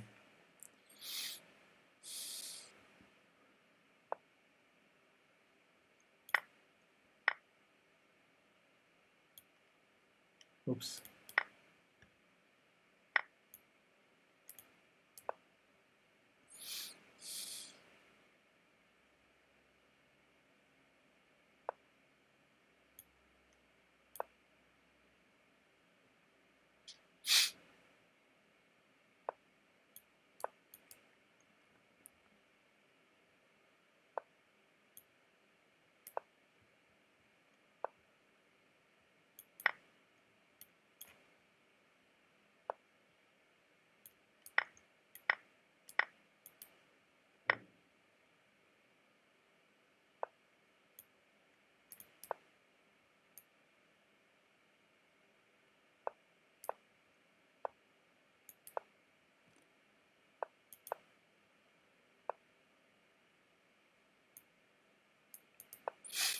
I'm gonna lose some time.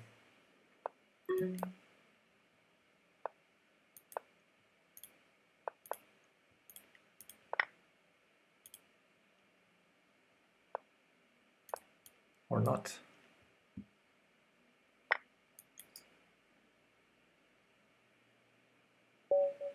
Good game.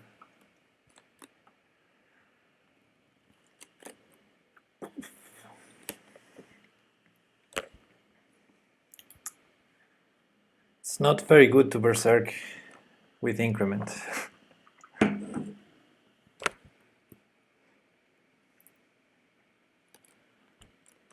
So games are starting in 25 minutes, I think, and it's 27 minutes left in the arena. Okay, I faced number 1 now of the tournament.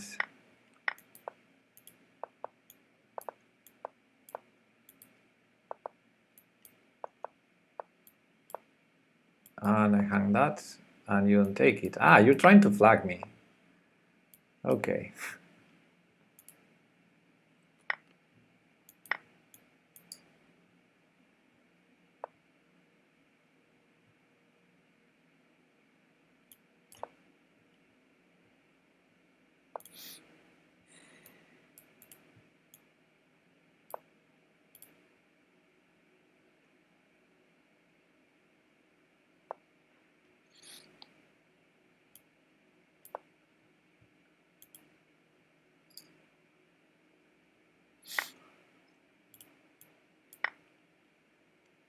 A queen is a queen.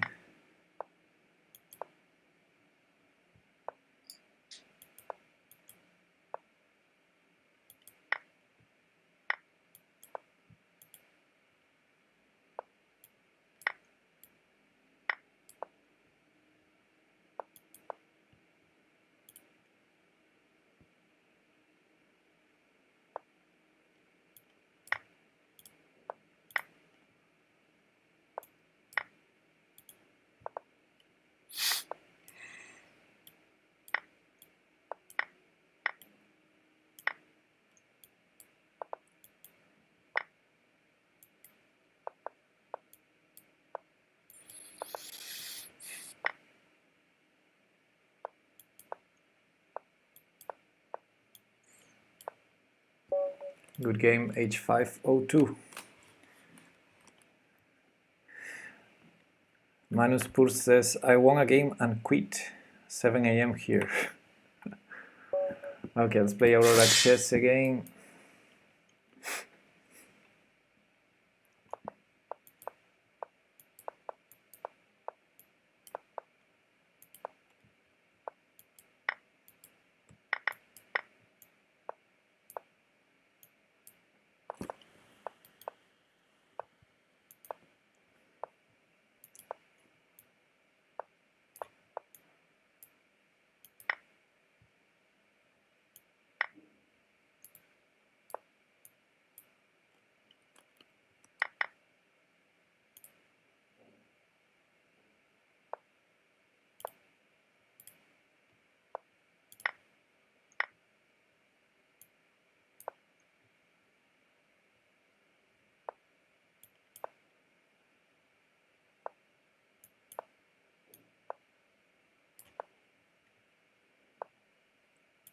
Not sure what I'm doing.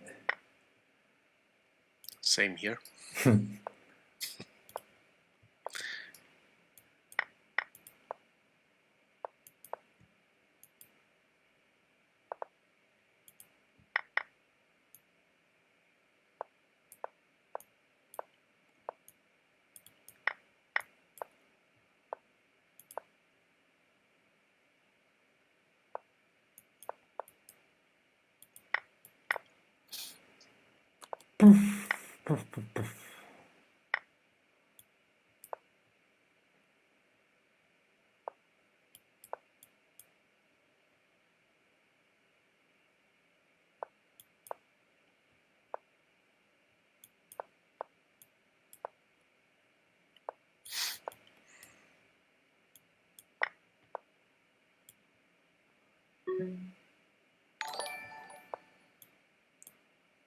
Ah.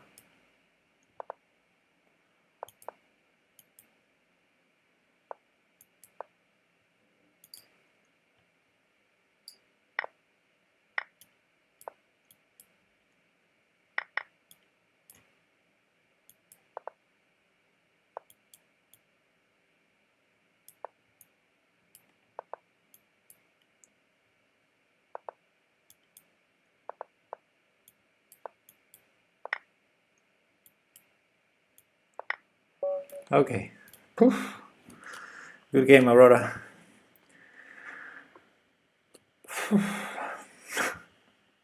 This is too fast. Hey, Chess Network joined the arena. And I'm playing Orcito. Orcito. Making this arena rated. You.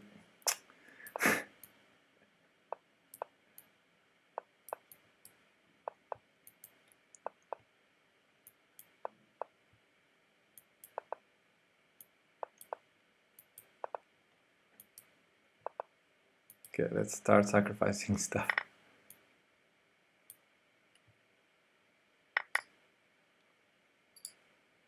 I could have taken...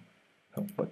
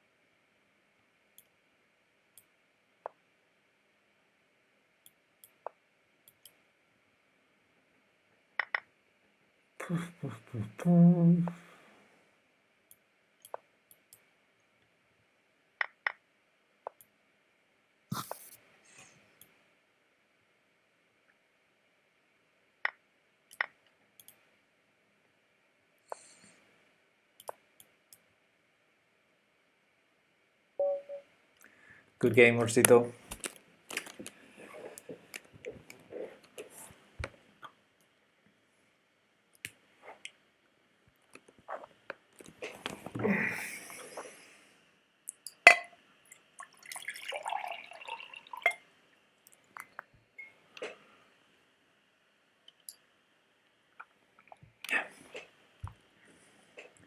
$20 minutes left.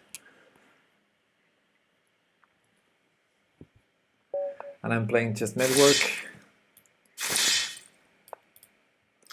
Good luck, Pepe. Thank you. I'll need it.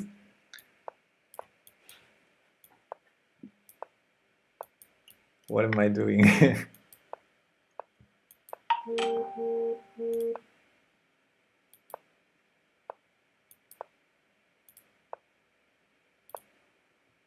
Uh-oh. I have to take here, and I don't want to.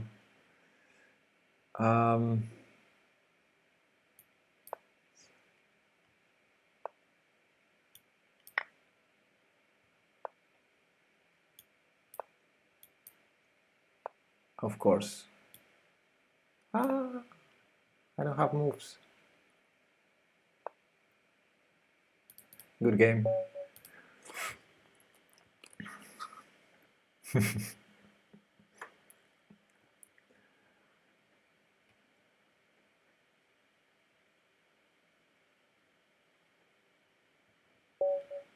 Static chaser. Interesting.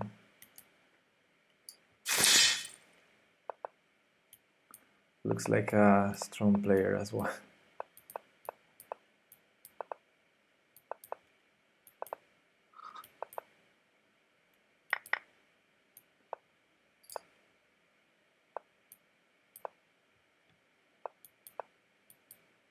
Good game, Kudo. Yeah, but not from my side. It was a bit blunderous, but okay. Blunderful. A blunderful game, yeah. Speaking of which, I'm playing also very blunderful right now. Let's go back. Oh, I didn't expect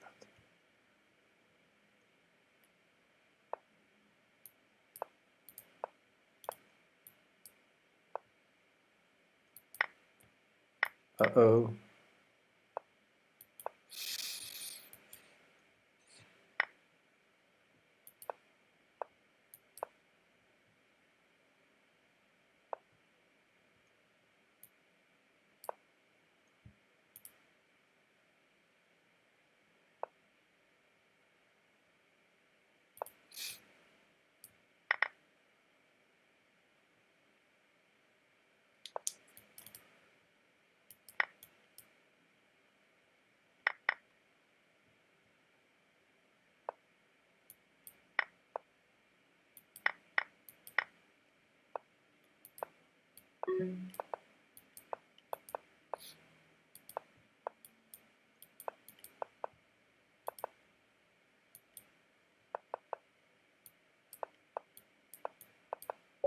Good game, Study.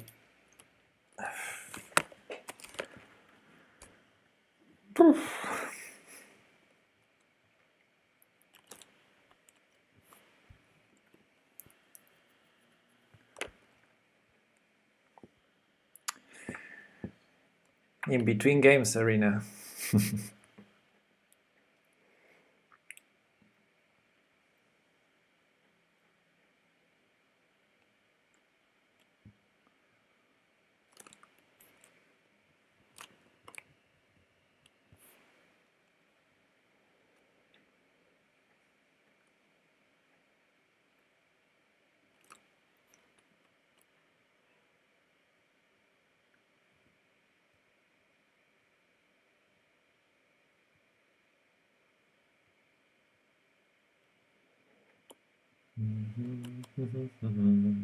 Dionut.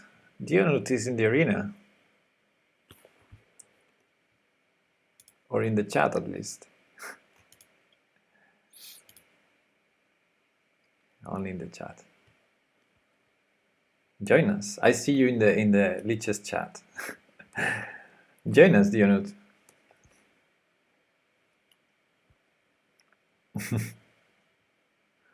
Okay, I'm playing h5 again. h5, h2. Let's go.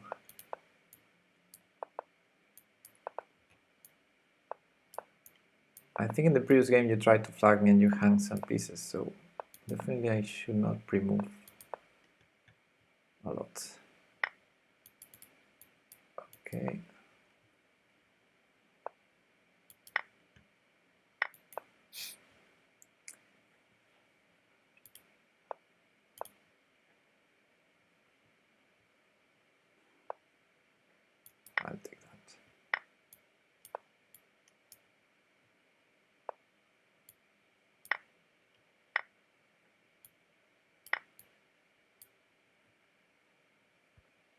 I can't play bullet. Then I have to cry myself to sleep. Okay. But it's 2 plus 1, so if you don't berserk, as long as you don't berserk, it's you have the increment.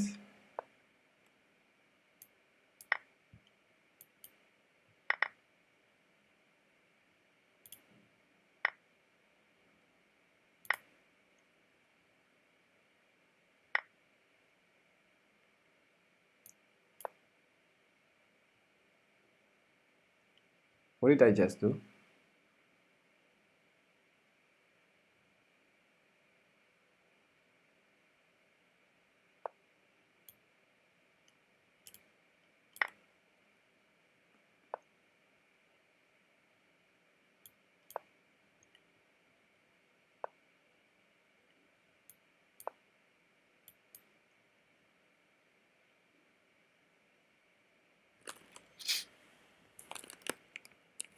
Oof. 12 minutes left for the round, they say, and 13 minutes left of arena.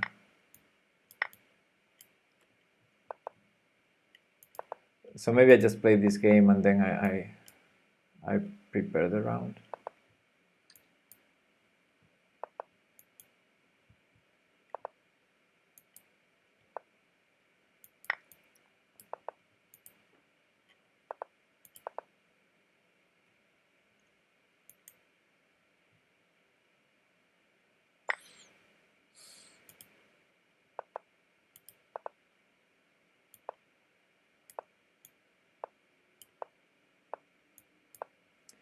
Good game, h5. Okay, let's play one more. I think I have time for one more.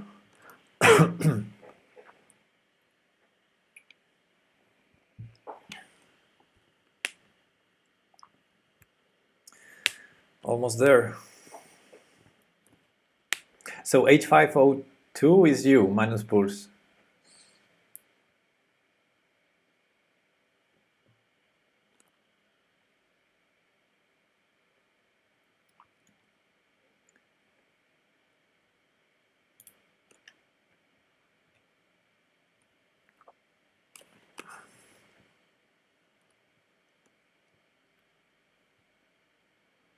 Okay. H502 is H502. That makes sense. Okay. I'm playing Kudo again. Can I berserk? Yes, please. Let's see if I don't hang everything this time.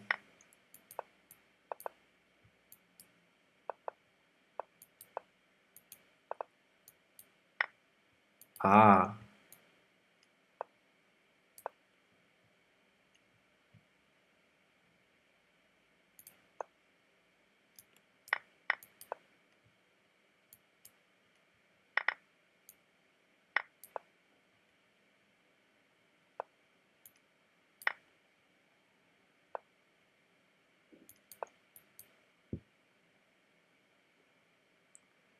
Yeah, probably not very clever being a pawn down to offer a queen trade. But if I gain my pawn back.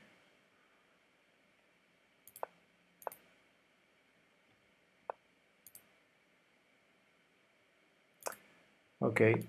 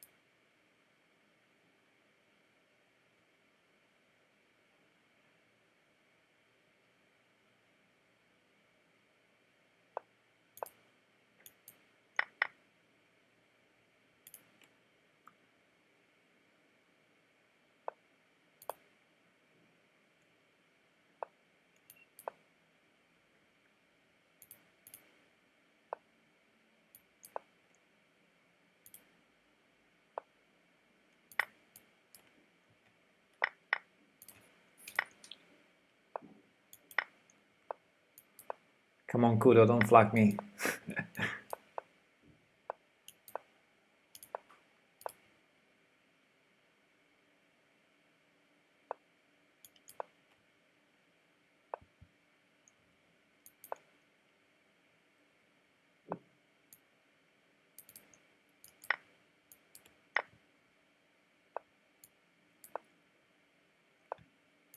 Yes.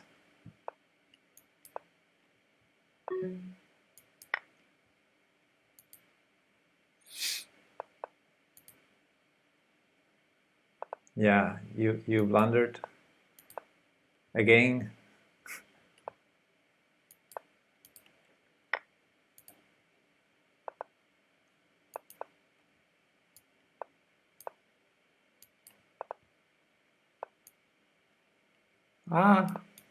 Let's take the knight, just in case.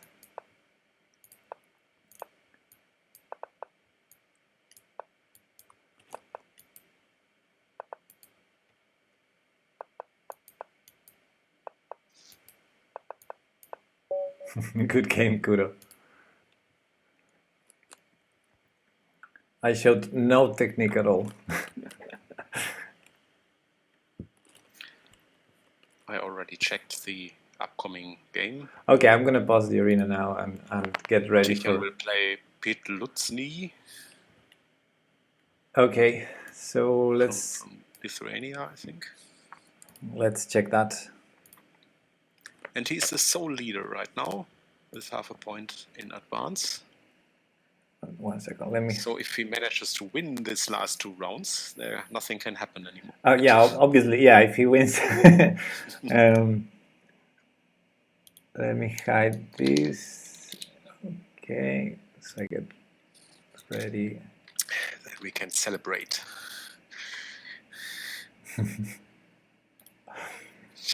What do you have prepared as a celebration?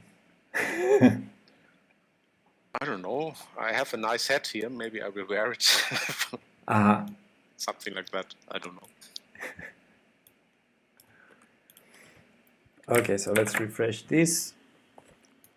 And I think the games are starting in 5 minutes. Yes, in 5 minutes. Yes, exactly. And Tichan is playing with black. Okay, against Gleb. Okay, the Lithuanian. This is the guy who we were seeing the game. He won in like 90 moves the previous game.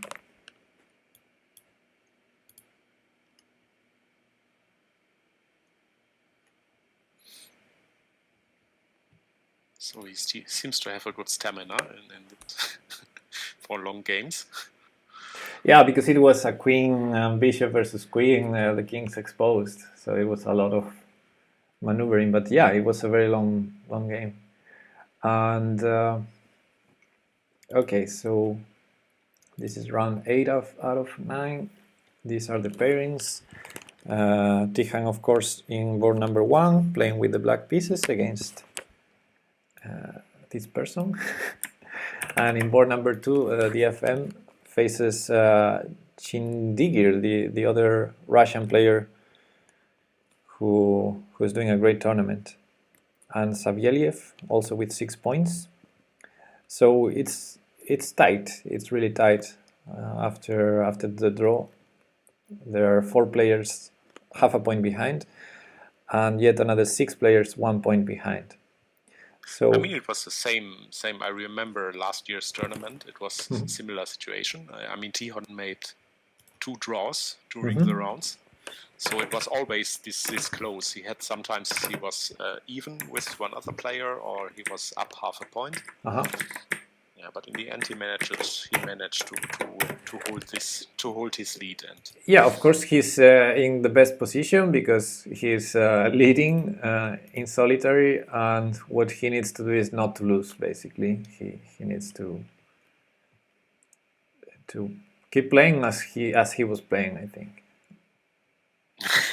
Except maybe that little game.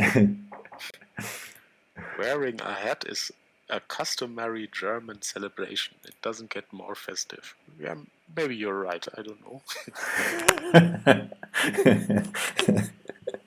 Okay.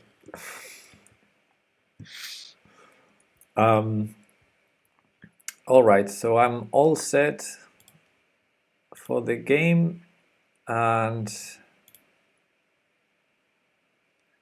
where am I from? Good question after the last comment.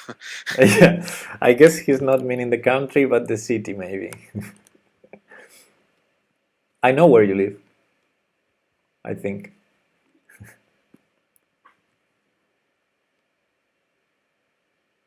So I'm from Essen in Germany. It's in the western part, far in the west. Quite close to the Netherlands border, maybe about, I don't know, 80, 100 kilometers. So some guy is saying to improve his tiebreaks, he needs to hope that the FM wins the next 2 games. Well, in general, you want your opponents to score well for the tiebreaks, but I'm not sure whether there's a tiebreak system. I think in the rules they said something about tiebreak games in case of tie. Do you recall that? I need to check the rules. I don't know. I have them over here. Let me have a look. Give me a minute. I have them somewhere.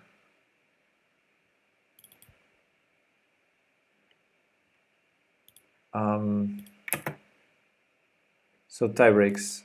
Oh, no. There's no tiebreak games. So yeah, the tiebreak is in sequence.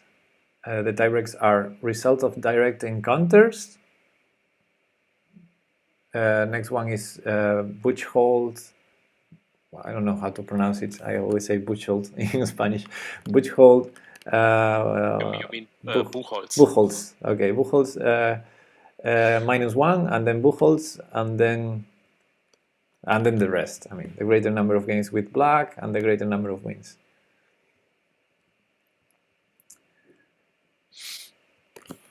So yes, we will say that it's good for Tijan if if the FM scores well in the remaining games. Definitely. I mean, about his next opponent, I am just checking his past games in this tournament he played. Tijon is, of course, the strongest opponent now. He has the best player he won against was this 17-49 in the last game. Yeah, it was that long game. And yeah, that 17-49, the Czech player was also doing a great tournament.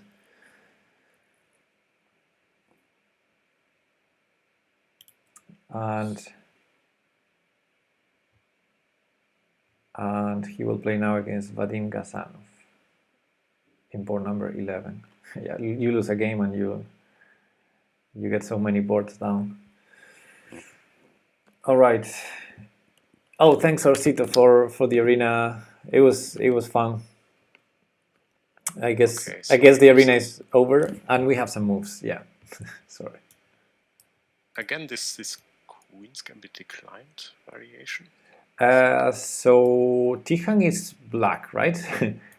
I'm looking from the black's perspective in the analysis board. Yes, so Tijan is black. Yeah. Let me flip the board on chess bomb as well. There you go. So d4, d5, c4, and he accepts the gambit again. e3. Well, at least now his opponent doesn't go for the Catalan as the previous opponent, so this is a completely different kind of game now. Knight f6, bishop takes c4, e6, knight f3, a6, and a4, preventing b5. I don't have the slightest clue on this opening, but I guess it's all pretty standard.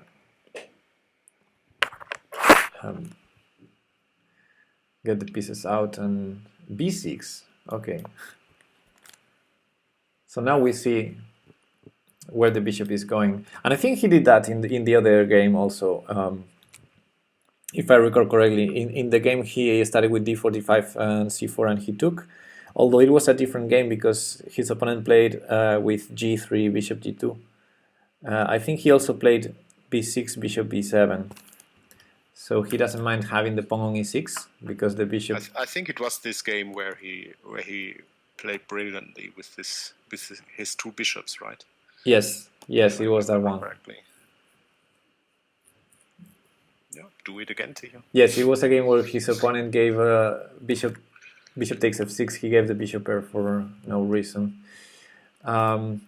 So let's see, a castle, bishop b7, knight c3, knight bd7, queen e2. We still have quite some games in the database. Now c5 is the main move according to the database, and Tijan plays it. I would be interested in castling, but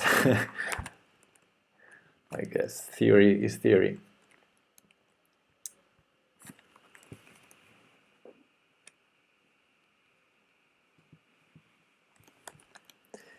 Is Tijan winning yet?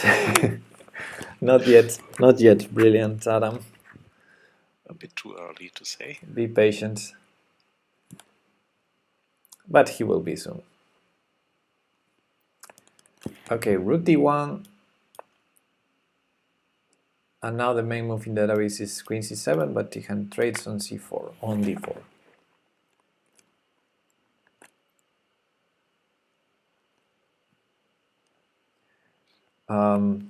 Interesting choice now. I'm a little bit nervous about the engine because it shows now a clear advantage for white. But clear advantage for white already? Yes, 1.6. That surprises me. A little bit scary. With pawn takes pawn? Because yeah, after this last move. No, but I mean for white, what's the move of the engine? E takes d4 looks the most aggressive, but also the most double edge. Yeah, e takes d4, and now as e takes d4 is played, the engine is still 1.77. I don't know what's the point here. Well, white has the isolated pawn, so white has a pleasant attacking position, but on the other hand, it's always sharp when you play against the, with an isolated pawn. I think it's going to be double edge. And yeah, as nobody says, engine loves space. When you have the isolated pawn, you have more space.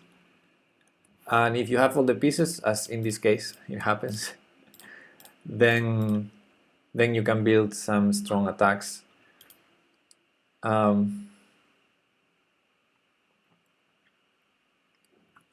We'll see. So white will have the idea of going either building an attack or immediately going for the d5 idea.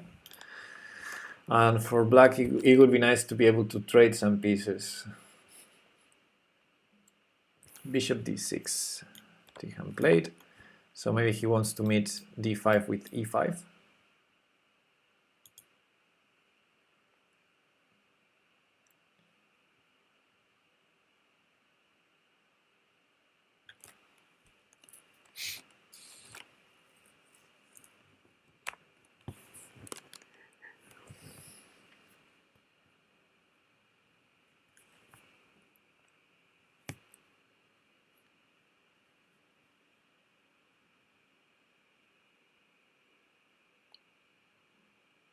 d5, e5, knight d4 disaster, says nobody.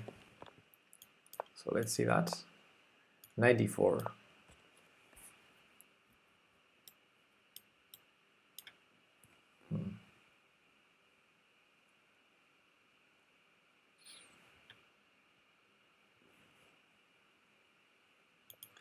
We'll see what happens. We'll see if white plays d5.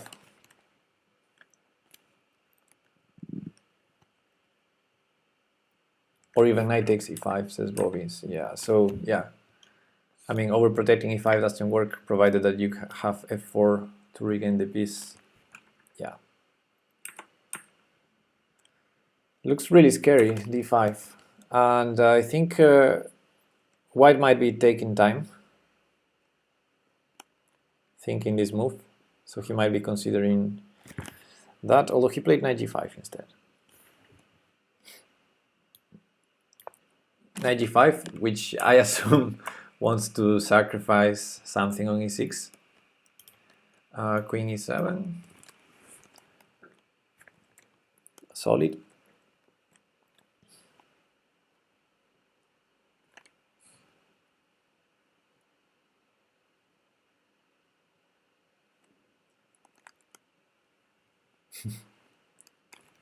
While the engine evaluation calmed down a bit now. Okay. So only 0.4. It was 1.7 before. That was a bit scary. 1.7. Wow. Yeah. That's what scared me. With the d5. D5 move. Play d5 immediately. Then yeah. he had this. But now it looks more equal again. Yeah. So. I mean, it makes me a little bit nervous to have this engine here. White missed a chance there. Yeah, I'm not looking at the engine. I usually don't like looking at the engine, but I can understand d5 was very good for white and very dangerous for black. Okay, missed opportunity. That's good news for Tijan. That now I think he has a more or less safe position. Here probably castle. Okay, now d5 is played. So he plays it now. That's strange. Why wouldn't you do it in the previous move? Yeah, now it's a little bit late, right? Yeah. It doesn't look like knight g5 was preparing d5. So...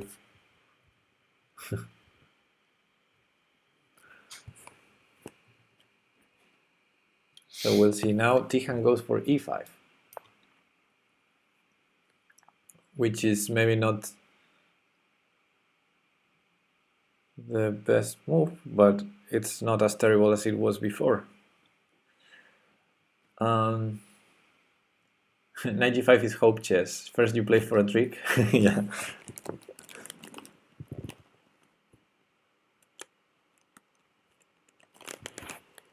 Ooh, need more coffee. Knight g e4. Okay, the only thing annoying in this position, I think it's white already has a passed pawn defended. And yes, we have it blocked, but if some pieces disappear from the board, could become a strong pawn.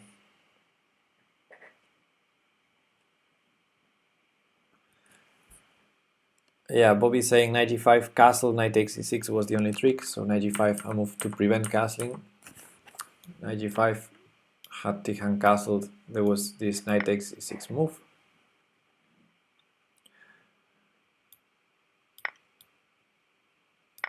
Sorry, with the queen.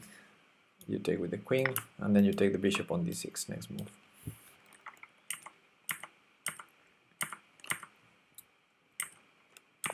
So going back to the game, queen e7, knight e4, and Tijan traded a couple of knights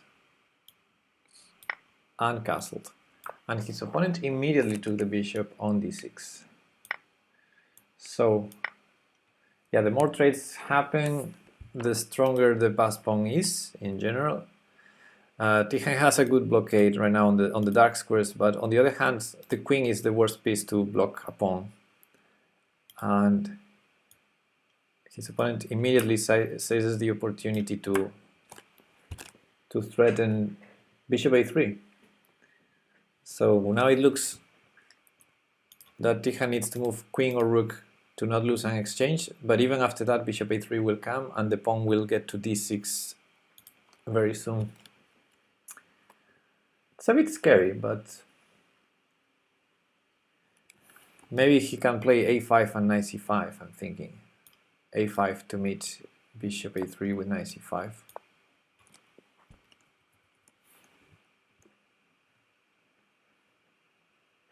But he doesn't do it. He played rook f8. Yeah, arguably more active. Nobody says happy people are annoying. What?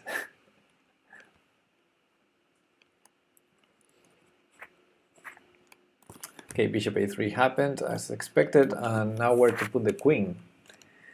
Queen f6, queen d6, queen h6, queen c7.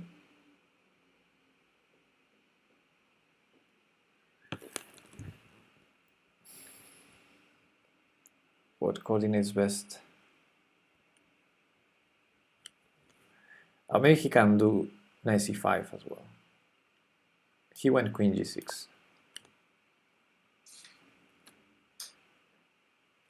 Well, that definitely prevents d6. Queen g6 is the only queen move that prevents d6, because now it would be nice if his opponent played d6 and then queen takes g2 is checkmate. I think that will not happen. I would like that.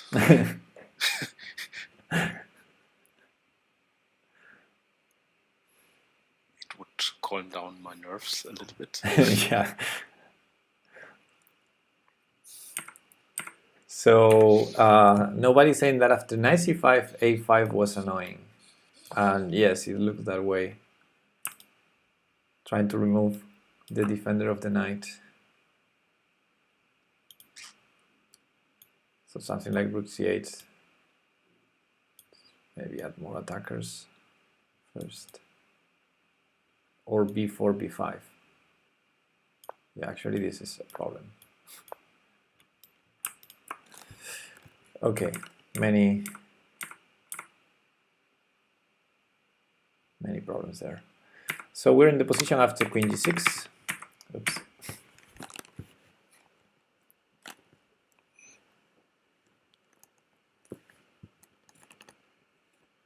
Manu says, I would go for a cheaper putting the knight on c6, hoping he take.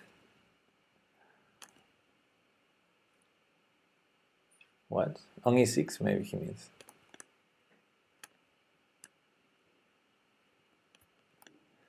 Okay, rook a c1 has been played.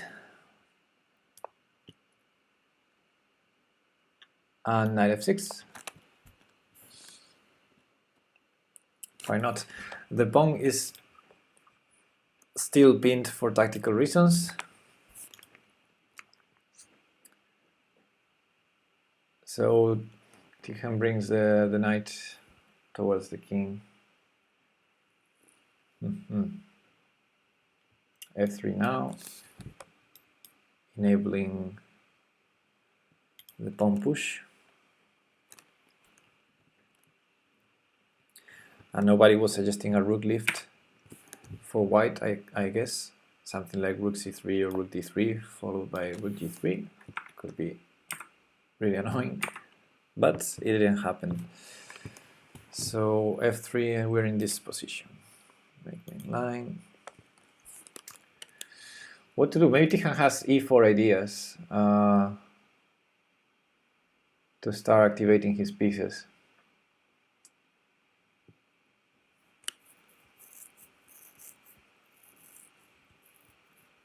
Knight h5.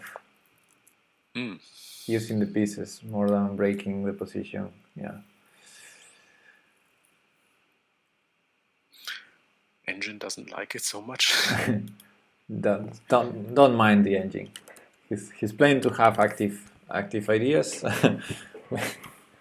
that's Fortunately, he's not playing an engine. Yeah, that's pressure for humans. So.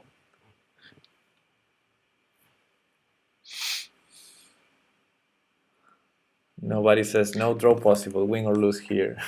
And also he is quite comfortably in time, right? So he already doubled the time of his opponent.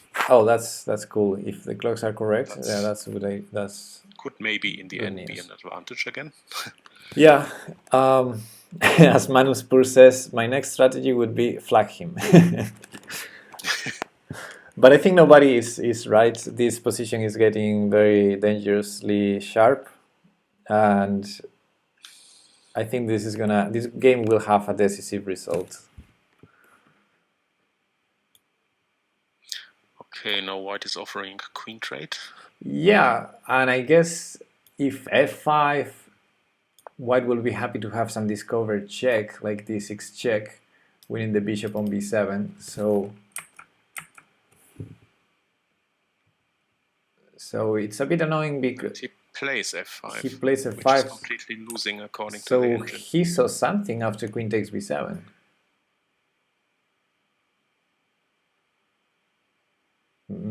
What's his idea? That's a bit surprising. Knight f4.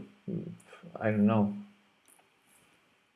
I mean, for example, let's consider d6 checking, h8, queen takes b7, knight f4.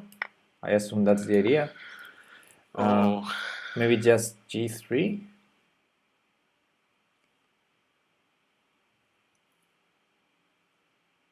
That's untypical that he missed this tactic. I mean. Oh, and I'm seeing this is what they played actually. They played all this line until knight f4. So now he's down a piece, right? Yes, absolutely. Down a piece, and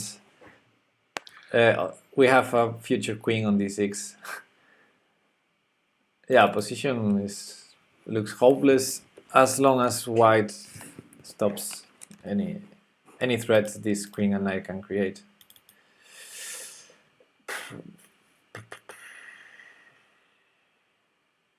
So g3 has been played. Nobody was pointing out that bishop f1 was a draw. Yes, if bishop f1 defending the checkmate, then there's the repetition knight h3, knight f2. That would be a nice draw to get. So Tijan is full risk mode now on, and after g3 he plays e4. But yeah, we need a lot of luck in this game, I think.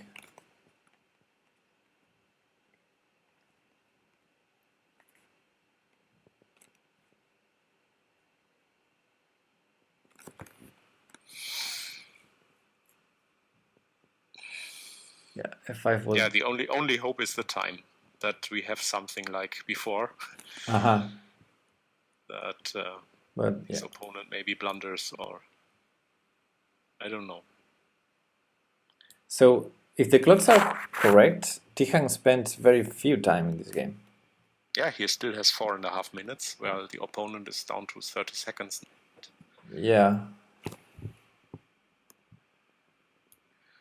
Okay, so we have some moves. After e4, bishop f7, queen g5, and bishop takes e8. It's not looking great.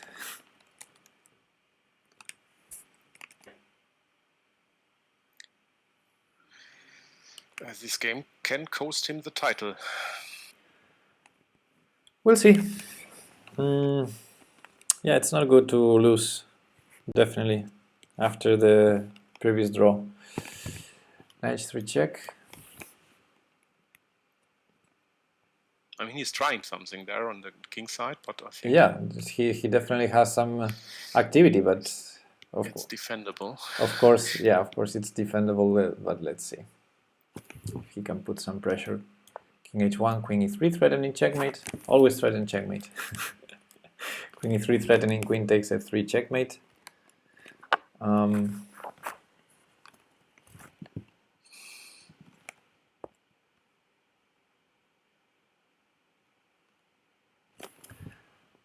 Rook d2.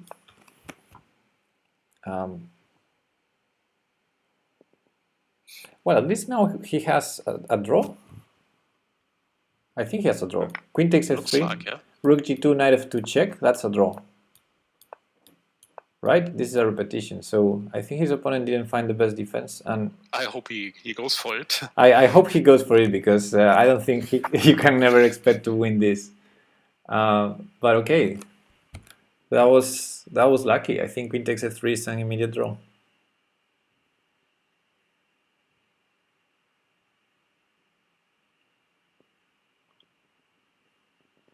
Let's see. And he did it. Yes. Whew. He's repeating these moves now. So this is going to be a draw. And that was a lucky escape there. Yes, it's a draw. Yeah. Oh my god. Bishop h5 was winning, says Bobby. Yeah, I guess many moves. I don't know. Let's go back to that position. this is the second game like that, so I don't know. So in this position, bishop h5, for example, I thought rook f1 maybe. And nobody says, I was hoping for rook f1, e takes f3. I wouldn't play e takes f3. Ah, that's a beautiful line. E takes f3, queen takes a8, queen g1 check. 2 calls for the doctor. that would be a nice one. Nobody. E takes f3, setting up a smothered checkmate. It's a beautiful line.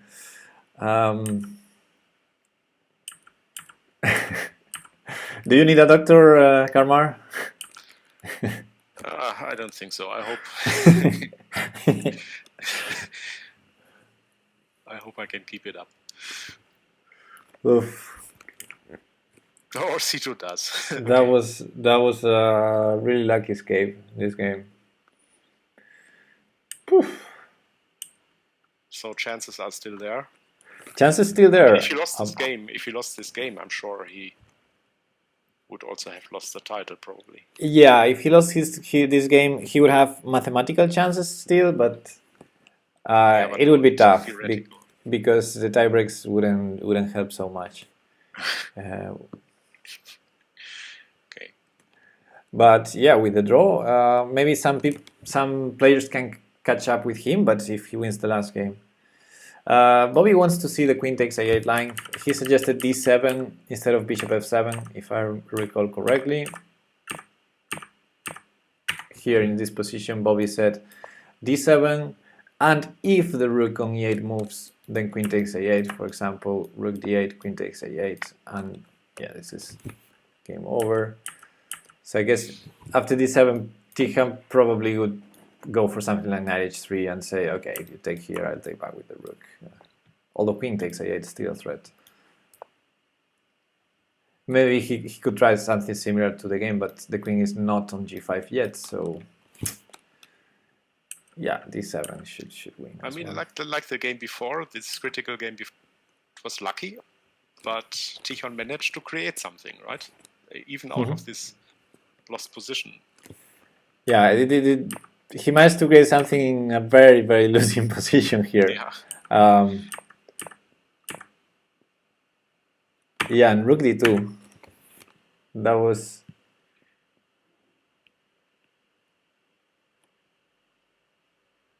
That's not the most natural defense, I have to say. I mean, my immediate reaction would be to go rook f1. And then there's the nice smothered idea that nobody pointed out, although it's not forced. But rook d2 is not obvious because not only you're allowing that that perpetual check, but also you're hanging the rook. I mean, not the most obvious defense. Hello, Themorkos. Themorkos is asking, why did he play the rook there? Time pressure, mouse leap. Well, mouse leap, I'm sure it wasn't, because this is an over-the-board game. But time pressure could be the case, definitely. Tihan creating some threats, a checkmate threat, specifically. And I think the opponent was below 20 seconds, maybe, something like that. I don't know if I can see the clocks in previous positions. Can I? No, I can only see the final. Oh yeah, I can see the clock in final in that position. So when he played rook d2, the clock was on 11 seconds. So yeah.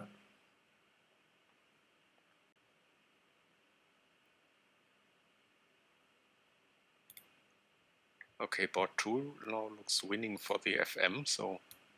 Okay, yeah, let's have a look at... Probably they will be equal after this. Other games. So the FM is playing against Chindigir.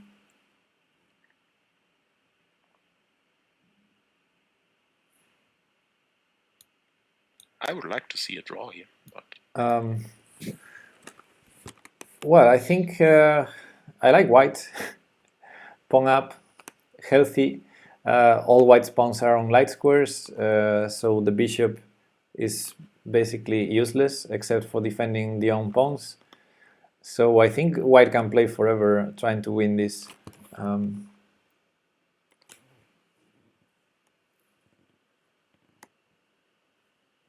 Let's see. It looks like they're both in time travel. Clocks say 0 for both of them, so 6 seconds against 3 now. So anything can happen. Maybe a repetition can happen if white doesn't find a winning plan.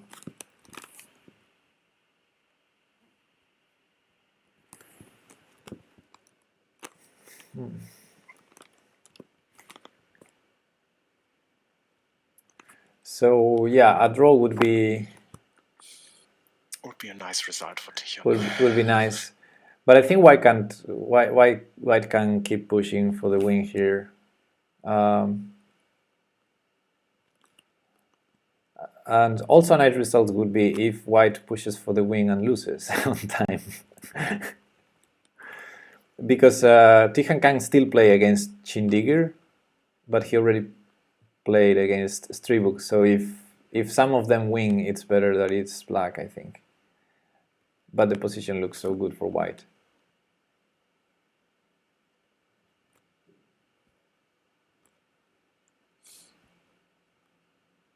I mean, if I remember correctly, that Tichon had some Buchholz advantage in front of Stribuk, right?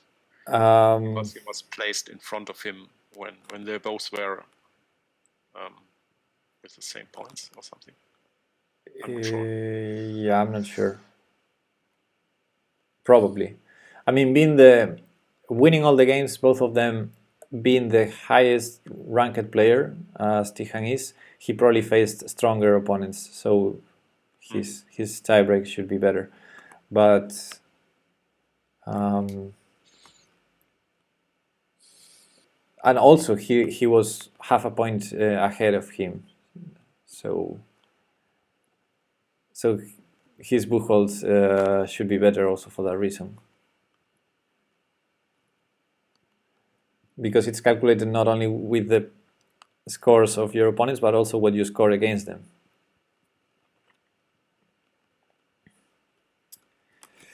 Okay, this looks completely winning for white.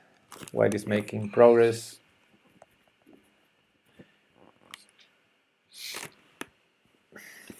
Slowly but surely.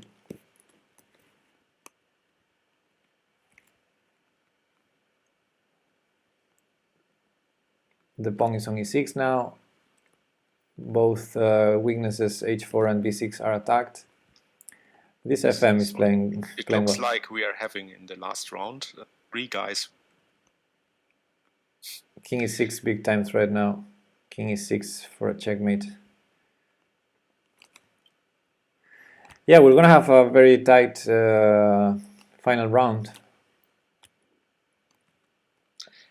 Tichon needs a win, I think. Yes.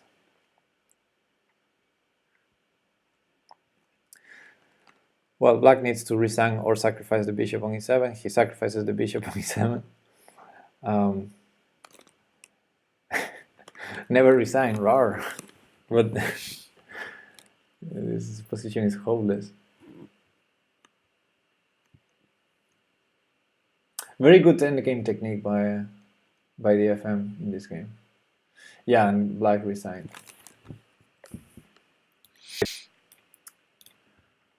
Okay.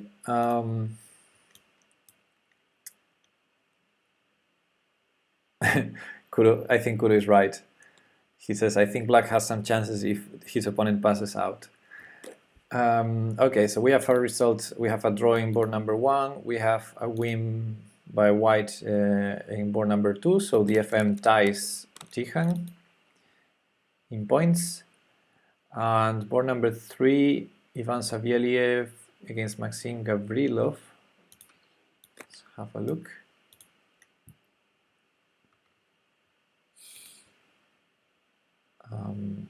And Savieliev won.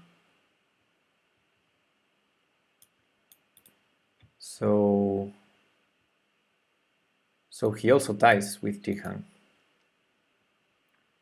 That's it. 3 players tied for first.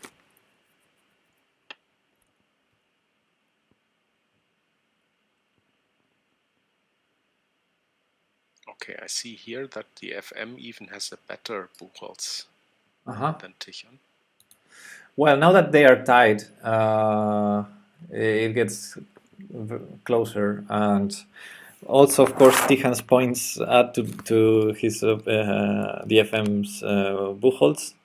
But if they score the same, they have the same. They give the same points to each other. I mean, so yeah, it depends on the opponents. We'll see. The last game can change it all as well.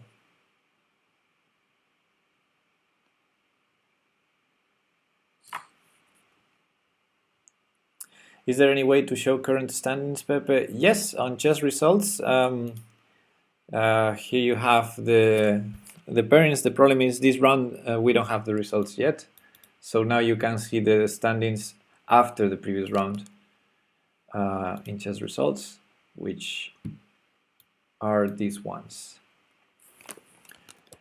But this is prior to this round. So after round 8, we'll have them in a couple of minutes, I guess, so when all the games are over.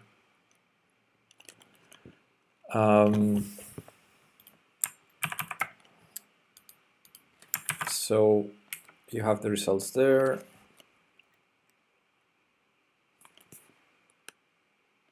It's Buchholz without the lowest scoring opponent. Oh yeah, that's right. It's first Buchholz without the lowest, and then it's Buchholz.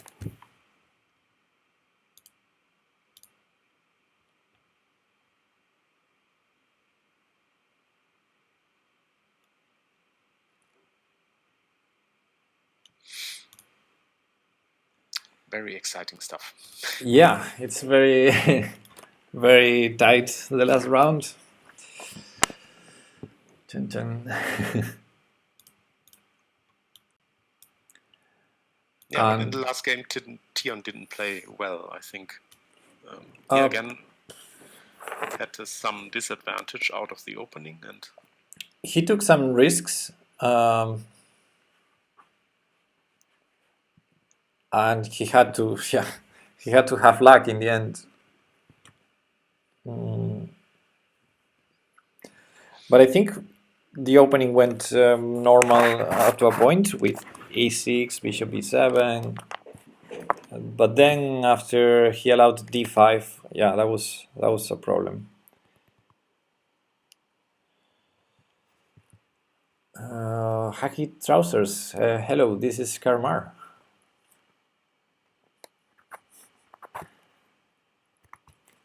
Karmar in the mic. Why the tie breaks won't be in Tihan's side? We don't know if they will be or not. Oh, Tom is back. Ah, cool. The study chat.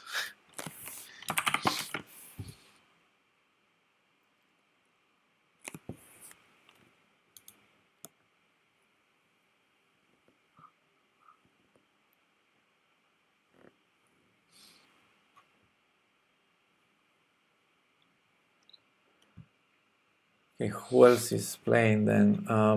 Round 8.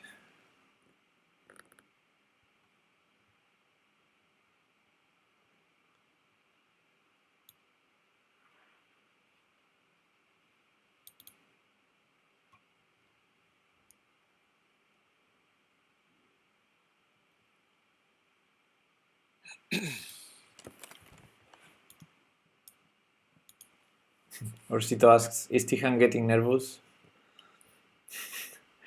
We don't know. Yeah, maybe. I would be. I don't know whether he's getting nervous, but I would be. I mean, as nervous as a champion can be. I mean, he's playing for the championship. He's not I mean, a little bit of nervousness, I mean, belongs to such events, I think. Because it would not be normal if you stay cool. Yes. No matter what happens, especially now in this very close tournament situation. It can play a role. I don't know. Yeah, he knows he has to play for the win. He's gonna have the white pieces. That should be good for his nerves, because I think up to round 5 he played really very good chess, and then starting from game 6 it went a little bit more wild, I think. Yeah, more wild. Game 7 was okay, but with white he's having better games. The wildest games that he had to save, luckily, they were all with black. With black, yes. So with white he's having a solid. I mean, fortunately, in the last game he will have white. So yes, exactly. So he will play e4. If his opponent plays e5, he's gonna repeat this line that he already played in rounds 3 and 7. Yeah, Tom is right. If Tichon wins and the others draw their game, then it's okay. Yeah, that would be nice. I would like it. That's good. But it will be tough. It will be very, very tough too. If Tichon wins, he will be in very good. He will have very good chances to win the tournament.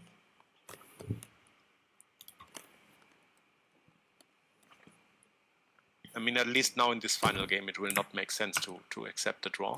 Yeah, no, unless the other games are over and you're sure about your tiebreak. Okay, but the scores are already published of this round. So, yeah, Tichon drew. Tichon still unbeaten in this tournament. And yeah, the other scores we already knew. So we have the pairing for round 9 out of 9, last round. And he's going to play the Russian Ivan Savelyev. Yeah, that's what I was afraid of, because now the FM is first place with the better Buchholz than Tichon. So. But hopefully for Tichon, he's playing a guy who has 7 points, while the FM plays a guy who has 6.5. So maybe if he wins, he can get better Buchholz there than the FM. Maybe, yes. Even a tiny bit more. Okay, so yeah, of course he has to win and focus on his own game, and he can do it. Ivan Savelyev has been playing a great tournament so far. So only the 3 of them have 7 points. DFM, Tichon, and Savelyev. So the 3 of them are fighting actually for the championship. Savelyev has also chances if he wins with the black pieces against Tichon, which we know will not happen. But I'm just saying, he has also that pressure that he's playing also to be the champion.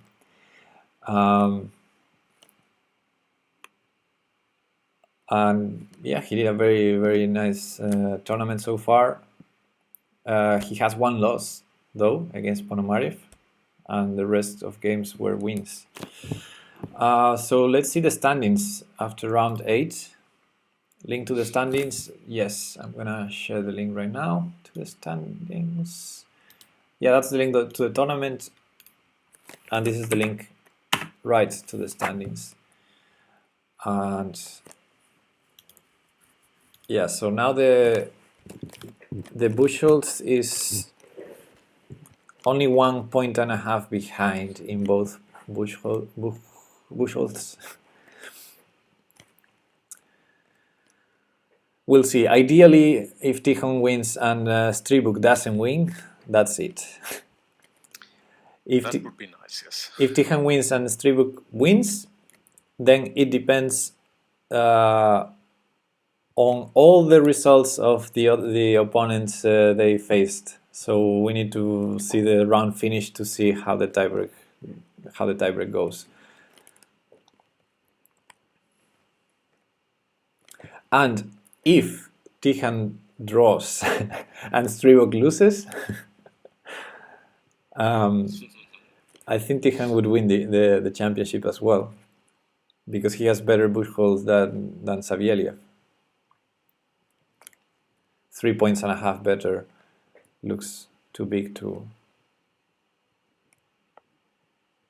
Let's hope that the FM also will have some nerves. Yeah, I think the three of them will have nerves. And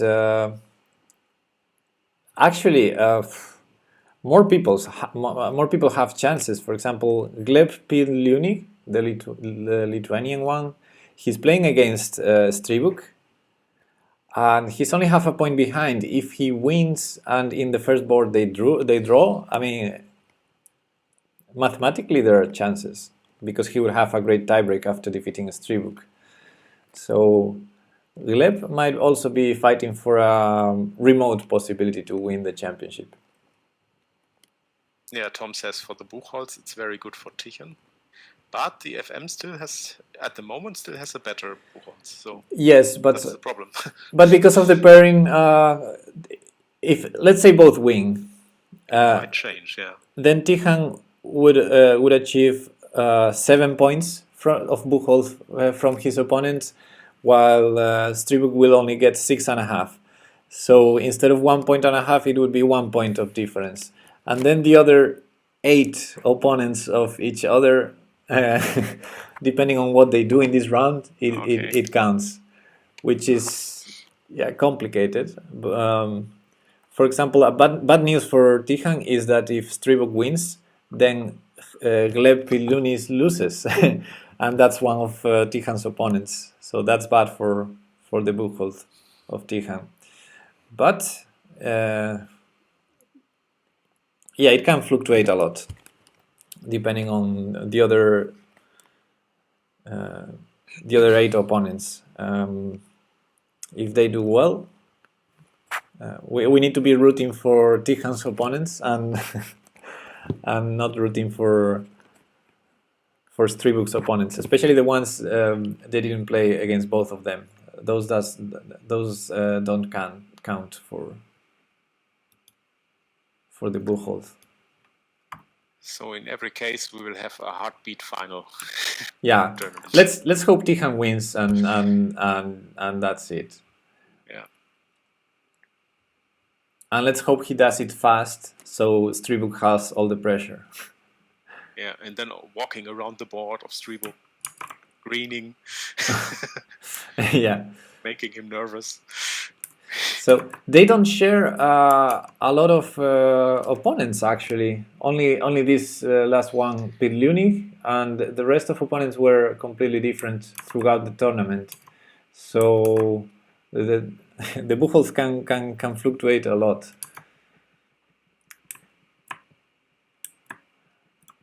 One problem for Tichen is that DFM played against Hubuk Shanov, which is number 2 in the ranking, but he had a draw very early, so he didn't get to play Tichen, but he played DFM, so he's probably going to do a good score and give him points. Okay, this making math on the Buchholz is really really insane. We shouldn't worry about it.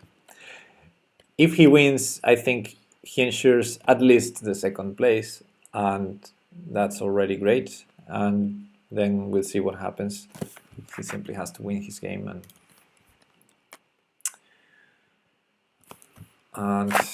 hope for the best. Why are we rooting for Tichen? It's a question in chat. Who's asking that? I mean, why are you not rooting for Tichen? That would be the question. Yeah, that's a counter question. Yeah.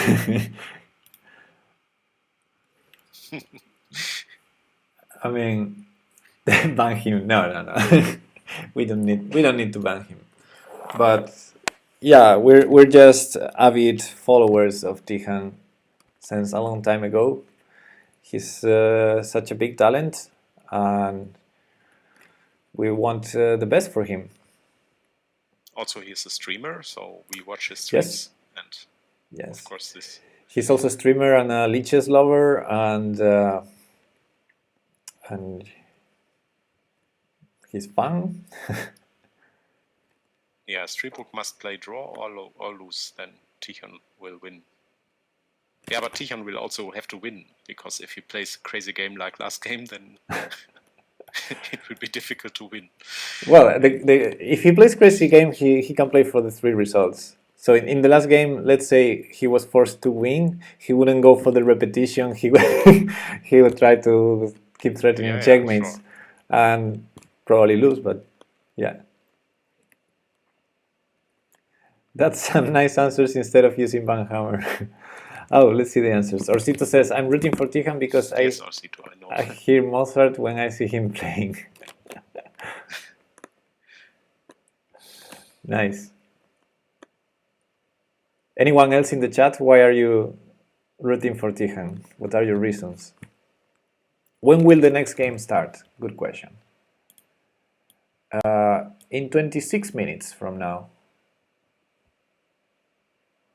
Bob is rooting for nobody. It's good friendship there. Maybe nobody is rooting for Bobby. I'm rooting for Tichon because God Emperor Pepe is, and I'm a loyal dog. Okay. That's a reason. Tom thinks that if Streetbook wins and Tichon wins, Streetbook will be champion. I mean, it depends probably how all the opponents are playing still, right?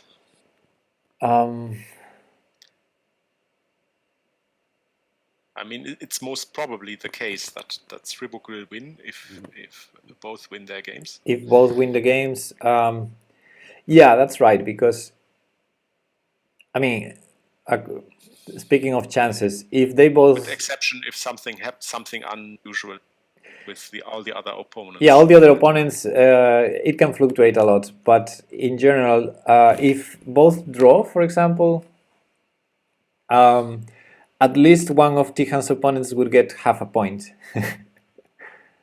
The Lithuanian that is playing the FM. So that would be good for Tichon's Buchholz. As compared with the case that they both win, in which case the score of this person would be 0. So yeah, if they both draw, I think Tichon would get half a point more of Buchholz than if they both win. But of course, we want Tichon to win. Chess Networks has some numbers on the tie breaks. Do you? It's really complex because they had like 7 opponents that didn't play against the other. Assuming Tichon and the FM end up tied. So they played against each other, of course, and they share one opponent, and the other 7 opponents are different. So the Buchholz is really complicated to do numbers there. Maybe some of these opponents play between them.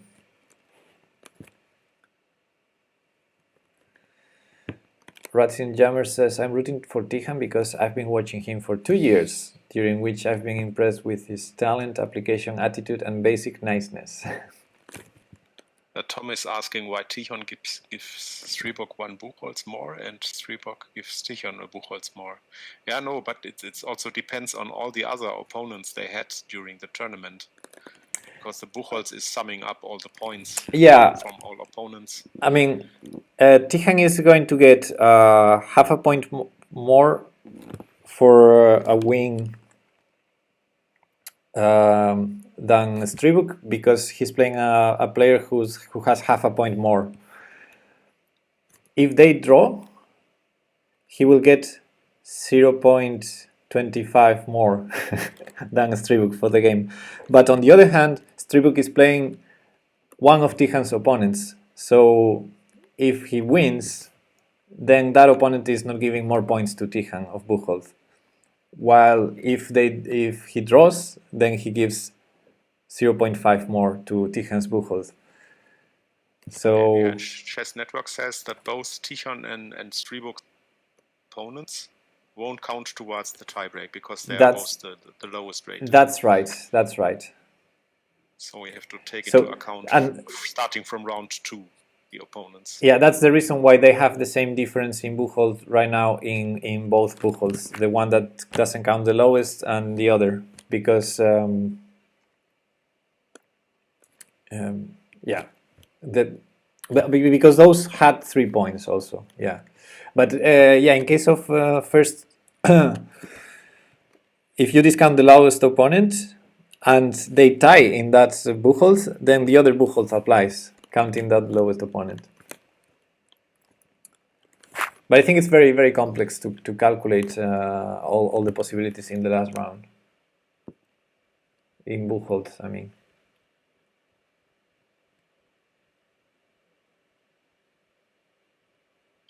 Okay, the raw score of Tijan's opponents is 47.5 and the raw score of Stribuk's opponents 48.5.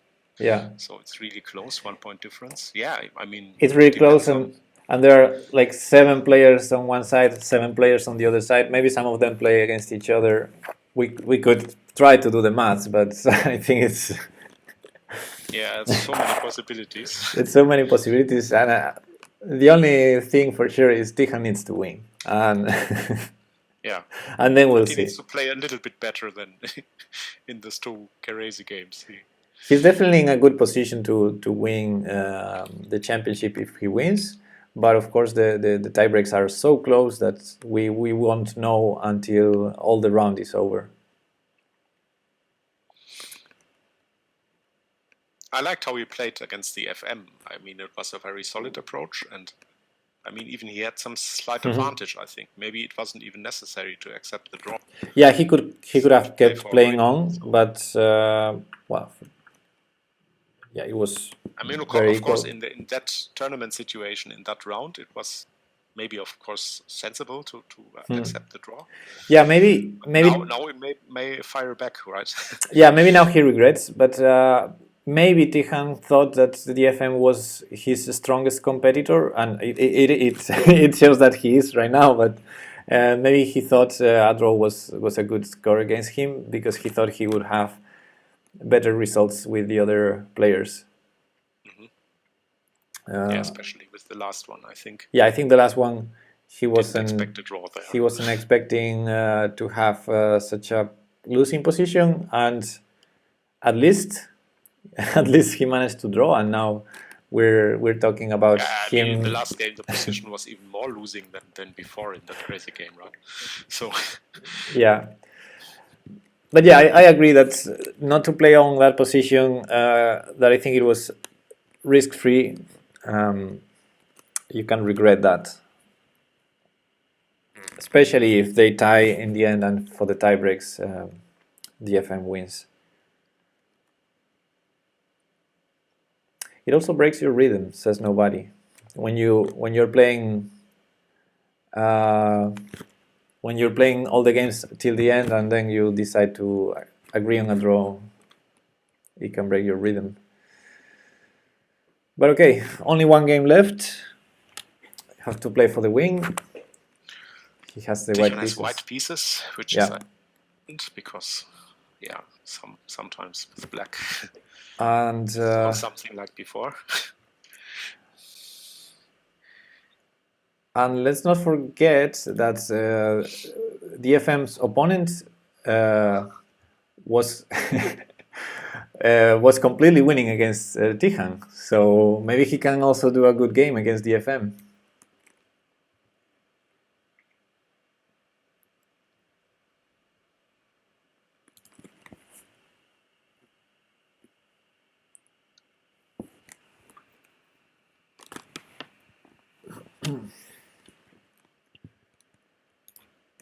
Okay, so games are starting in 18 minutes. I think I'm gonna do a very short break. Yeah, a short break would be nice for the nerves. Yeah, I'm gonna grab coffee and have a small bathroom break. So I'll be back in like 5 minutes or less. Okay. Much before the round starts, but I think it's a good moment to do it now. It's a good moment to take a last break. Before. Yeah, last break before the final sprint. Okay. Chess Network, meanwhile, is sharing some information about the tiebreaks. Oh, nice. Thank you for that. Yeah. Okay, so we'll be right back in a couple of minutes. Yeah, see you in a few minutes.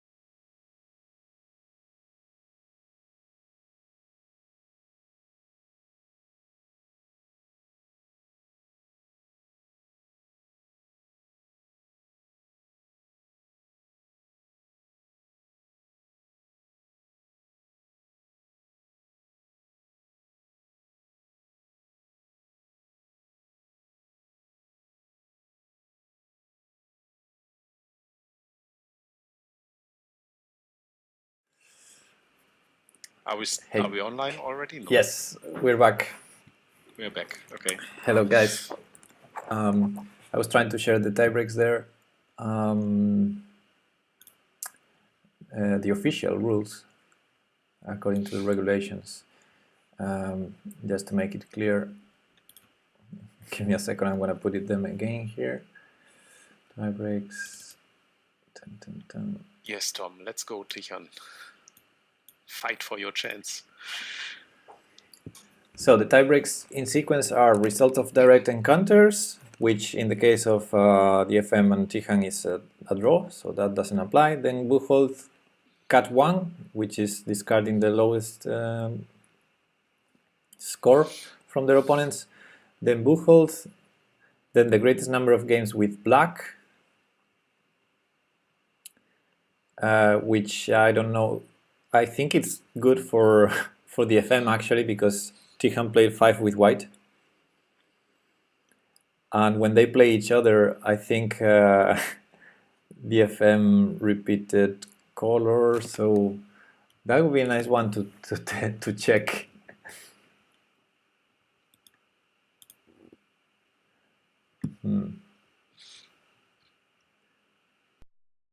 So let's see. Stribuk played 1, 2, 3, 4.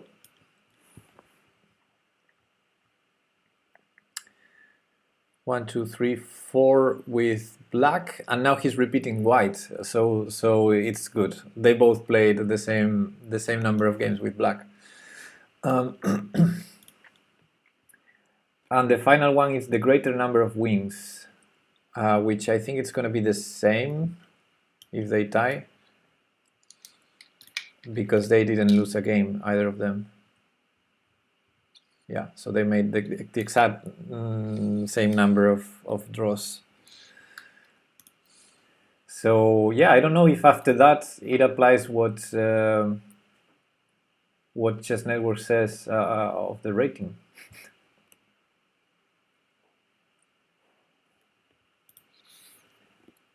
It starts in 8 minutes, Bobby.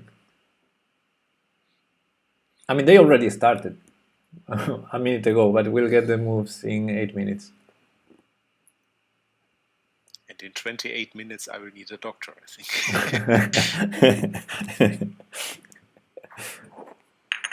Well, we'll see. We'll see.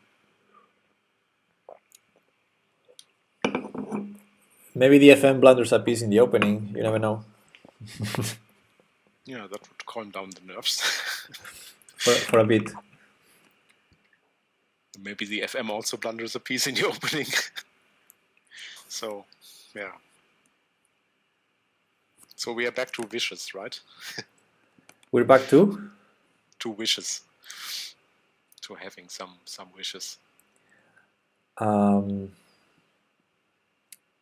Yes, Basinga, this is the last game. Let me prepare for the game, actually. Let's create...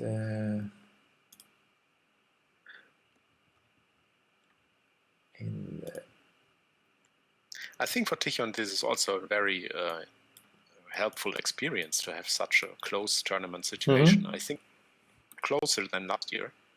I think last year he won 1 round in advance, I think.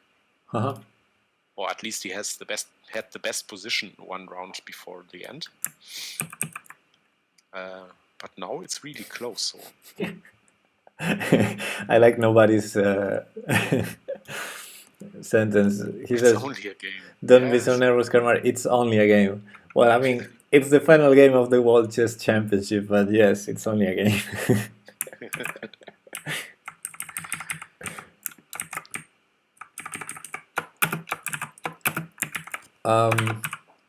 Yeah, I remember Tichan last year in Santiago. In the last round, he had chances to get a prize, and he didn't manage very well the nerves in that last game. But it's I think the nerves management is really, really different in a blitz game than in classical. In classical, it's even harder because you have more time to think. To think, yes. All right, orientation white, create chapter.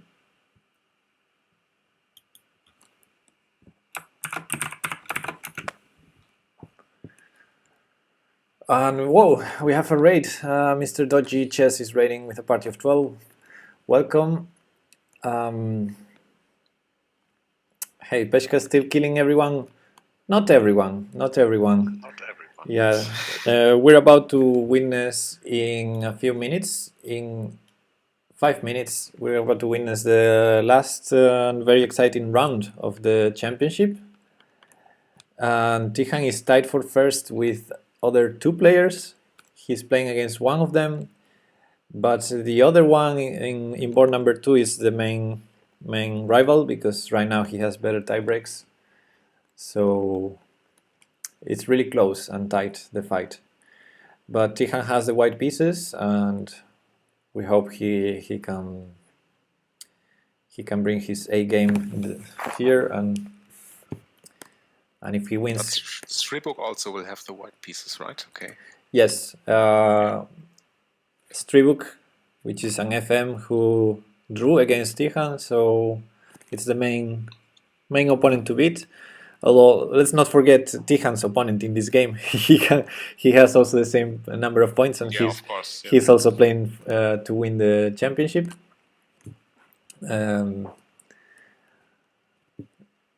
yeah, it's cannot be more exciting than this. I mean,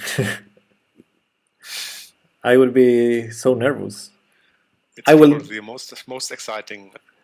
Yeah, lucky for me, I will never be in this situation of being, playing for the world championship, last game, tied with 2 other people, playing with one of them. I would never be in that situation, but if I would be very nervous.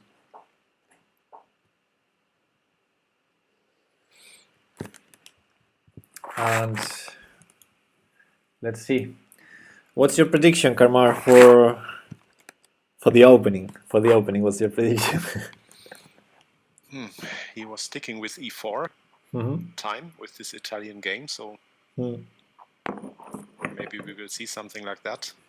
We didn't see any. Depends, of course, what Black is playing. Yeah, we didn't see any games from Savieliev, but maybe we can have a quick look. Maybe we can have a quick look. And see if he plays e5. Savieliev with black. Let's try to find him.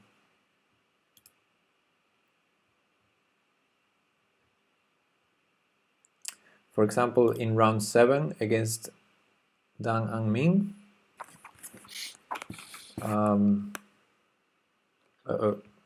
Yes, d4, knight f6. He played a Grunfeld, I think.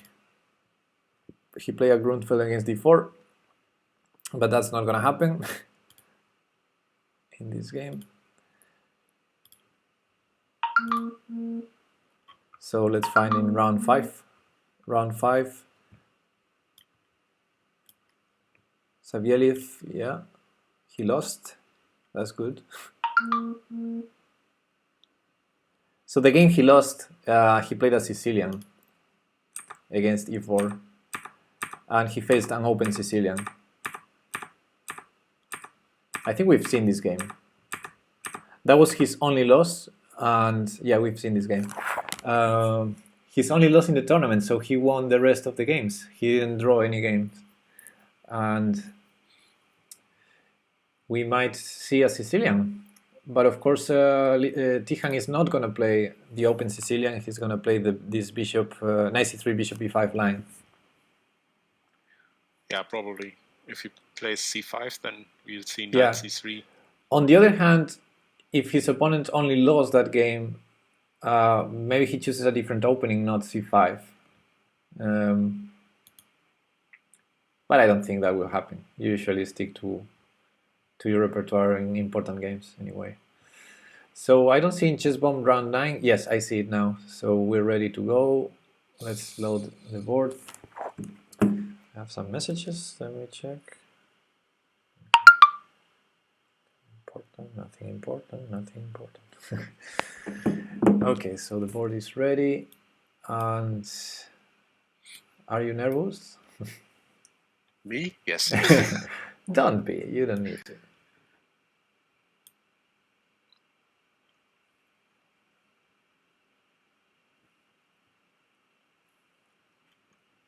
So in the analysis board, I'm going to show what is about to happen. E4, C5, I think. And probably knight C3. I think we will play this line. Let's see. Although, I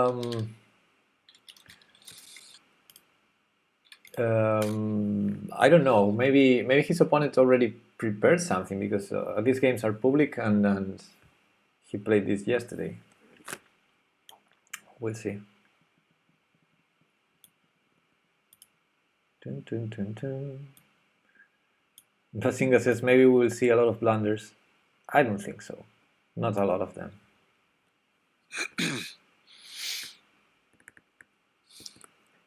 There's so many variants on the Sicilian. Yes, there are. But this is prediction game. I predict this one.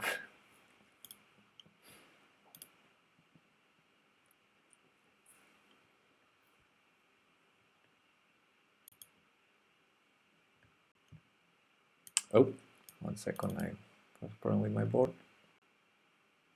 There we go. I mean, those kids must be really nervous now, right? They should be. In this situation. But maybe only at the beginning. So maybe if they get settled in the game, then once you're playing, especially this fast time control. Once you're playing,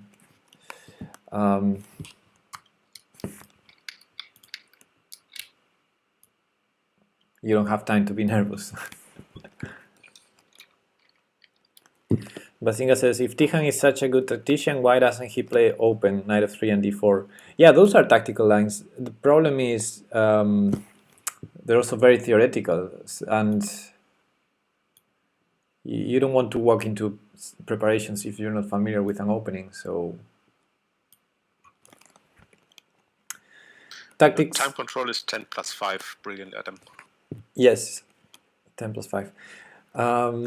You can find tactics in any opening, so it's not required. Okay, so we have moves and we have the expected variation. Yes. We cannot see you, Pepe. Oh, wait.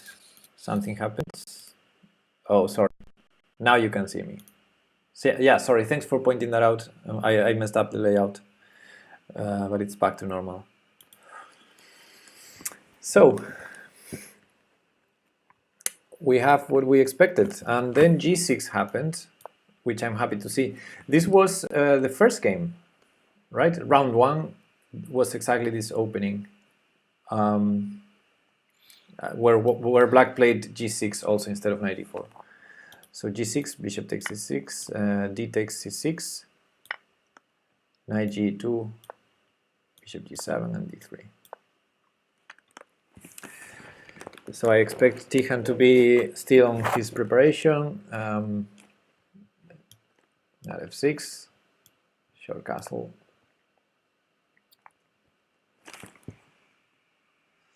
Yeah, Bobby is saying he learned this time and he took on c6. Yeah, which is the main line. In that first game, he didn't take on c6, and then the bishop was a bit funny. Okay, let's keep watching the game. Castle, h3, all very normal. h3 is interesting because maybe f4 immediately was more natural. The first game was e6 instead of g6. Ah, thanks, Bobby. I forgot about that. My memory is terrible. Even though I saw the game yesterday. So h3, one of those positions where the c8 bishop doesn't have good squares. And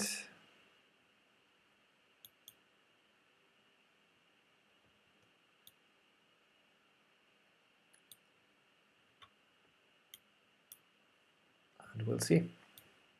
Right now, chess 24 seems to be a lot faster with moves. I see some more moves there. Oh yeah. I don't know why, but well, I'm not following right now on Chess24, and I think it would not be good to do it. So if you can tell me the moves or put them on the board, because I think you can also put moves on the board in the analysis board. I see 98 now. Oh, okay. No, I messed up the boards here. my many windows I have open. Okay. I was watching the game actually the on board 2 in parallel, so okay. I got confused a little bit. Which is good. Maybe we could show that game also. Hey Joanna, welcome. Good morning, Joey. It's so early for you.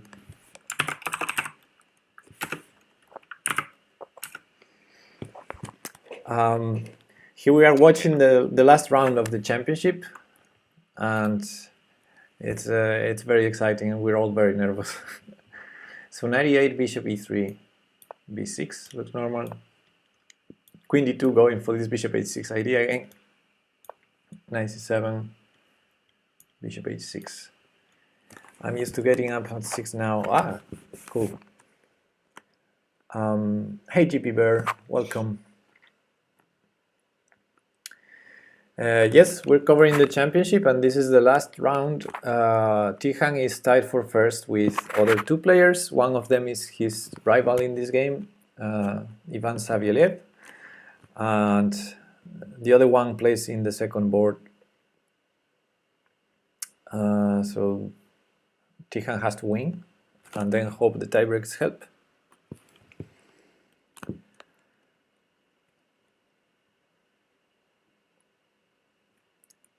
So I think this is the kind of game he was looking for.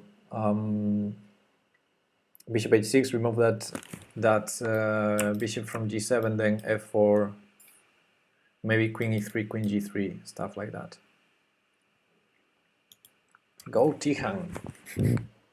I mean, what's according to the tiebreaks, it might be interesting what Chess Network mentioned before, that Stribuk, 2 opponents of Stribuk are playing each other in this round, which might be an advantage because they take each other some points, right? Yes, exactly. We don't know. I mean, we didn't see all the all the pairings, so I don't know. But okay, I trust Chess Network. If he saw that, I guess if 2 opponents of Tihan would be playing between each other, he would have seen. Yeah. I like to see this move by Black. Looks like a small overreaction, f5. So Tihan can have some targets already. Well, I guess Black also has the this mindset that he needs to win as well to win the championship. Yes, of course. I mean, the same situation applies for all of them, right? But he could be a bit more conservative and think that maybe a draw, maybe a draw would be his best chance. I don't know. It's maybe too optimistic to think you can win with Black. And f5 looks very, very risky. So that's good for Tihan. King takes d7, rook 81, developing normally. Yeah, now this king is going to be exposed. We have some weaknesses. We'll see. So Basinga proposed f4 instead of rook 81.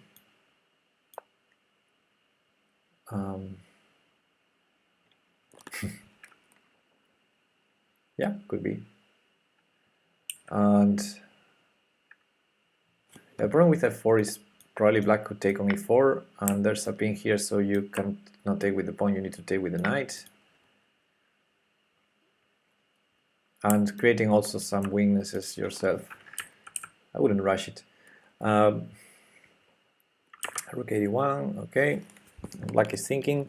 How long are these games? They're 10 plus 5, John. 3 hours.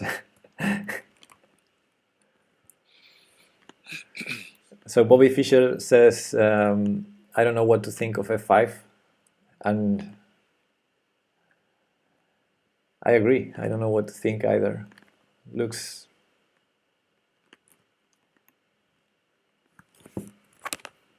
a bit suspicious.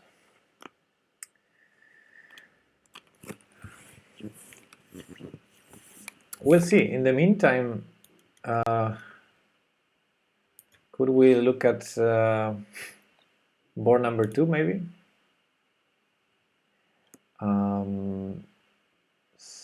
Three book.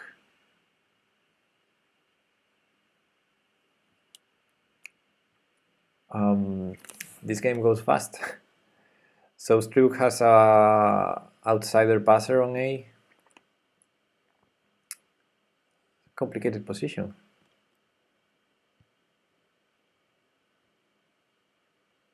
He has some space. But Black has a Benoni-like position with a great bishop on G7. Very open, this game. Okay, let's go back to our game. And F4 has been played after E5.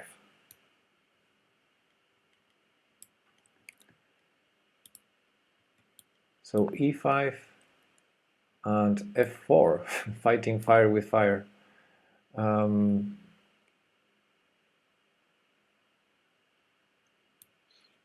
Takes, queen takes.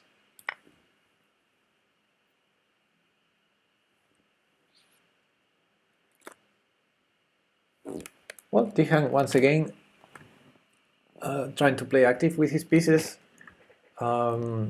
I guess Black can take on E4, maybe. I don't see a tactic, although maybe there's Queen E5 check, intermediate move. And maybe that's risky for Black, is it?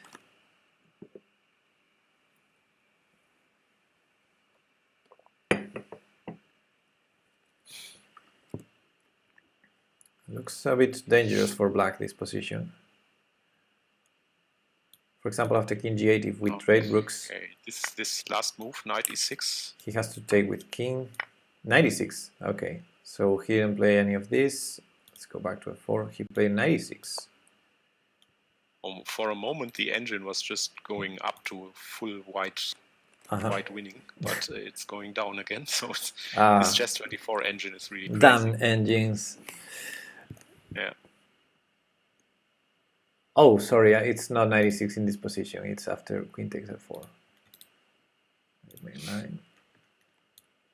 So the Queen needs to move. Goes to G3. When the clock is right, Tihan is 5 minutes in time, so this can also be a good point for him. So John Jong is asking what rating is Tihan now?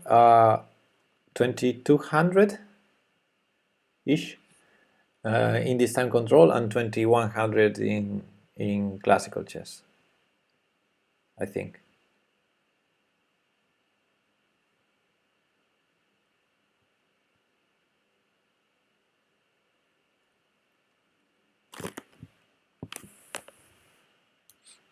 Okay, 94 has been played.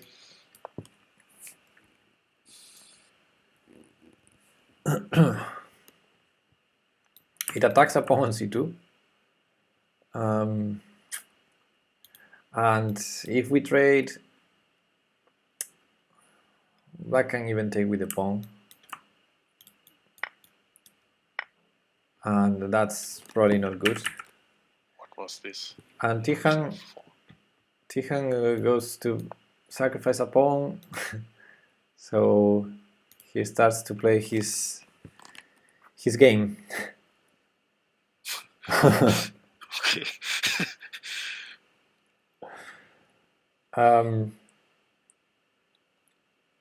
Not obvious what he's trying to do. Not sure if knight h5 leads to anything, but for example, after knight takes c2, knight h5 check king g8.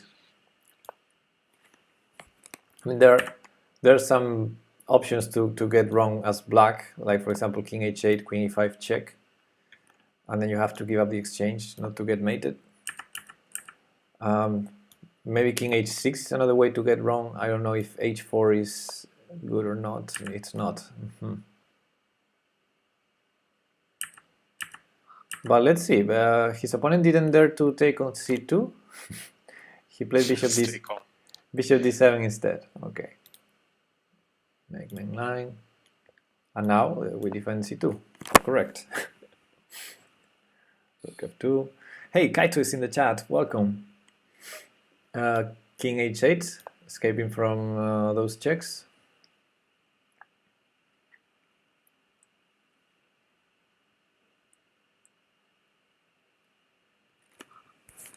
And well.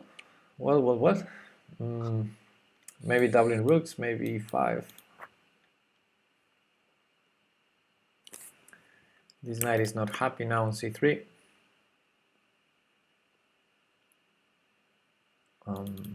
Maybe there's some knight takes g6 tricks at some point.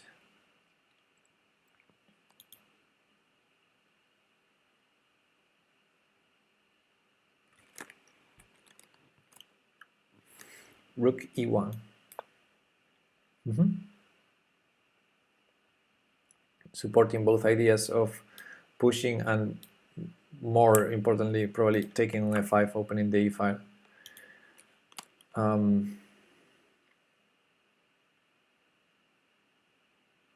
Is g5 a move for black now?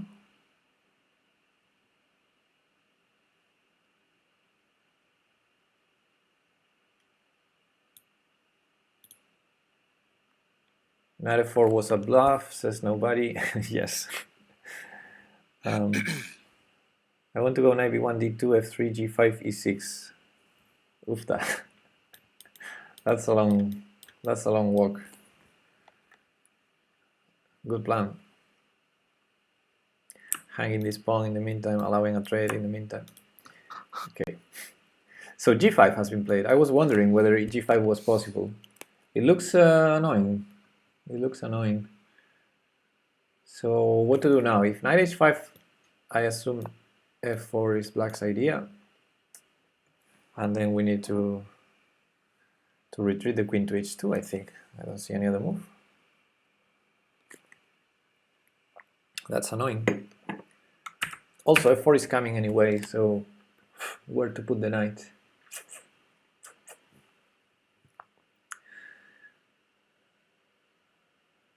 The queen will have to be on h2 no matter what. Is there any way to sacrifice the piece here?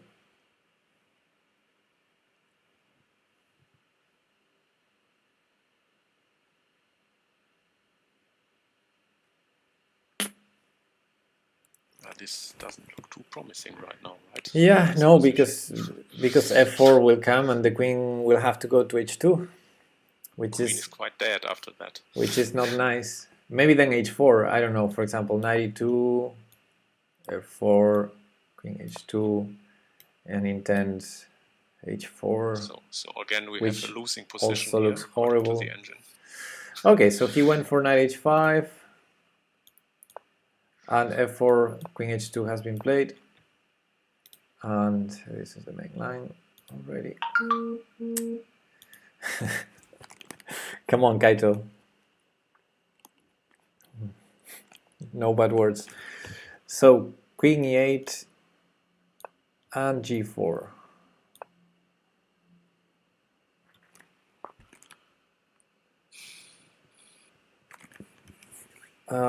So again we have let's call it an exciting position. Yeah, not very promising, and very fast check on Stribuk's game. The only promising thing is that black only has 1 minute left. Okay, yeah, that's good. And Stribuk's position looks very healthy for him with that extra a pawn running. Yeah, I think Stribuk is on his way to convert the point. So let's see what can Tijan do here. Yeah, his opponent under a minute. He has almost 6 minutes in the clock, and that's the only good news we have right now. Okay, the opponent Savieliev took en passant. Now the intermediate rook takes f8, queen takes f8, queen takes g3. There's a fork on f3, knight f3, which looks annoying.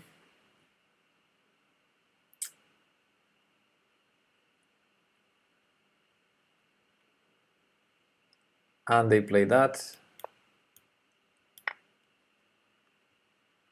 And now, since queen e5 doesn't seem to work, he will have to take, I think. Or does it? Or does it work? So queen e5 check. If king g8, queen takes g5 check, we have to calculate this. If black doesn't want to repeat, he has to play king f7. And he went for this, by the way. And there's this queen f6 check and then repetition. I think this is a draw already. Yeah, but a draw. I think he found a draw. Because making him a champion, right? Well, he has options if Stribuk doesn't win, but I think he will win. But that doesn't look like... But yeah, this is the best he can get of this position. I think it's a draw.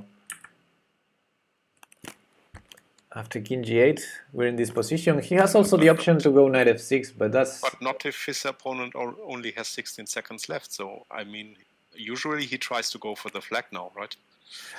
With increments... Which is an option. In a position where you're losing, I think you should take the draw. I mean, there's the option to go knight f6 check here to try and complicate. And after king f7, take the bishop. But you can do that after repeating a couple of times with queen g5 also. So maybe he does that first. Queen takes g5, king f7 now. Queen f6, he has to go back to g8. And queen g5 he can repeat to f7, so not to allow the other line with knight f6. Yeah, so that would be... I think that would be the end of the game. There's no way you can push here. Queen f4, maybe he can try to... Panda Swiss, thanks for the follow. And they're repeating, right? Yeah, it's going to be a draw. Looks like it, yes. Yeah. So, lucky escape. Bobby's saying queen g7. What? Okay, another lucky escape, but it's just a draw.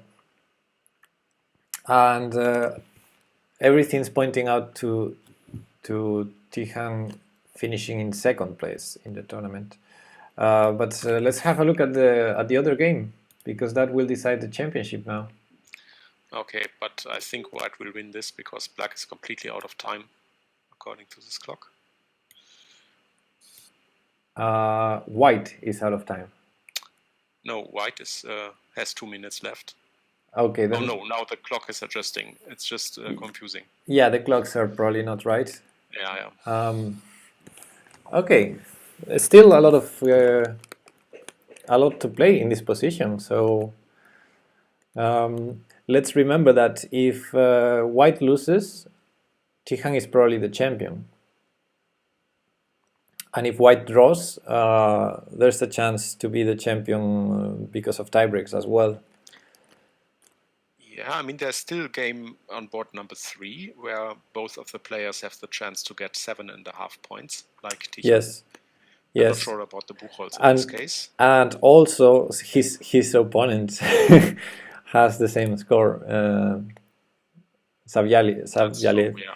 So, yeah, but I still think Tijan has one of the best tiebreaks for sure. So let's see if he has the best one.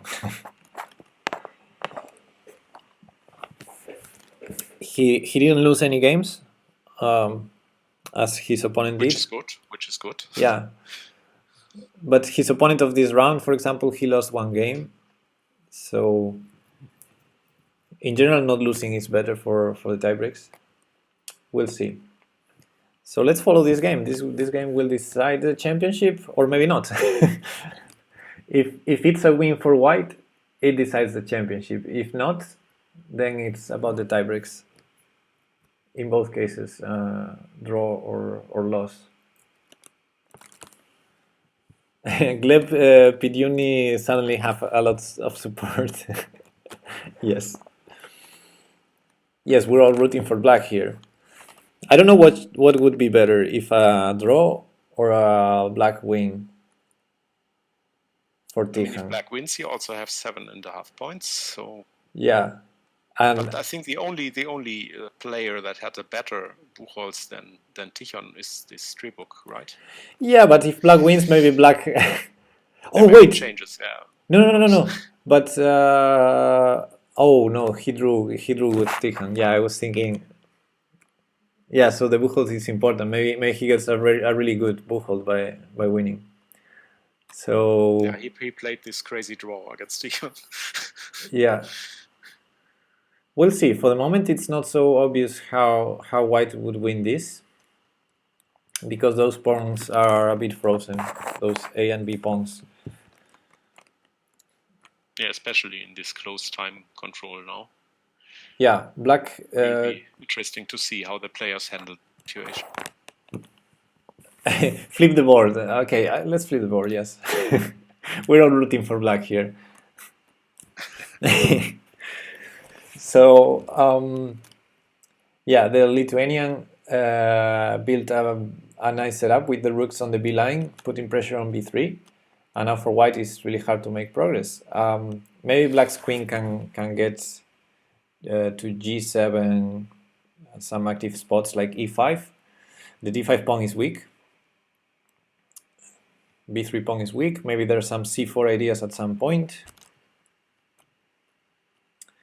Queen F6, slowly. Basinga suggested F4. I think F4 was interesting to try and play for the wing as black. I think now is the right time for Tijan to just stand behind his rival. Yeah. Make him nervous.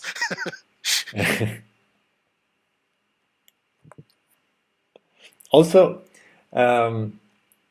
if he knows Tijan drew, it's also a bit of pressure for him, knowing that he could draw, but playing for the draw is not a good idea in a position. Yeah, because he doesn't know how it ends, right? Yeah. How it ends ending. In a messy position. But now I'm liking more and more white. I think white achieved a lot with A5, rook A4. Maybe black should have prevented that. I don't know why the rook left B4. Because he played rook C4. Okay. Now white has also a slight time advantage. Yeah, not sure about that. The clocks are a bit crazy.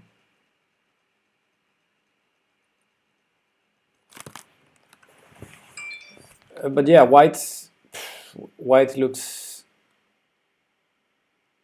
Yeah, this position is crazy. Anything can happen. Especially with if the clocks are right, one with 5 seconds, the other with 25.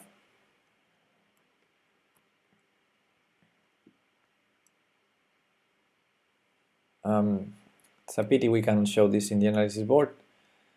Let's just stick to the live board.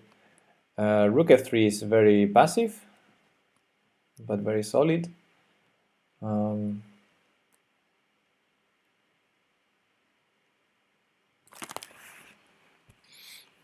It's hard to make progress with both colors. Queen B2, Rook D3, that looks like a repetition. Maybe they repeat.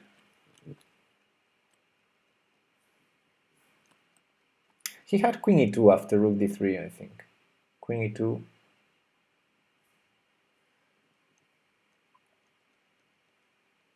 On board 3, it looks like black is winning. So this 2097 guy.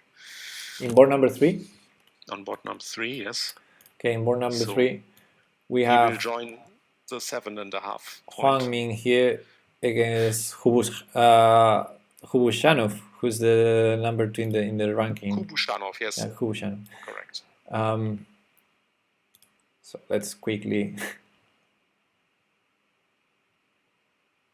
see that one.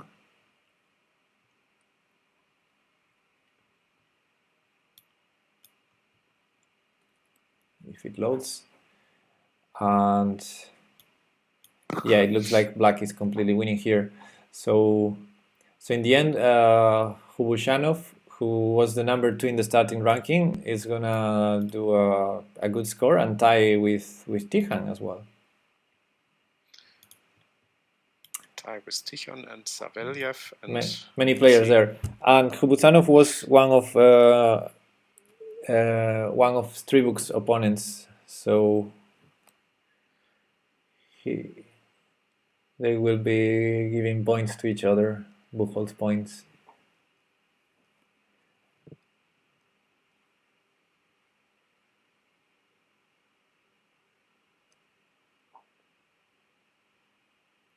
Yeah, completely winning. Stribuk is struggling to win here, I think. Stribuk, okay. Serious time trouble. Okay, let's go there. So we see here Hubushanov will win. Let's go back to Stribuk's game. And yeah, no, so it's a draw. Yeah, it's finished as a draw. Rooks went off the board and pawns disappeared. So yeah, this looks like a draw. Even it would be risky to try something here. B3 is weak. So board 2 is a draw. Board 3 we count on a win for black.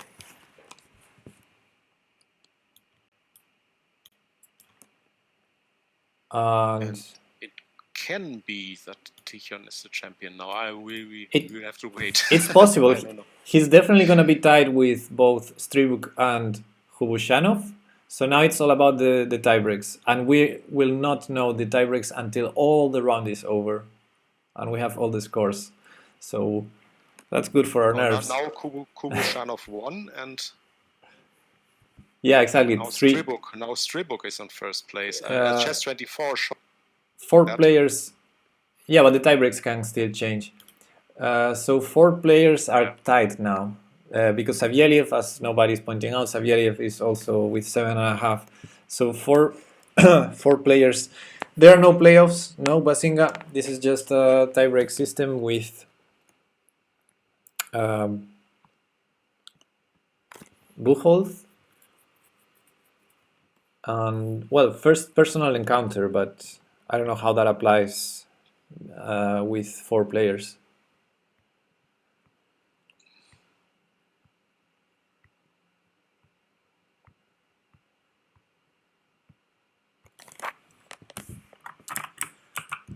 We'll see. I mean, this Chun Dugger or something like that, he played Stribuk, so better for him to lose. Who? This on board 5. Chun, I don't know how to pronounce the name. Yeah? Yeah, this white player on board 5. He was one of Stribuk's opponents, yeah. Yes, but it looks drawish. He made a very solid tournament, Chindiger or Chundugur. I don't know how it is pronounced. So for Tijan it would be better if black wins somehow, but it doesn't look like it. Well, if someone can win in this position, it's the one who's up a pawn. But it's an immediate draw with Queen H4 if white wants. And yeah, it's just a perpetual check, and he's doing it. So yeah, this is just a draw.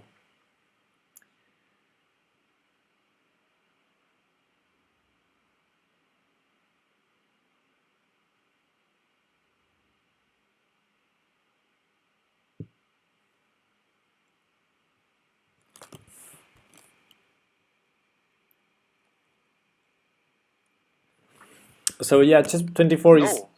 What? What is this? Black has won, is it right? No, that's a mistake. Oh, no. Chess 24, it's a mistake. Yeah, now they corrected. Yeah, no. Crazy. No. It's a draw. Yeah, it's a draw. Yeah, because they repeated the position 3 times. So another half point in the Buchholz for Stribuk. Yes. Only half a point. Maybe. Depends on what Tijan's opponents are doing. I hope they're doing great. We can see some of them. Unfortunately not in these top boards. For example, his friend Sidlieski is playing in board number 9. Can we see that? Is that covered? Let me see. I don't know. On chess24 I don't see it. Then maybe it's not. Only 6 boards are shown. Yeah, no, I don't see it. There are many boards here because they're all the age groups. I mean, nevertheless, no matter how this will end, I think Tikhon played in common a great tournament because he was the youngest competitor here. Yeah. And he didn't lose a single game, even if it was in some positions a little bit lucky, of course. But yes, he did a great tournament, leading the tournament for almost all of it, and very impressive. He's 9 years old, and most of the players here are 12 years old. Yeah. Yeah, especially the top guys, I think, will all be 12 years, I think. Mm-hmm. He's unbeaten, and yeah, he did great, no matter what the tiebreaks say in a few minutes. But let's hope for the best. Yeah, 7.5 out of 9 is excellent, and it was very, very tight this tournament. 4 players with 7.5. Very close finish. Yeah, it's excellent score, like Chess Network is saying here. I think especially when you regard his age comparing to the other players. So. I mean, it's +6. So 4 players. Yes, I agree completely with Chess Network. The age should be decisive for tiebreaks. Yeah. So the younger, the better. That would be a good tiebreak. Yeah. It's like the last tournament I played with my friends. I asked them to be the number of beers, the first tiebreak, but they didn't want that. I would have won.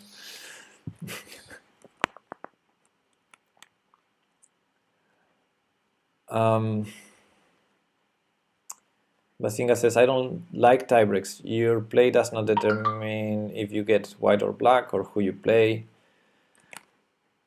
Well, there are a lot of factors there involved, but if you want to do a Swiss tournament and everyone getting the same number of games and still getting to play stronger opponents when you win and weaker opponents when you lose, there should be a tiebreak system, and it's the same for everyone, so it's fair. And then Blitz is tomorrow. Yes, H502. Blitz is tomorrow, I think 9.5, but I'm not sure. 9:30 a.m. I think. Let me check.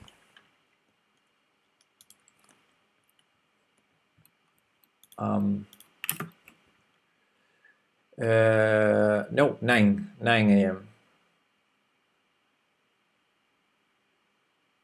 Same hour as today. I can actually share it on the screen. Let's stop sharing the tiebreaks. And yeah,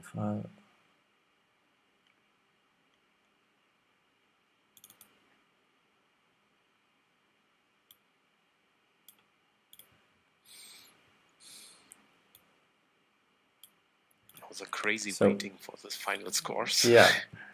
Okay, I'm showing now the full schedule of the championships.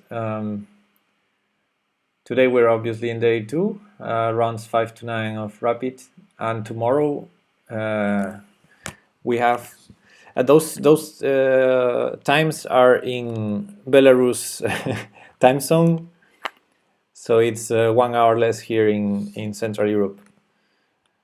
So tomorrow we have rounds 1 to 5 from 9 a.m. to 2 p.m. Sorry, to noon. To 12. Yeah, to 12. And then we have round 6 to 9 from 1 p.m. to 3 p.m.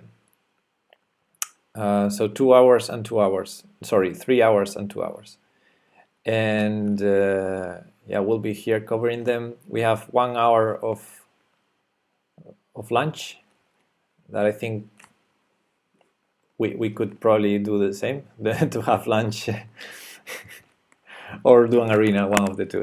We'll see. Yeah, and that's the plan for tomorrow. Unfortunately, I think we don't have... It seems that it is exactly as we expected, that Fribourg won this championship. We currently have the final results here. Okay, yes, we have the final results. Tichon is second place with just half a point of Buchholz difference. Oh my god. That's unfortunate. So we can show now the final, if I find it. Yeah, the ranking list after round 9. And yeah. But anyhow, I think congrats to Tichon. It was a great result, no matter what. And yeah, completely tied, 4 players tied, so still being the second of them is really great. And yeah, it's a pity, only half a point of Buchholz. It could go either way. Maybe Tichon is regretting that draw against Stribuc, but yeah, maybe. Yeah, but you don't know in this situation. He played. The draw seems to be sensible, right? Yeah, he played great, and to be honest, that position was equal. And sometimes you try to play for the win, and what you're doing is playing for the loss. So he took a very normal decision there. But I would understand if he regrets. Yeah, of course, but it's easy to regret something after it. Yeah, so of course. He could probably regret many other decisions in other games, especially. I think more reason to regret is some of his games. I mean, to be a little bit too wild, I think. To be honest, those lucky draws, I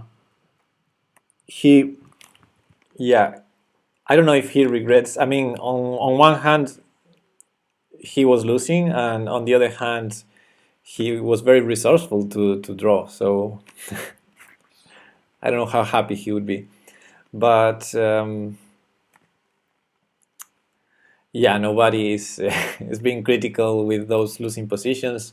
But I think also many of the players that won games were in losing positions, because this is what it is, this time control.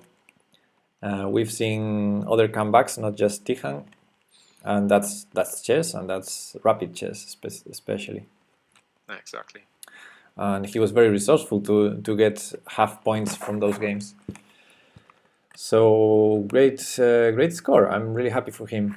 I think it's we all wanted him to win the championship, but still the closest he could be, if not winning. I mean, half a point of Buchholz tied for first. Yeah, exactly. I think he did a great job in this tournament, and especially being 9 years old in an under 12 event. So yeah, definitely, that's impressive. And I really liked the way he played, especially the games with white, and the way he managed to draw some games as well. Yeah, I think for a World Championship, I would have gone for playoffs, as people are suggesting, instead of tiebreaks. I mean, it's the World Championship. Why do you do those kind of things with adults and you don't do it with the kids? I think with tiebreaks he would have a good chance to win. Definitely.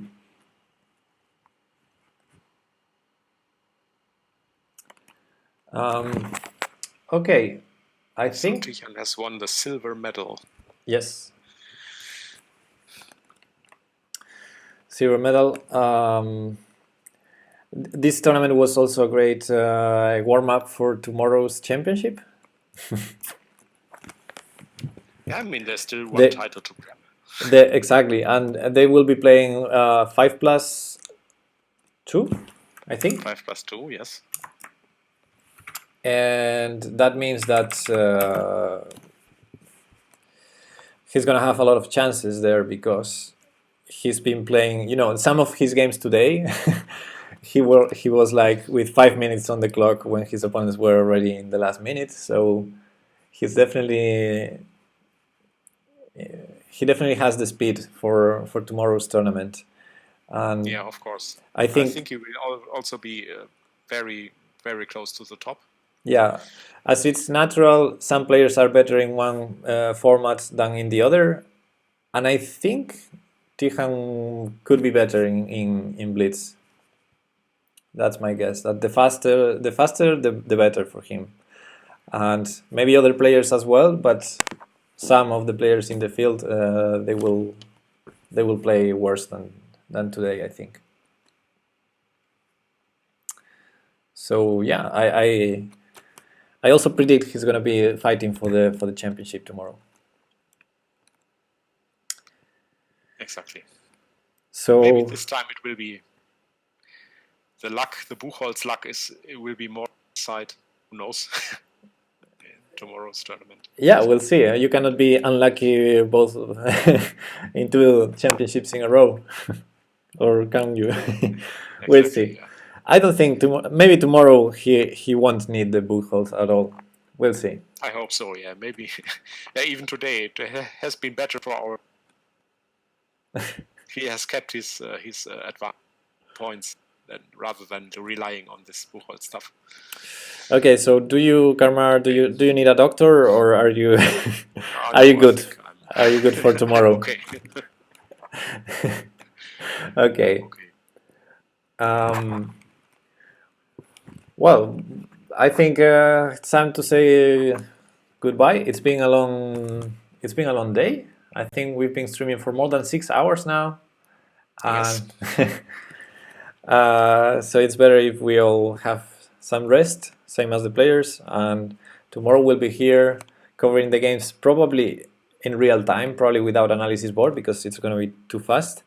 Maybe we analyze the games in between the rounds. And I hope to see you guys here tomorrow.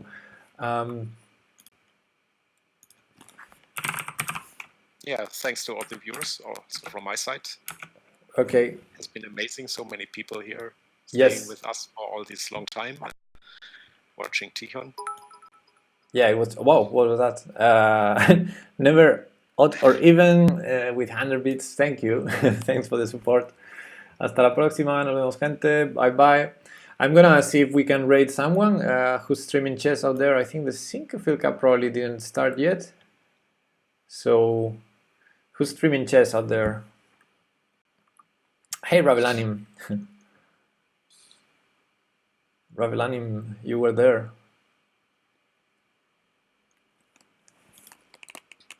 I see Dionut. Dionut was here before, and he's streaming now, so we can go there. TCC, no. The chess is boring, right? Thanks, Joey. See you later, love. And let's raid Dionut and see you later, guys. And thank you, Orsito, Bobby, Ravlanim, Nobody, everyone. See you tomorrow, same time, with even more exciting and blunderful probably games because of the time control. So hope to see you there. Have all your doctors ready for tomorrow. Doctors in readiness, and yeah, see you tomorrow. Okay, see you. Bye bye.